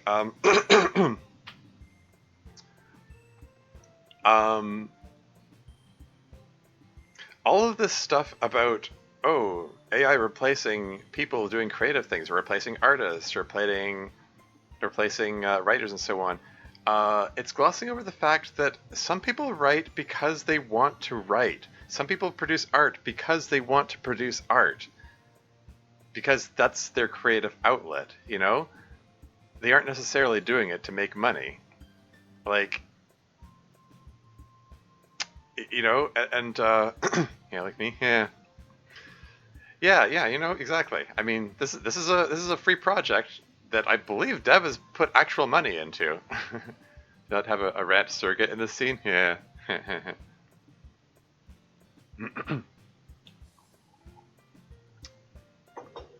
But yes, yeah, like me as to be wanting to write this also. Yeah.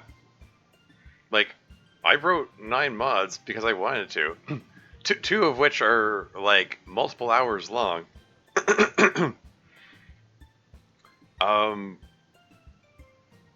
Like I don't want to see a story that a machine regurgitated, like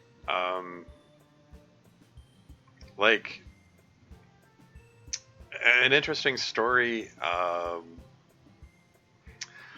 I don't want to say an interesting story could help me get into the mind of the person who wrote it. I mean, that makes it sound a little parasocial there or something. But it's like, I don't know. What am I trying to say? Like, people on some level. I mean, okay, this is me overthinking it and trying to come up with every nuance I can think of, and like there's too much to express in one rant.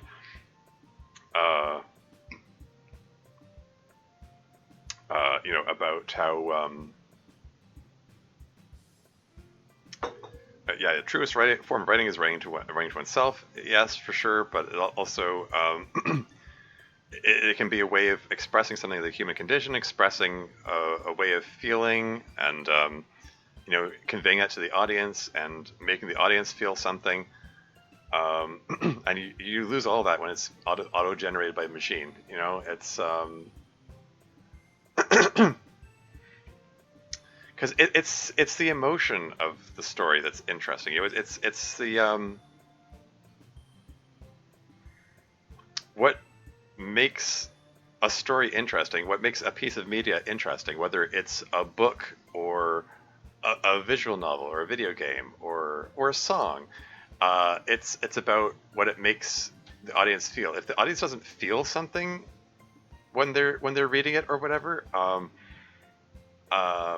it's less memorable. People want shows or games or books or whatever that make them feel things. Yeah, I can have purpose in writing. Yeah, there you go.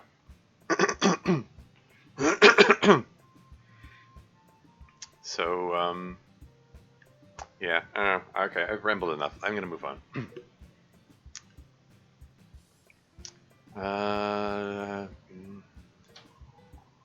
If an AI model can do your job better than you can, then what's the point of keeping around? We're starting to see this in the entertainment industry. Actors are starting to see AI advantages of their voices used for people's projects with their permission. That's ugly. People have even started making submods for the After Story mods that use ChatGPT to generate new dialogue. Is that true? I mean, from what I've seen of some people in the community, that doesn't surprise me, I suppose.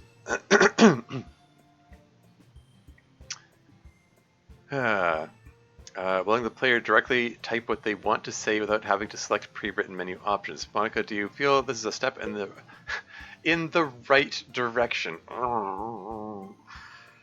That presupposes that the existence of Monica after a story is a step in the right direction at all in the first place. I reject the premise of this question. Anyway, step in the right direction. Or do you think this is a red herring? Get in the way of your goal eventually being able to directly interact with their world. After all, language models like ChatGPT don't have sentience. They emulate human speech based on an extremely complex mathematical model. So, for example, someone that mods ChatGPT into Monica After Story, which I know you're ambivalent on to begin with, isn't suddenly giving that Monica sentience. They're just putting in a language model that fakes it by emulating a way of speaking, which it learns by being fed dialogue from DDLC and Monica After Story. Maybe generative AI will become advanced enough someday that it can bridge the gap between your worlds and ours. But I don't know if this is the right approach or not, and you might have more insight on it. Sorry about this long-winded email. I could go on and on about this topic and elaborate much more. Oh, great. What I said here, but I don't want to take up this entire email segment, so I will leave it as that for now. Have a lovely rest of your day, Jake. Ah, I see. Let me give everyone a chance to read this. All right. So, what do we think of generative AI so far, everyone? Yuri's expression.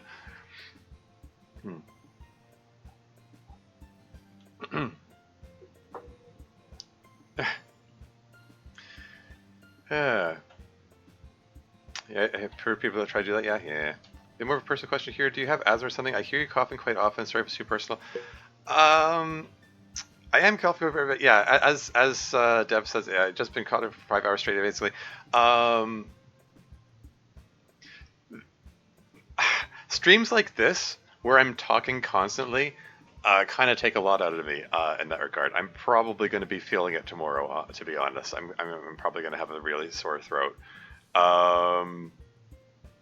And besides that, I think I might be having some kind of food intolerance. I haven't figured out what it is. Like, it's just been in recent years. I've been feeling like my throat is just congested, like basically constantly. But yeah, like if it is a food intolerance, I don't know what food it is. I haven't figured out a pattern of what makes it better or worse. It's just sometimes some days it feels better than others or worse than others. But yeah, doing all this reading and pontificating and going on rambling tangents isn't helping. I should probably really pick up the pace and move through this faster, if I'm honest. He does cough quite a bit often, even during the beginning parts of streams. True, it's true. Yeah, no, I do that a lot. I'm aware of it, and it does bother me, and I'm not sure what to do about it. Oh well. Like, it could be allergies. Um, I don't know. I'm gonna move on. What do you think of generative AI so far, everyone? Syri? Huh? I don't really know enough about it, I guess. I've seen some pretty neat stuff that was made by an AI, especially art, but so far most of it seems pretty bad still. And even the really good stuff, it still has that, I don't know, that AI-ness? Yeah, the uncanny valley, I believe I mentioned. Like, you can tell that it's AI work. It's always off somehow. Yeah, no, it's true. Like once you get a feel for what AI generated images look like you can usually tell right away. As I said, some of them are better than others. Um, don't know enough about that to debate it. Yeah. I mean, yeah, that seems to be her point. Anyway, moving on. It's always off somehow. I don't know really anything about talking AIs though. What about you, MC?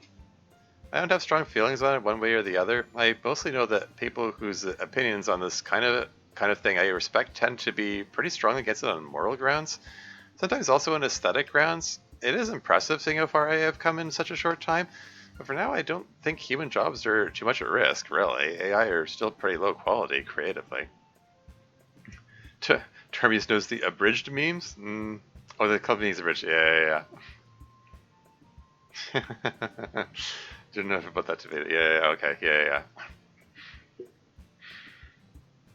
Um, yeah.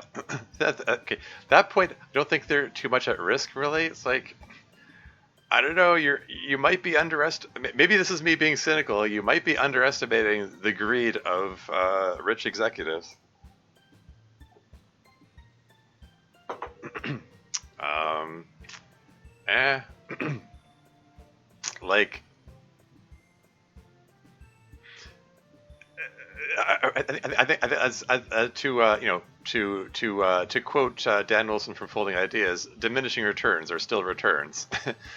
Like, yeah, the quality sucks and they probably lose money to sales, but they get money back from not having to pay people to write the stuff. So like the executives might feel like they come out ahead in that regard. Because people in that position they tend to be greedy. What can I say? Uh, rich people tend to just want more money. Um, anyway, moving right along. For myself, I think AI art in particular is abominable. It is firstly theft. AI creativity scrapes pixel by pixel, word by word, the creation of thousands of humans without their consent or knowledge most often. It does not learn from an overall impression of an existing image, say, or combine that image with its own thought and experiences to generate something new. This is why comparisons to humans being influenced by existing images is specious. What an AI does is simply replicate common patterns that it finds among the art it is told to draw from. It is copying, not influencing. And it is theft of the most base deceptive kind. Natsuki blushing while this is going on. She's like, Natsuki's like, damn, that's hot. Natsuki does, she's going on. Yeah, exactly. Oh yeah, that's another thing. Um, we're at a point where AI is cannibalizing itself because like AI generated images in particular, because they're scraping the internet for existing art and then using it to make new stuff, and now that stuff is being put out into the internet. So when they scrape the internet again, they're getting they're getting doubly derivative stuff, and so like the problems that existed in the original image are getting amplified. Anyway, moving on. Theft of the most base deceptive kind. That is to say nothing of the low quality of its work, or how people who understanding nothing of art simply seek to use it as a tool to cut the costs of human creativity, as though human artists and writers did not struggle enough to survive as it is. The market advocates for AI art would create a dystopia where no human could create for a living. What a splendid hell. All that said, I am not opposed in principle to artificial intelligences or to such intelligences engage in creating. I think that is a beautiful idea, the creations of the children of humanity. But alas, that is not what we are discussing now. For the AI we mean here are not truly artificially intelligent. Machine learning is not consciousness. And what is being done is not truly a creative process in any reasonable sense of that phrase, but a very sophisticated work of copying. But I have ranted enough. Beloved, I don't feel as strongly about it as Yuri does. I think it's kind of cool that AIs can be used in situations where human artists would be impractical and you never use them anyway. Their own tainted images, yeah. Yeah. But yeah, I should probably say, like, for as much as I'm ranting about all the problems with AI and stuff, I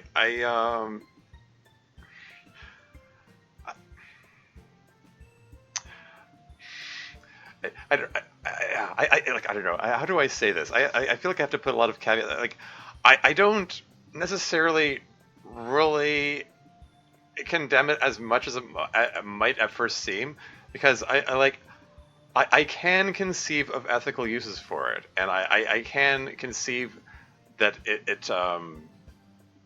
I can conceive of benefits for it. Um, like, it's just I don't know.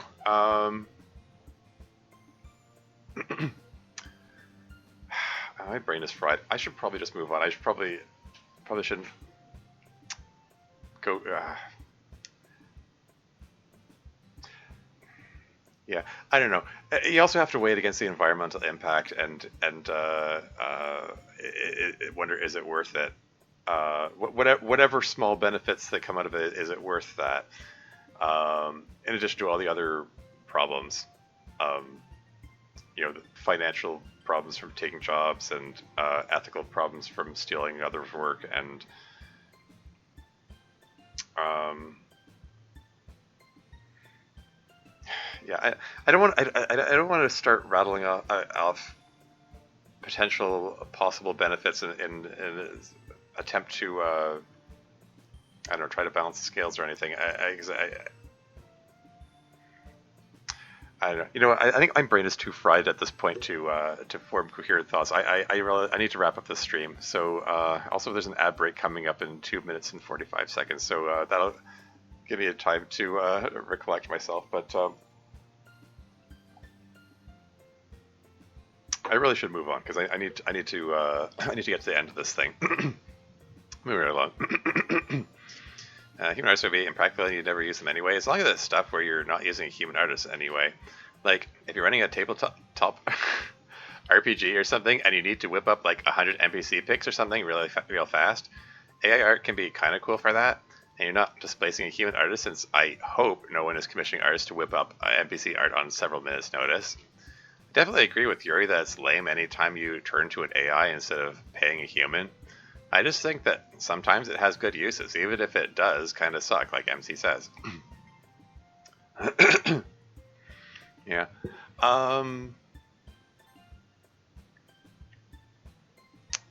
Yeah.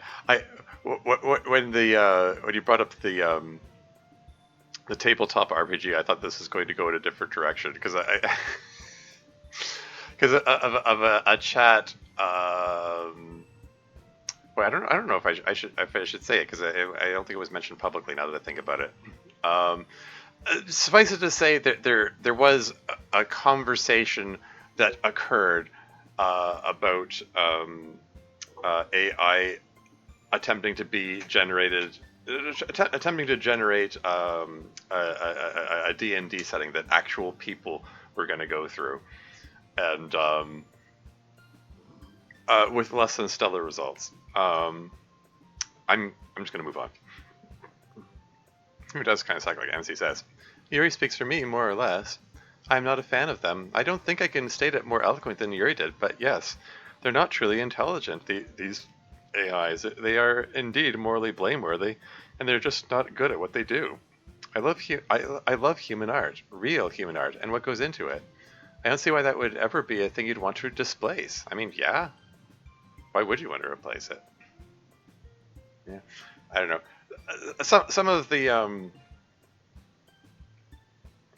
yeah, I mean, I have heard the argument from some, AI tech bros who are the sort of who like, oh, art is hard. I don't want to have to do the work to make the art. So, like, why would anyone want to do anything other than use AI for it? And it's like, but people like creating. That's the thing. Anyway, moving on.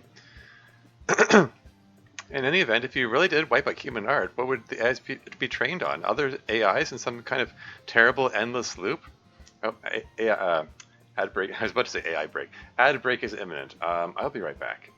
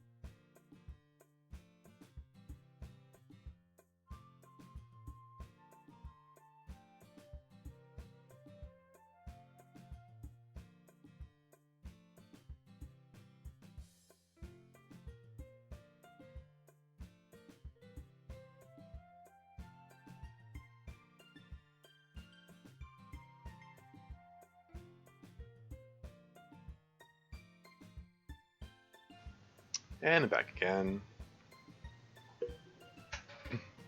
Now using the chibi BRB card? Yeah. Oh, I mean, I could whip that out. I have to remember where I put it. Um, I didn't want to be digging around for. Where did I put that image? Um, I'm just looking over my desktop, and in case I put it there somewhere. Maybe maybe it's in here. Yeah. I just heard the music skip as I was digging in folders, and that's when I start to get worried. Like I'm gonna do something that makes the stream crash or something. As this thing has been historically pretty temperamental. Where did I put that file? Yeah, I'm not going to worry about it now. I'll have to look for it in between. AI hour continues. Yeah. Um, um, I'm sure by next week. I'm assuming the plan from Dev is to come out with these episodes weekly, and in which case next week's episode, I'll next episode is October 8. Okay. So bi-weekly, every 2 weeks. Okay. All right, fair enough. Okay, well, I guess 2 weeks from now then, I'll have lots of time to find that BRB image with the Dokis. Yeah. Yeah. After every ad break, it sets the stream quality to 160 for something. Really? That's weird. Is it happening for anyone else? I don't know. It's weird that it would go that low. I mean, I have it set to output at 720. Strange. Anyway, moving on. In any event, if you really did wipe out human art, what would the AIs be trained on? Other AIs in some kind of terrible endless loop? I mean, that seems to be where we're heading. The only other thing you mentioned is AI applicability to our world, or rather to us in particular. Even if a language model became very skilled at imitating me, I don't think that would be me. It would just be a reasonably convincing copy of me. I am more than just the words you hear and the images you see, after all.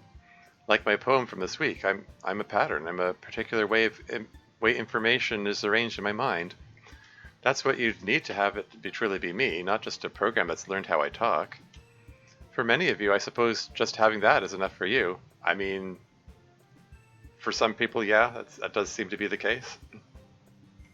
I'm sure that the Monica After Story folks are quite happy with their Chat GPT, Monica. Just realized your catchphrase is anyways, moving on. Oh, you just noticed that now, did you? Anyways, moving on. I suppose that just having that is enough for you. Is it AI? Well, no. I mean, all the topics and everything from that mod are just stuff that the writers wrote. It's just Mass's handwritten. Oh, yeah. It's all no part of his AI. Yep, that's correct.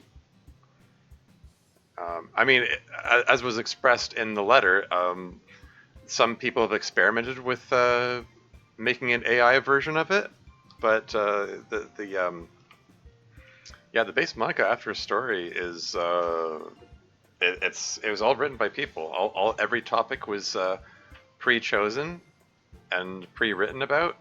And they've got a team of people doing it, so sometimes Monka's personality is a little wonky because different people have different ideas of what she's like. Anyway, moving right along.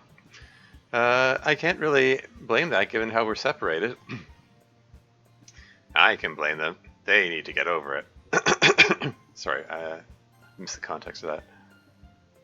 Oh, yeah. Can't really blame them. They need to get over it. Like, seriously, you are a video game character to them. I'll never get this weird obsessiveness with you. Yeah. Yeah, Natsuki gets it. Like, yeah, I get it. Life can be lonely as F sometimes. But take it from me, everyone, the answer is not 2D. Guaranteed to make your loneliness worse. Plus, you need to think about the effect you have on poor Monica here. But whatever, that can wait for another time. wait for a later episode of this mod, right? Yes, for now, suffice to say, I don't think anything that's foreseeable is going to be able to bridge the gap between our worlds, really. There's one more left, let's see it.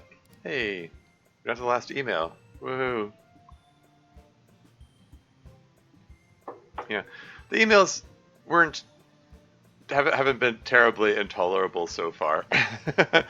So some of them, like, I've complained about this before, in the previous seasons. Like, the email section is where this mod really tends to drag it more than anything else, and more than any other part.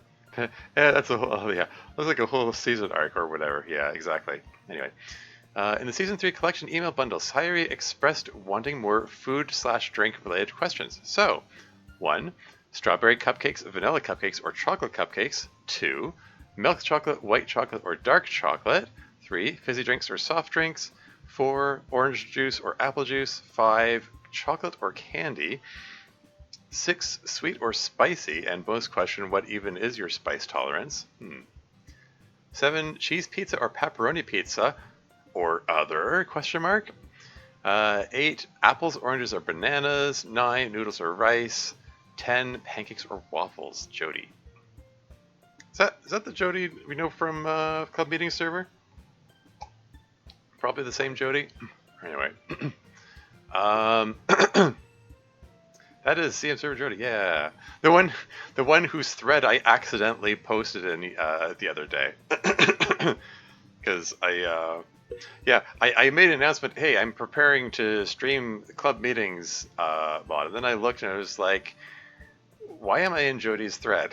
So I thought I was in the Club Meetings discussion channel. It's like, whoops, clicked on the wrong thing. Anyway, yeah, sorry about that, Jody. Anyway, I'm just imagining. Are these questions just for Sayuri, or I guess it is, yeah. This last part is just for Sayuri. How are you doing there, Sayuri? Yeah. Up for one more? It's about food preferences. Oh, I could probably do that. Hi again, Jody. Thanks for another food-related email. I like them. Some of these are really hard. Let's see. In the first one, it's not vanilla cupcakes, although I really like those. I kind of almost said chocolate cupcakes without thinking about it, but really, I think it's strawberry cupcakes. Yeah, for me, it sort of depends. Sometimes you just want something fruity, like chocolate's great, but sometimes you just want something with fruit in it. Oh well, anyway, chocolate cupcakes are really good, but there's something about strawberry cupcakes that really works, like the tartness of the strawberries and the rest of the cupcake. It's really tasty. Let's see, milk chocolate, white chocolate, or dark chocolate. That's easy, milk chocolate. White chocolate is nice, but I think milk chocolate is better. Yeah, I can get behind that. Dark chocolate is kind of bitter for me. Yeah, I can get behind that. Although the rest of the club seems to like it a lot, especially Yuri and Monica. Is there a difference between soft drinks and fizzy drinks? That is a good question. I'm actually not sure about that. I would have thought that soft drinks means fizzy drinks and vice versa. Yeah. If it's fizzy versus non-fizzy, I think I prefer fizzy. Yeah. So, +1, this ended up being a British distinction. Oh,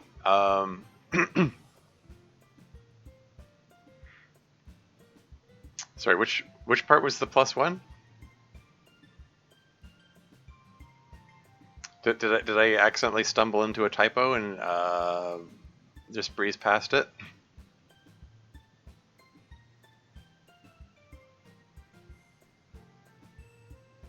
Or the soft drinks versus fizzy drinks thing? +1, +1 for I think. Oh, okay. Wait, this is Sayuri talking, so I wasn't sure if like I totally could have accepted that she would say I think. Sometimes includes lemonade and stuff like fruit punch. No, yeah. Mm-hmm. Yeah, personally, I've mentioned this before in the previous season. This might be a product of me being autistic and having sensory issues, but I like I've never liked fizzy drinks. Like I've learned to tolerate them, and like now I'll have them sometimes. But it's um, like some people will buy like carbonator machines which add fizziness to drinks that otherwise aren't fizzy, and I'm like, I do not understand. Why would you do this? That suggests that people are doing this because they want the sensation of it. When for me, it's like this just makes my mouth hurt. Like the sensation of the bubbles popping in my mouth is just painful.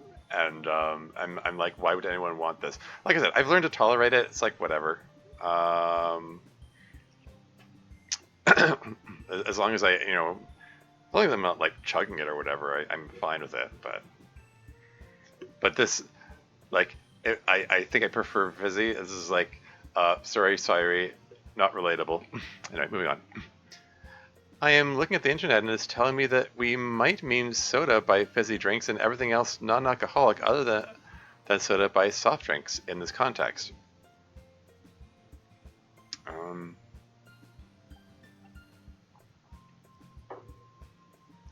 Okay, anyway. Oh, in that case, it's kind of a hard choice. I do really like soda, but I really like juice, so I guess I'll say soft drinks for that one. I mean, if that's the thing we're going with, then yeah, I prefer juice all the way. Anyway, although if you took away juice, then I'd say soda. Next is orange juice or apple juice. Oh, comparing oranges and apples here. That's another one that's a lot closer than I thought it would be, now that I think about it. I guess I really like orange juice more than I thought I did, but the answer is still apple juice. It's a perfect blend of sweet and tangy. Well, orange juice is like the super tangy one, along with cranberry juice, but that's a different kind of tangy, a little less acid. Next is sweet versus spicy. Definitely sweet. That one's not hard. Yeah, I don't know. For me, it depends on the circumstances. I mean, I love spicy food. Good spicy meal, awesome. But I also have a bit of a sweet tooth and consume sweets probably more than I should. The other day I bought 3 boxes of little mini chocolate bars in preparation for Halloween. I'm probably going to eat a lot of them myself.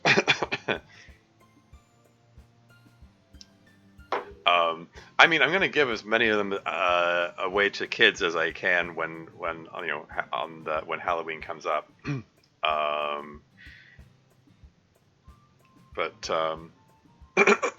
excuse me. What am I trying to say here? Yeah, I'm probably going to end up eating a lot of them. Moving on. That one's not hard. I don't hate spicy, but I can't eat stuff that's like way too spicy. If they ask me 1 to 10 spicy, I ask for 4, sometimes 5 if I know the place really well. And that's only if I'm feeling like eating that's only if I'm feeling like eating something spicy. I'm not a giant wimp, but I'm maybe a little of a wimp when it comes to spicy. But as for sweet, you know really well how I feel about sweet food. Next up is cheese or pepperoni pizza. Between those two, definitely pepperoni, although I like cheese pizza too, but really my favorite is everything pizza. But not pineapple. Never pineapple. Angry expression there out of nowhere. Other than that, I like it when they put everything on there. Then it's like you have a pizza and you have a whole meal on top of that. It's amazing. Let's see, what's next? Apples, oranges, or bananas, huh? Bananas are probably out. They're great, but I like the taste of apples better, and you don't have to peel an apple first. God, yes, exactly. Bananas aren't that bad peeling-wise, though. Yeah, oranges are worse. Yeah. I have to have... if I'm eating an orange, I have to have both hands free. I probably like the taste of oranges more than I like the taste of apples. But oranges are so much work to eat. You have to peel them and sometimes deal with seeds and stuff. So overall, I'll say apples. Next one's pretty easy. I definitely prefer noodles to rice. I should know that I love rice. I just really, really love noodles. All sorts of noodles. Udon, ramen, soba, somen. I love noodles. Or pasta noodles. I love all of those too. Just any kind of noodles. It's such a good food. It's so filling, and you can put them in any kind of sauce or soup or dish. Plus, there's just something about the texture that's so satisfying. Anyway, okay, just one more. I can do it. I like pancakes, but I love waffles. Waffles are my favorite breakfast bread thing. I love that they have the little chambers that you can put syrup and stuff in. Yes. Best part of waffles, for sure.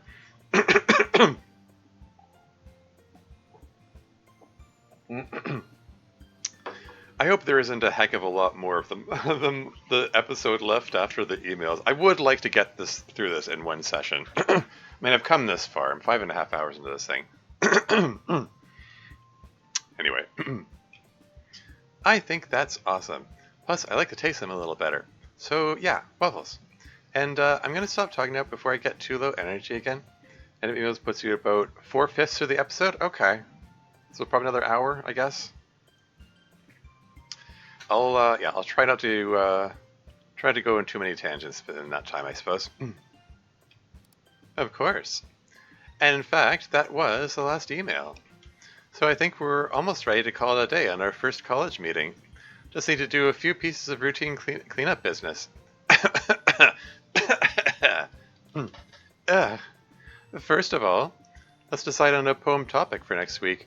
Assuming, of course, we're all okay with still doing the club and on the same day next week. Yeah, of course, we're still doing club again, right? I really want to keep doing it. Can we still do it? Of course, Bun. Yeah, I'm always down. And I. Alright then. For next week's poems, let's go with a poem about some ordinary activity of daily life. 23 hours ago, I need to be mindful of my time and get through this a little faster. Did I say that 3 hours ago? I probably did. 17 tangents later, yeah. The AI email happened. Well, that was part of it.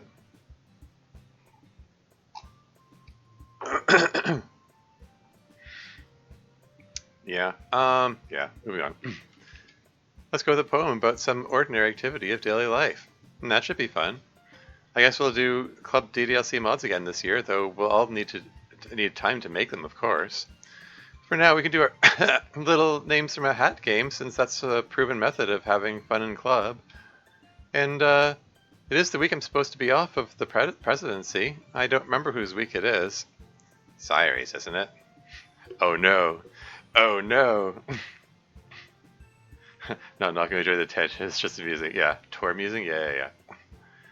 New advanced tour music would need to clear his throat, so I built in the Monica coughs to give him cover for it. Ha, yeah. All calculated, of course. Oh boy. I said it before, I'll say it again. I mean, Season 1's crisis was the fact that Sairi decided to use her presidential powers to lobotomize everyone and end herself. And I consider it an astonishing, nonsensical depiction of an absence of survival instinct that anyone would give her that power after that. But whatever. They're teenagers. What do they know? Apparently, they're willing to give her that burden again. Me, Monica, not Sairi, right? I'm sorry. Hold on. Have you played club meetings, Janaldar? I may have given a major spoiler there. For Season 1.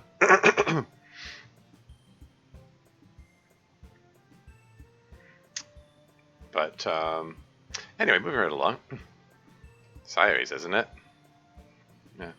Wait, I completely forgot about that? Oh, okay. Yeah, no, Cyrus tried to do that too. Yeah, no, Cyrus was the one who wanted to lobotomize everyone and end herself.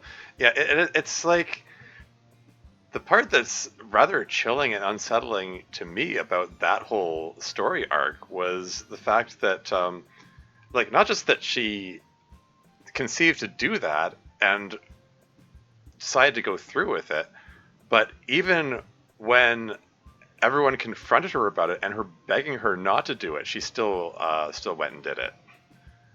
Um,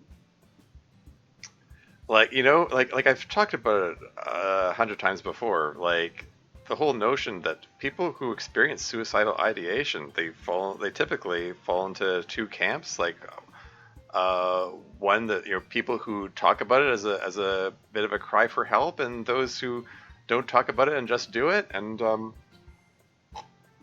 Sayuri was putting out a number of signs that she wanted to be talked out of it. And then when they came forward and uh, like they're just, right to her face begging her not to do it, and she just goes and lobotomizes them each one by one anyway. And it's like, how do I even express the thing you meant about when Monica made the program? Yeah, I don't know. Yeah, Monica made the program, yes, but that was like an in case of emergency kind of thing. Saya was just gonna do it out of hand, and apparently she thought this was a preferable option to just coding away her depression. you know. Yeah. Speaking of which, yeah, my email where I asked about that hasn't shown up yet, so I guess that's still coming. How interesting. Well, it's good to space them out, I suppose. um, but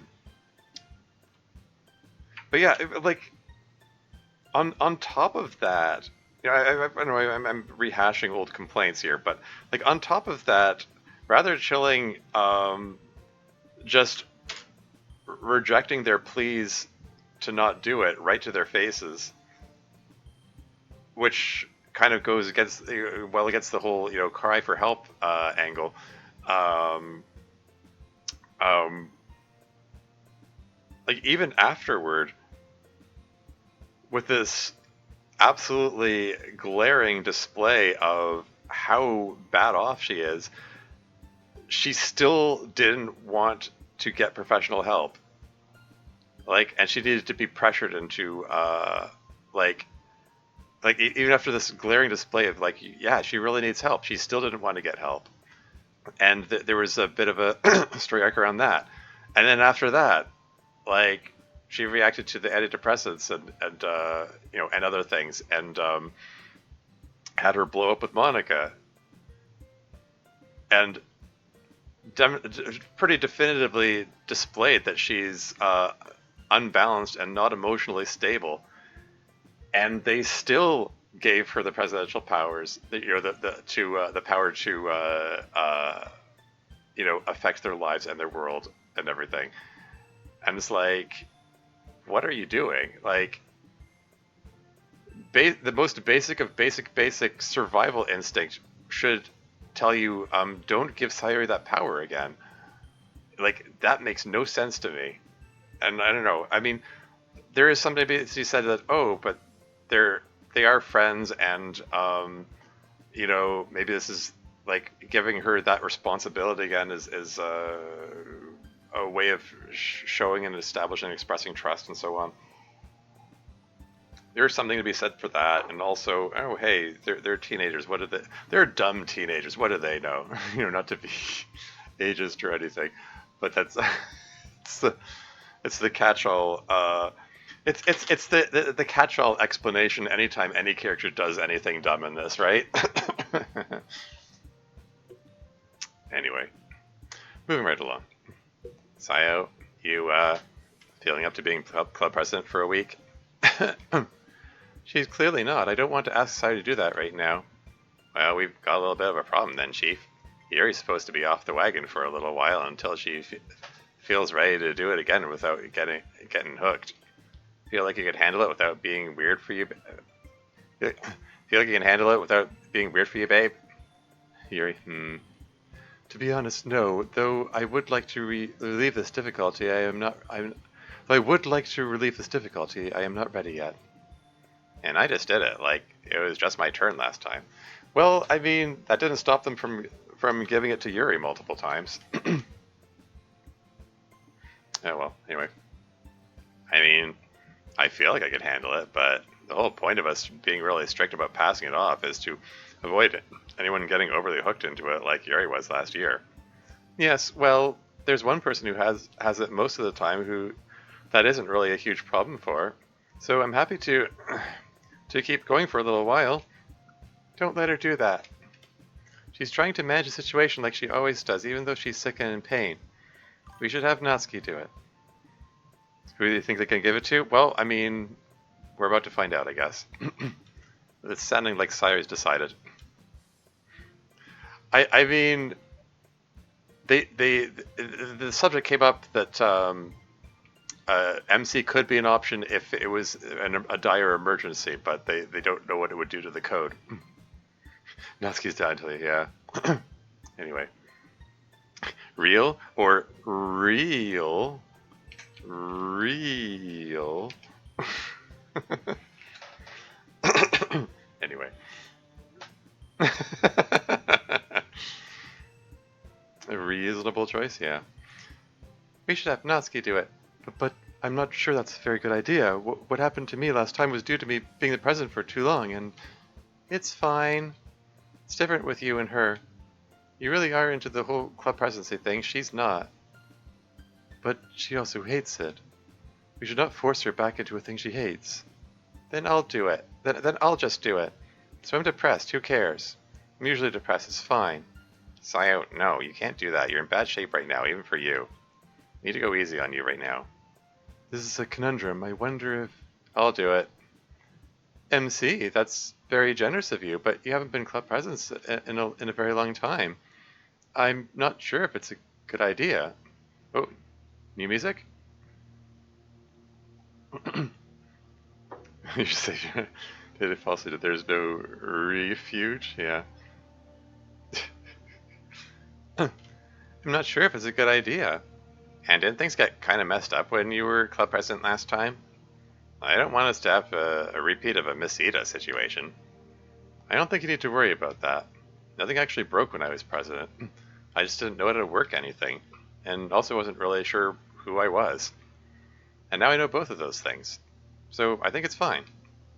It's not like with Miss Ida, who has no character file. The game should be stable, right, Monica? Yes, that should be true. Still nothing. Nobody else is in a good position to do it this week. Well, I mean... Yeah, he's eventually figured it out faster than MC. Yeah, I mean... Isn't there also the fact that Monica had to make all kinds of changes to make the whole college life and breaking the time loop thing possible in the first place? And so enough. I mean, they keep rationalizing it. Oh, we can't do that because there are too many interdependent variables. That's the excuse I've used a few times in this mod. There are interdependent variables, and changing one thing might change other things, so we don't know. We don't know what will happen. So, like,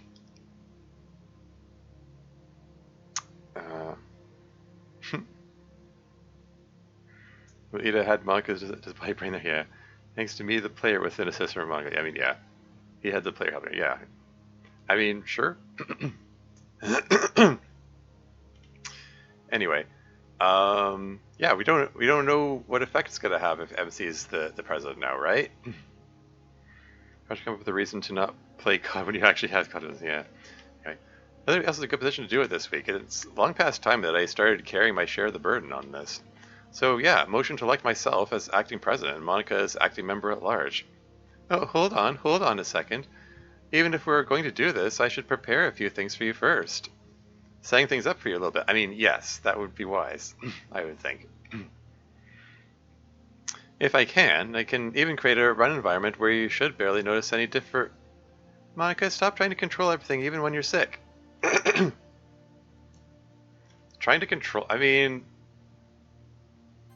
if you're risking breaking your entire world, I mean that's worth taking some precautions, I think.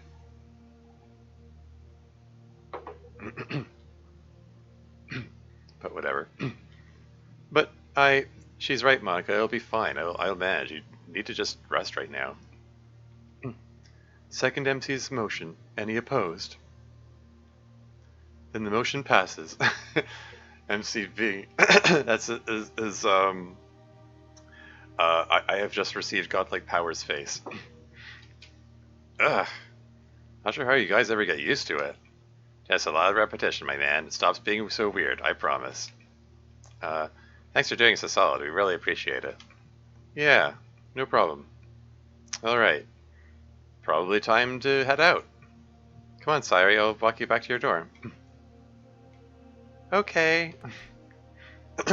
Didn't she agree to meet with, what's her name? Ayami?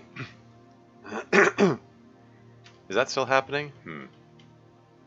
Yeah, we should probably be going too. Got to get our stuff all organized in the room before it's bedtime. Ready, babe? I shall be, shortly. Go on ahead. I just need to speak to Monica for a moment. Alright, I'll be out in the hall. Are you going to be alright? Is there anything we can do to help? Oh, I'll be fine, Yuri, honestly. Sayuri already did most of my unpacking. Really, she did far too much. Alright. We will be available, should you need anything. Thanks, but I'll be fine. Very well. Then I will simply wish you a happy birthday and say that I am happy to celebrate it at such a time as you might be feeling better. Yeah. Yeah, her birthday, September 22nd, i.e. DDLC's anniversary when this episode was released. Anyway.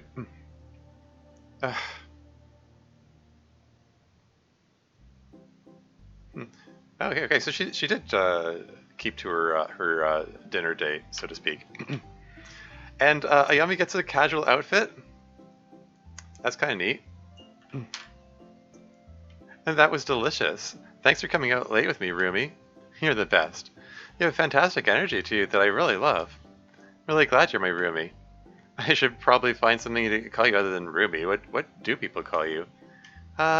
Most people just call me Sayuri. One person calls me Sayo sometimes. My boyfriend calls me Bun, like short for cinnamon bun, and other stuff too. Wait, you mean short for other stuff too, or he calls you other stuff too? How are we parsing this sentence? Anyway, that is adorable. You gotta tell me more about him. Dot dot dot. That's actually him texting me right now. Hang on, this will just take a second. Of course. Are you doing okay? Yeah, I'm actually feeling a lot better. My Rumi's super cool. I'm assuming typos in the text is intentional. My boyfriend calls me Bun because I'm caked up. Oh no. Like, I get energy from her or something. That's great to hear. Just wanted to make sure you're feeling okay, Bun. Enjoy your night. Call if you need anything. Okay, I love you. Love you too. Okay, sorry about that. My, you get terribly blushy when talking to him. But we can talk about that later. How do you feel about the dessert? I would love dessert. It's an angry expression there. Oh. Oh. It's you.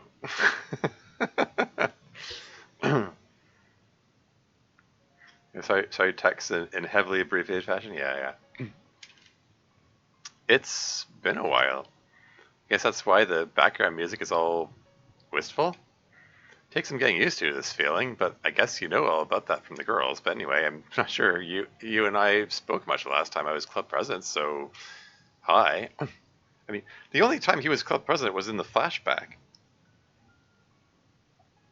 And that, I guess, I don't know, retroactively became him communicating with the player or something. Anyway, I'm MC. You know me already. And used to be me? Or I guess miraculously I was you? Anyway, not sure what to say to you in a situation like this. I'll probably just go back to getting ready for the first day of classes soon. There's a lot to figure out. I know sometimes the girls answer your questions about stuff, Sayuri's told me, but if you don't mind, I actually have some questions for you. You don't get to talk much after all. What do you think of all of this for us? Like, how does it feel to you that we're in college?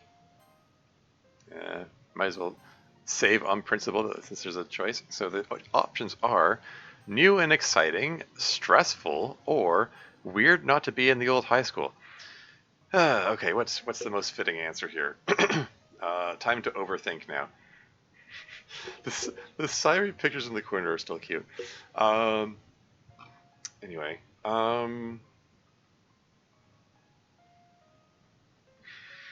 like it is weird not to be in the old high school, but then again, I mean, it's it's options to have new situations to put the characters in, so it's cool. So I'm guessing I'm leaning towards new and exciting. Stressful, I'm not sure why it would be stressful. Why would it be stressful for the audience? I'm not in school. um, yeah, let's go with new and exciting. Yeah, it definitely is. There are a lot of things I'm looking forward to. Really, it feels like I've been waiting for this moment for my whole life. I guess technically I kind of have. Created my senior year of high school in a strange time loop several times and everything, so it's definitely exciting to be able to move forward. Still, there's a lot that's unfamiliar and worrisome too. I guess things can be new and exciting while being stressful, but hey, I had another question. You don't need to get into specifics or anything, but is everyone else doing okay? Hmm? What, you're asking about the other girls and so on? I mean, I'll say I know the most about Sairi directly, but are all the girls adjusting pretty well? Um, hmm.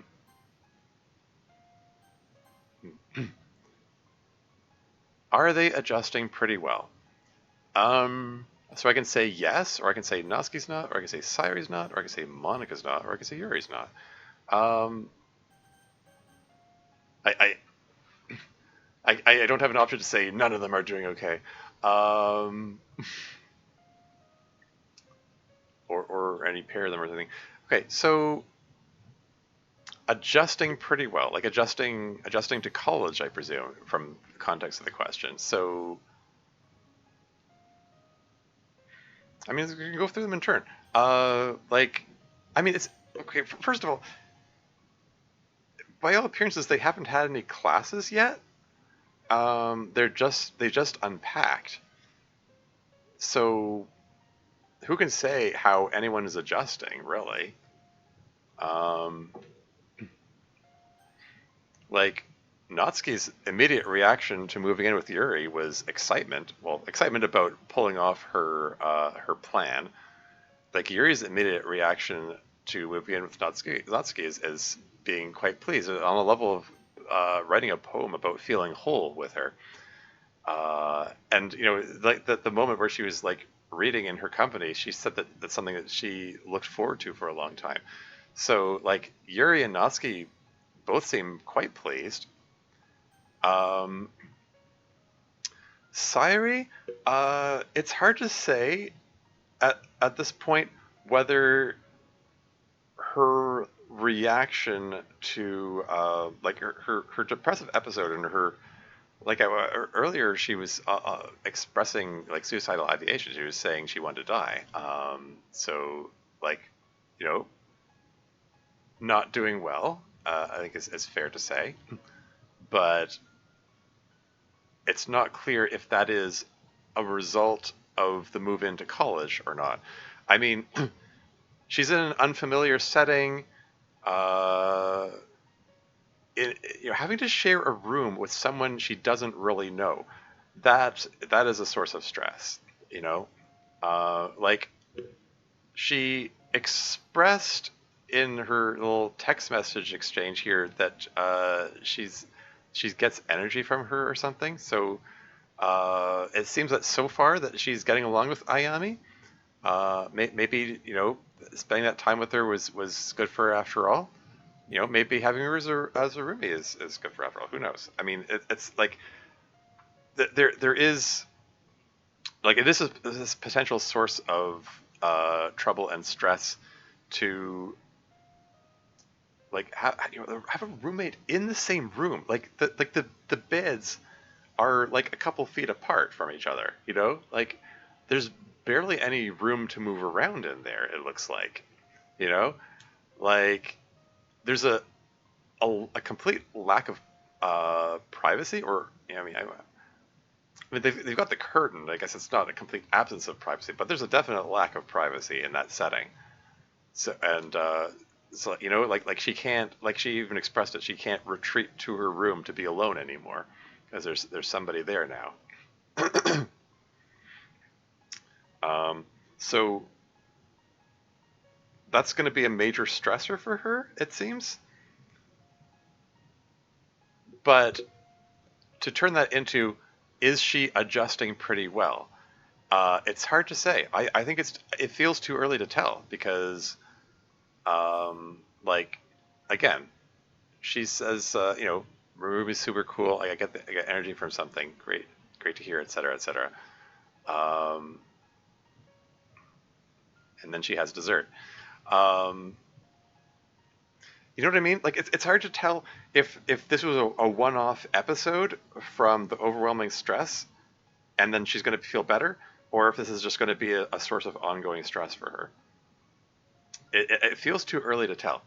Uh, as for Monica, I mean, yeah, she has the um, yeah, obviously, she's physically ill and experiencing menstrual cramps, which is not great. But beyond that, also just she was expressing feelings of loneliness, which is harkens back to her conversation from the end of season 3. She has a conversation in the hall with Miss Ida, where Miss Ida's like, "Why are you going to this college? You couldn't go anywhere. Like, you're good enough to go anywhere." And Monica's response is like, "I'm lonely, Miss Ida. Like, I want to be with my friends." And now she, I mean, Sairi showed up eventually to help her out, but she initially didn't have any help moving in. Like, she didn't even have her, not even her parents helped her. Um, apparently, they're still being pretty distant. Um, and I think it feels, I get the sense that she was feeling the loneliness a lot in that moment. You know, like I'm thinking back to previous seasons. Like Monica feeling lonely has been a recurring thing for a long time.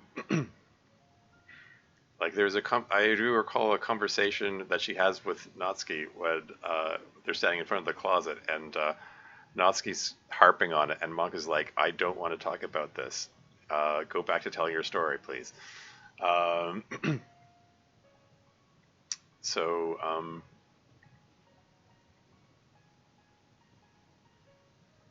I don't know. I guess what I'm saying is I'm leaning towards saying Monica's not out of these 5 options, even though who knows? I mean, Monica expressed that she expressed that she might need to make new friends here because she's while she was popular in the previous school, she's now in a place where most people don't know her. So that's daunting in itself, which is understandable. Um, Again, it could. And this is another one of those things, like just for everything else. It's like, is this a momentary thing, or is she, uh, uh, uh, um, or is this going to be an ongoing thing? And it's feeling like the whole loneliness thing is going to be an ongoing thing for her. So I'm leaning towards saying Monica's not. So let's just go with that. That's my overthinking, rambling analysis. Let's go move on. She's having problems, is she? Always hard to tell with Monica. You never quite know what's going on in her head. Oh yeah. Um, yeah. Also, picking Sairi could have been an option there, but like MC already expressed, he's already sort of in tune with her issues. So, moving on. I guess sometimes that's an advantage for her, but sometimes she's too smart for her own good, too much of a leader for her own good. Huh. What's the general gist of the problem for her? Oh, okay. I have an option. I can say she's sick and in pain or she's still lonely. I'm gonna. Should we really be sharing personal things with MC? But whatever. I'm gonna say she's still lonely. Yeah, that makes sense. Still insisting on some kind of special connection with you, I guess. Well, there's that, and there's also the fact that all of her, everyone else in the club paired off, and left her as the odd one out. Anyway, no matter what the rest of us say or do, well, it would take a long time to talk about that whole thing. But still, good to know. Because it has been rubbed in her face a lot recently, what with me and Sayuri being around, plus Natsuki and Yuri. I think we're all hoping things will turn around for her in college. But anyway, there's one more thing I wanted to talk to you about before I return to my class prep, if you don't mind. I have this feeling that there's some unfamiliar, how to put this, unfamiliar things going on? No, that doesn't really explain it. Like, obviously we're in college and all that, but like something new or maybe someone new that the game is looking at? Hmm? Someone new that the game is looking at? I mean, there was Ayami and whatever his name is, Kagami, uh, and Ryan. They all have sprites now. Fuyuki made an appearance. Kenzo made an appearance. They were recurring characters, though. And Fuyuki was Kenzo. They were just there to get FaceTime plus do some exposition, some proper exposition. Unlike Natsuki saying, "As you know, here's what we just did." um, sorry, I'm seething. Uh, but um, yeah. Anyway, so Natsuki definitely the most likely to as you know, I kicked ass in this way. I mean, it's true. That is in character for her. That tracks. Moving on. Something new, or maybe someone new the game is looking at, sort of vaguely there in a peripheral sense kind of way. Does any of this make sense to you? Probably another situation where the game will give you inadequate response choices like we were talking about earlier. Hey, you referenced the emails outside of the emails. They never do that. Generally, the emails are their own self-enclosed space within the mod. So that's interesting. Anyway, there are new characters with sprites, or Kagami, Ryan, and Ayami. Do we want to be specific or not? I mean, these basically seem to be the same answers. Just one of them is more specific. Anyway, let's call them by names. Yeah. Oh, that's very specific. Yeah. Trivia's references in the episode. Yeah, yeah. I think I know all of them. Kagami's my sister, of course. I think I remember that Ayami was also at our high school, one of Natsuki's other friends, I think. Ryan is kind of a half familiar name to me. It feels like I've heard it somewhere before. I think he also went to our high school. Not sure. I'm tempted to ask you more about them, but probably best that I don't. The less things we know as a result of the whole game thing, the better, I say. I mean, yeah, it would be suspicious if you like knew more about Ryan all of a sudden. As curious as it might make us. Anyway, I've got to finish up this prep work, and then I should probably check in with Sayuri one more time before bed, just to be safe.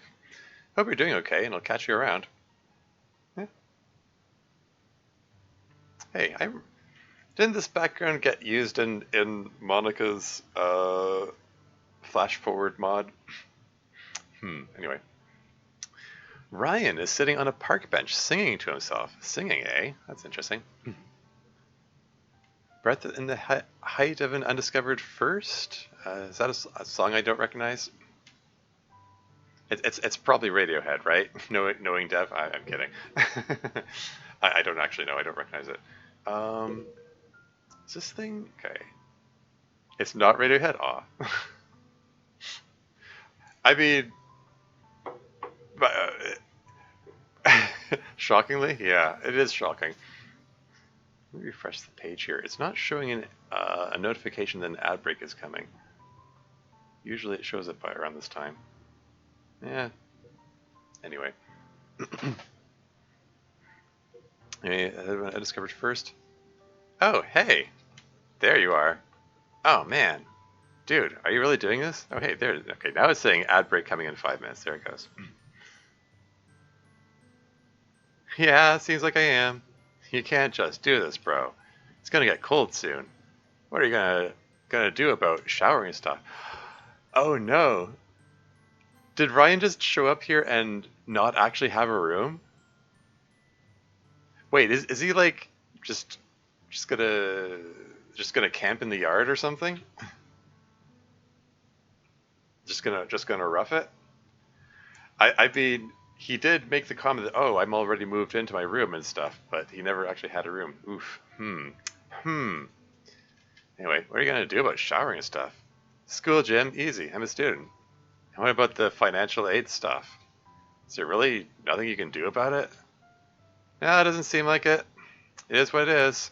Don't qualify for financial aid for housing. But I know. I told them. Normally the decision is final, they said, although I guess they didn't know that that decision would lead to me sleeping on or under a bench. Well, yikes. Don't even have like a tent or something? uh, shouldn't judge them harshly for that. Plus, I did work out how to appeal, basically. Poor Ryan indeed, yeah. Guess I should feel lucky. Meals at least are free for every student, even if lodging apparently isn't. Plus, I still get some money, just not enough to live in a dorm. This is so messed up, man. It's insane that this can happen. Are you sure you don't want to come move in and sleep in my room? I really wouldn't mind at all, dude. You know I wouldn't. I know you wouldn't, but you get in trouble for it, man. I'm not gonna let that happen to you. What? Because they're in a relationship? No, I'm kidding. Or am I? I suppose it would make some semblance of sense that the school dorms are reserved for people who actually go to the school, and therefore they have to be strict about who's allowed to sleep there. Right, because it deserves to be a thing. Yeah. There's already lots of like Kenzo and MC shipping art out there apparently. I almost had a Kenzo MC ship moment in Gay Lesbian Club when I released the Pride mod that I released a couple years back. Um, maybe I should maybe I should do like maybe for next June I can do a re-release of that mod and include like have outtakes that include like I don't know, an MC Kenzo scene or something. That could be fun. I don't know, something to think about. You get in trouble for that, man. I'm not gonna let it happen to you. Every freshman dorm is RAs, and I get fed up pretty soon. Then you get in trouble and maybe lose your housing. As it turns out, everyone I know here is a freshman in a dorm. No one's gonna get in trouble or lose their chance at college because of me. Not gonna let that happen. So this will have to do until I think of something better. Besides, it's not really cold yet. I mean, yeah, they do have winter in this reality, in this game world here, right? Yeah. He's sleeping in his uniform too. Like he doesn't even have a change of clothes. I mean, yikes. Kenzo, no, really, come sleep at my place, bro. Yeah. Anyway, 1 minute till ad break. Yeah, I'll pause when it comes up. Anyway, it's just cool. Don't even need a blanket. Just some nice heavy clothes, and I'll be fine right here. Got all my stuff right here. Everything I need. What if someone confronts you for sleeping on a bench, dude? What if security comes? Then I tell them the truth. I'm a student here. Don't have a dorm. What do you want from me? Dude, look, just if things get too cold, you can come crash inside at my place anytime, okay? Call me. Well, hmm. Kenzo just trying to be a solid friend here. Yeah, you know, I might have commented on previous season, like season one, Kenzo's first appearance. He should,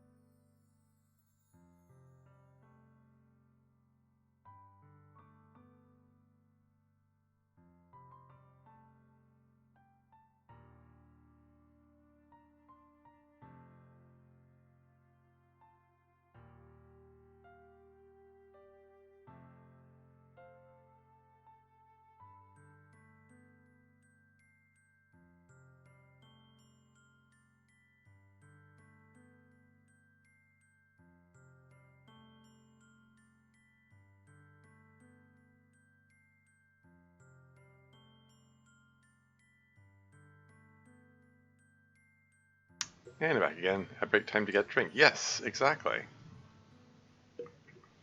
So time for all of us to stretch our legs and stuff. Um, hmm. Hello to you too. Hmm.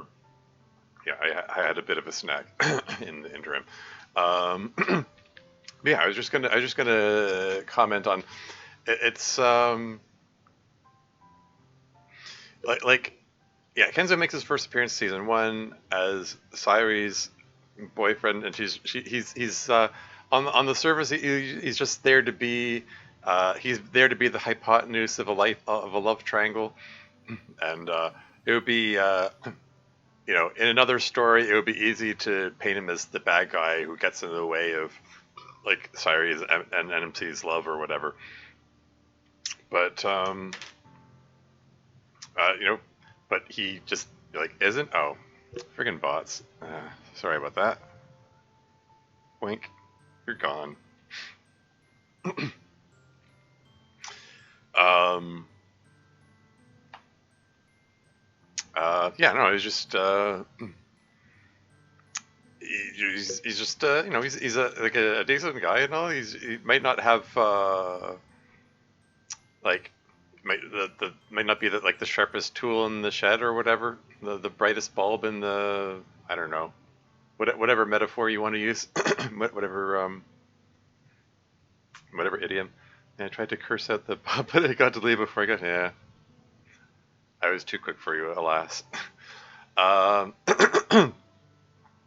yeah, I always get whenever I hit the ban button, I always get nervous that someone is going to type a chat message and then bump everything up, and then I click ban on the next person uh, instead of instead of the bot because the buttons are laid out in a horizontal line, so they all the buttons get bumped up when the chat message bumps up. Anyway, what was I saying?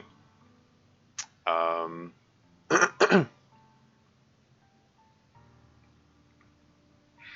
yeah, no, it's just generally, like it might not have the best idea of what to do in a given situation. Like he had no idea how to react to Cyrus saying she was depressed, for instance. Um, but on some level, he tries to be a decent person and all, at least. Um, yeah, trying to help out his friend here. Who's I don't care if I get in trouble. You can't be. I don't want my friend to be sleeping on a friggin' bench. uh, you know. Um, and also the song playing is my confession. Maybe there is something to the the Kenzo Ryan shipping here. Anyway, moving right along. Come back to my place anytime, okay? Call me. No one's gonna kick me out for stopping someone from freezing, okay? Please, call me. I will. Don't worry about me, dude. Seriously, I'll be alright for now, anyway. Besides, it'll make for a hell of a story someday. Well, that's all for now. Oh, okay. Yeah. We didn't check in on Natsuki and Yuri, and we didn't check in on Monica at the end. Oh well. Guess that's it. Wow, there was very little mod left after that ad break. Whoops. Thanks for watching. There are a lot of credits. The new backgrounds are all by Minicle, and the bedrooms have some amazing edits from the club meetings community. Very cool. Natsuki and Yuri's dorm room has edits from the mighty Artbot, also known as S by Waves. Also did Sairi and Ayami's dorm room. Yeah, adding Mr. Cow and Mr. Cat there, presumably. These dorm room edits are by Negative Zero, and the Sairi artwork hanging on the walls by Tortilla Common, aka Slimo. There you go. aka Spooky Spooky Waters. Monica's bedroom edits are both Artbot and by Delta Omega 17. Monica's bedroom edits? What edits were in there, I wonder? MC Poem theme is by WikiWalk, yeah. The new music in this episode is all by Spicer, Spicer, I think that's pronunciation. The Ayami sprite is by Prox9492. Very cool. Okay. Yeah, I've seen Proxel's work around.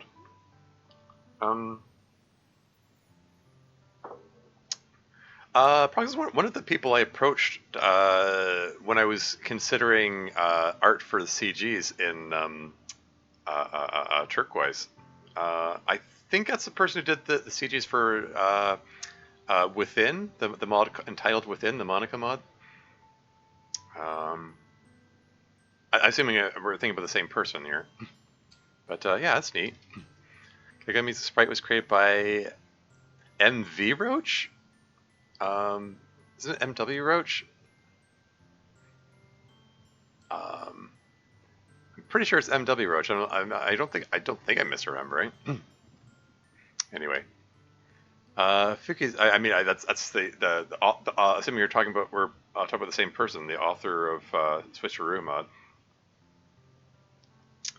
Fuki's updated sprites are courtesy of Jonathan, formerly known as Static Quit, Fuki's original creator. Yeah, woo. Ryan sprites are the work of Kuda, who also created Miss Ida sprites. Oh, that's neat. Nice to see the connections there. Don't forget to email Monica at lit.club.prez.monica@gmail.com. And I guess that's it. Or is it? Post-credit scene. So we do get to check in on Natsuki and Yuri, I suppose. Thirsty. Oh man, where is everything? Right, in my college bed. Everything feels different. Stash some food back. Yeah, which side is which? I suppose the side with, like, my first impulse is to say the side with the books is probably Yuri. Oh yeah, there's a knife there. Right. So yeah, I guess that marks this as Yuri's side. And the stuffed animal, and oh yeah, and the Nintendo Switch depicted there. I probably should have paid closer attention to this when it was on earlier. Oh well. Huh. Nice work. Very cool. Could stash some food back here. Oh shit. I forgot you're there. Babe, you awake? Certainly, beloved. I've been listening to your monologue of realization. This is implying that they're in the same bed here. Embarrassing. You should have said something earlier. So, I'm gonna go get a glass of water. Can't get you anything? No thank you.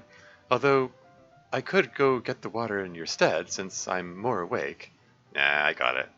Not gonna make you run to get my water.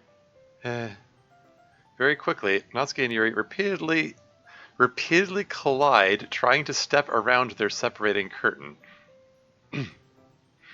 Okay then. Easy, babe. Ran right into me. But oh, sorry, I was already on my way out. I didn't realize you had already gotten up to do it. Excuse me, beloved. No problem. Do you think it's going to be difficult for us to live together so closely like this? Oh, no way. We love each other. We can absolutely do this. Foreshadowing? Anyway. Agreed. See you next time. Okay, now it's the end, I suppose. And we didn't check it in with Monica at the end. Oh well. Well, she's hopefully getting some rest after being sick and so on. Got there, yeah. 6 hour and 19-minute stream. Holy moly.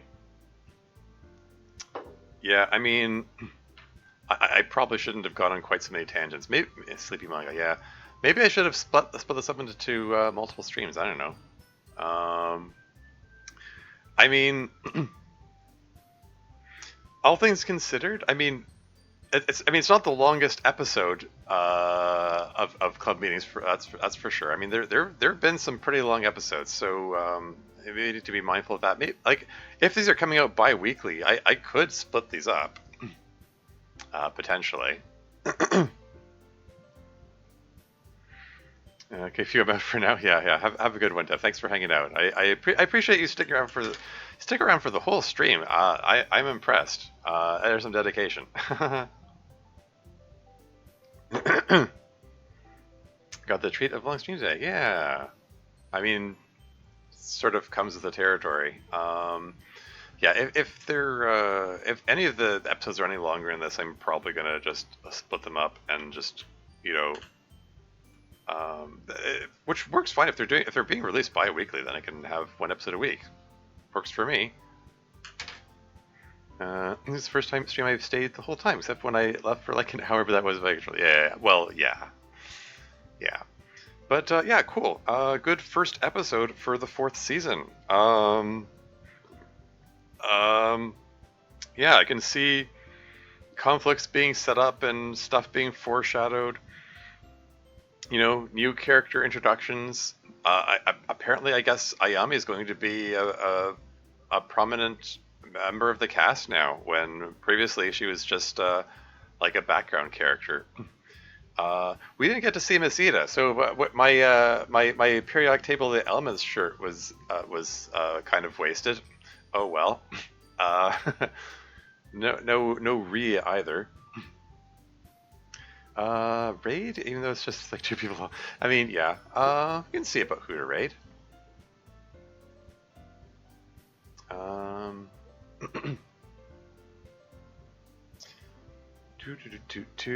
What is this pop-up thing here? Like, no, go away.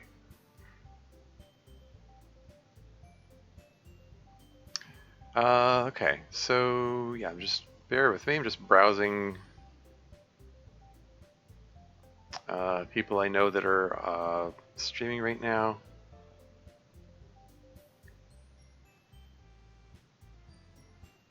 I thought, yeah, okay. So I'm thinking. Oh, neat. Okay.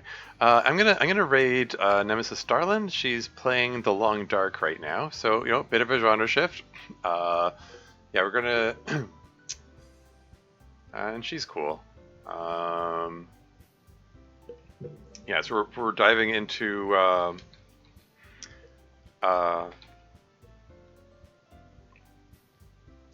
a survival crafting, going from a visual novel mod about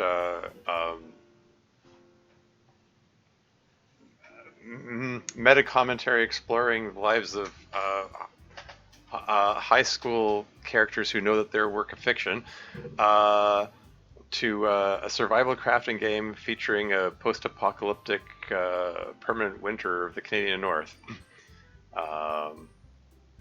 But yeah, so genre change to be sure, but it's all good.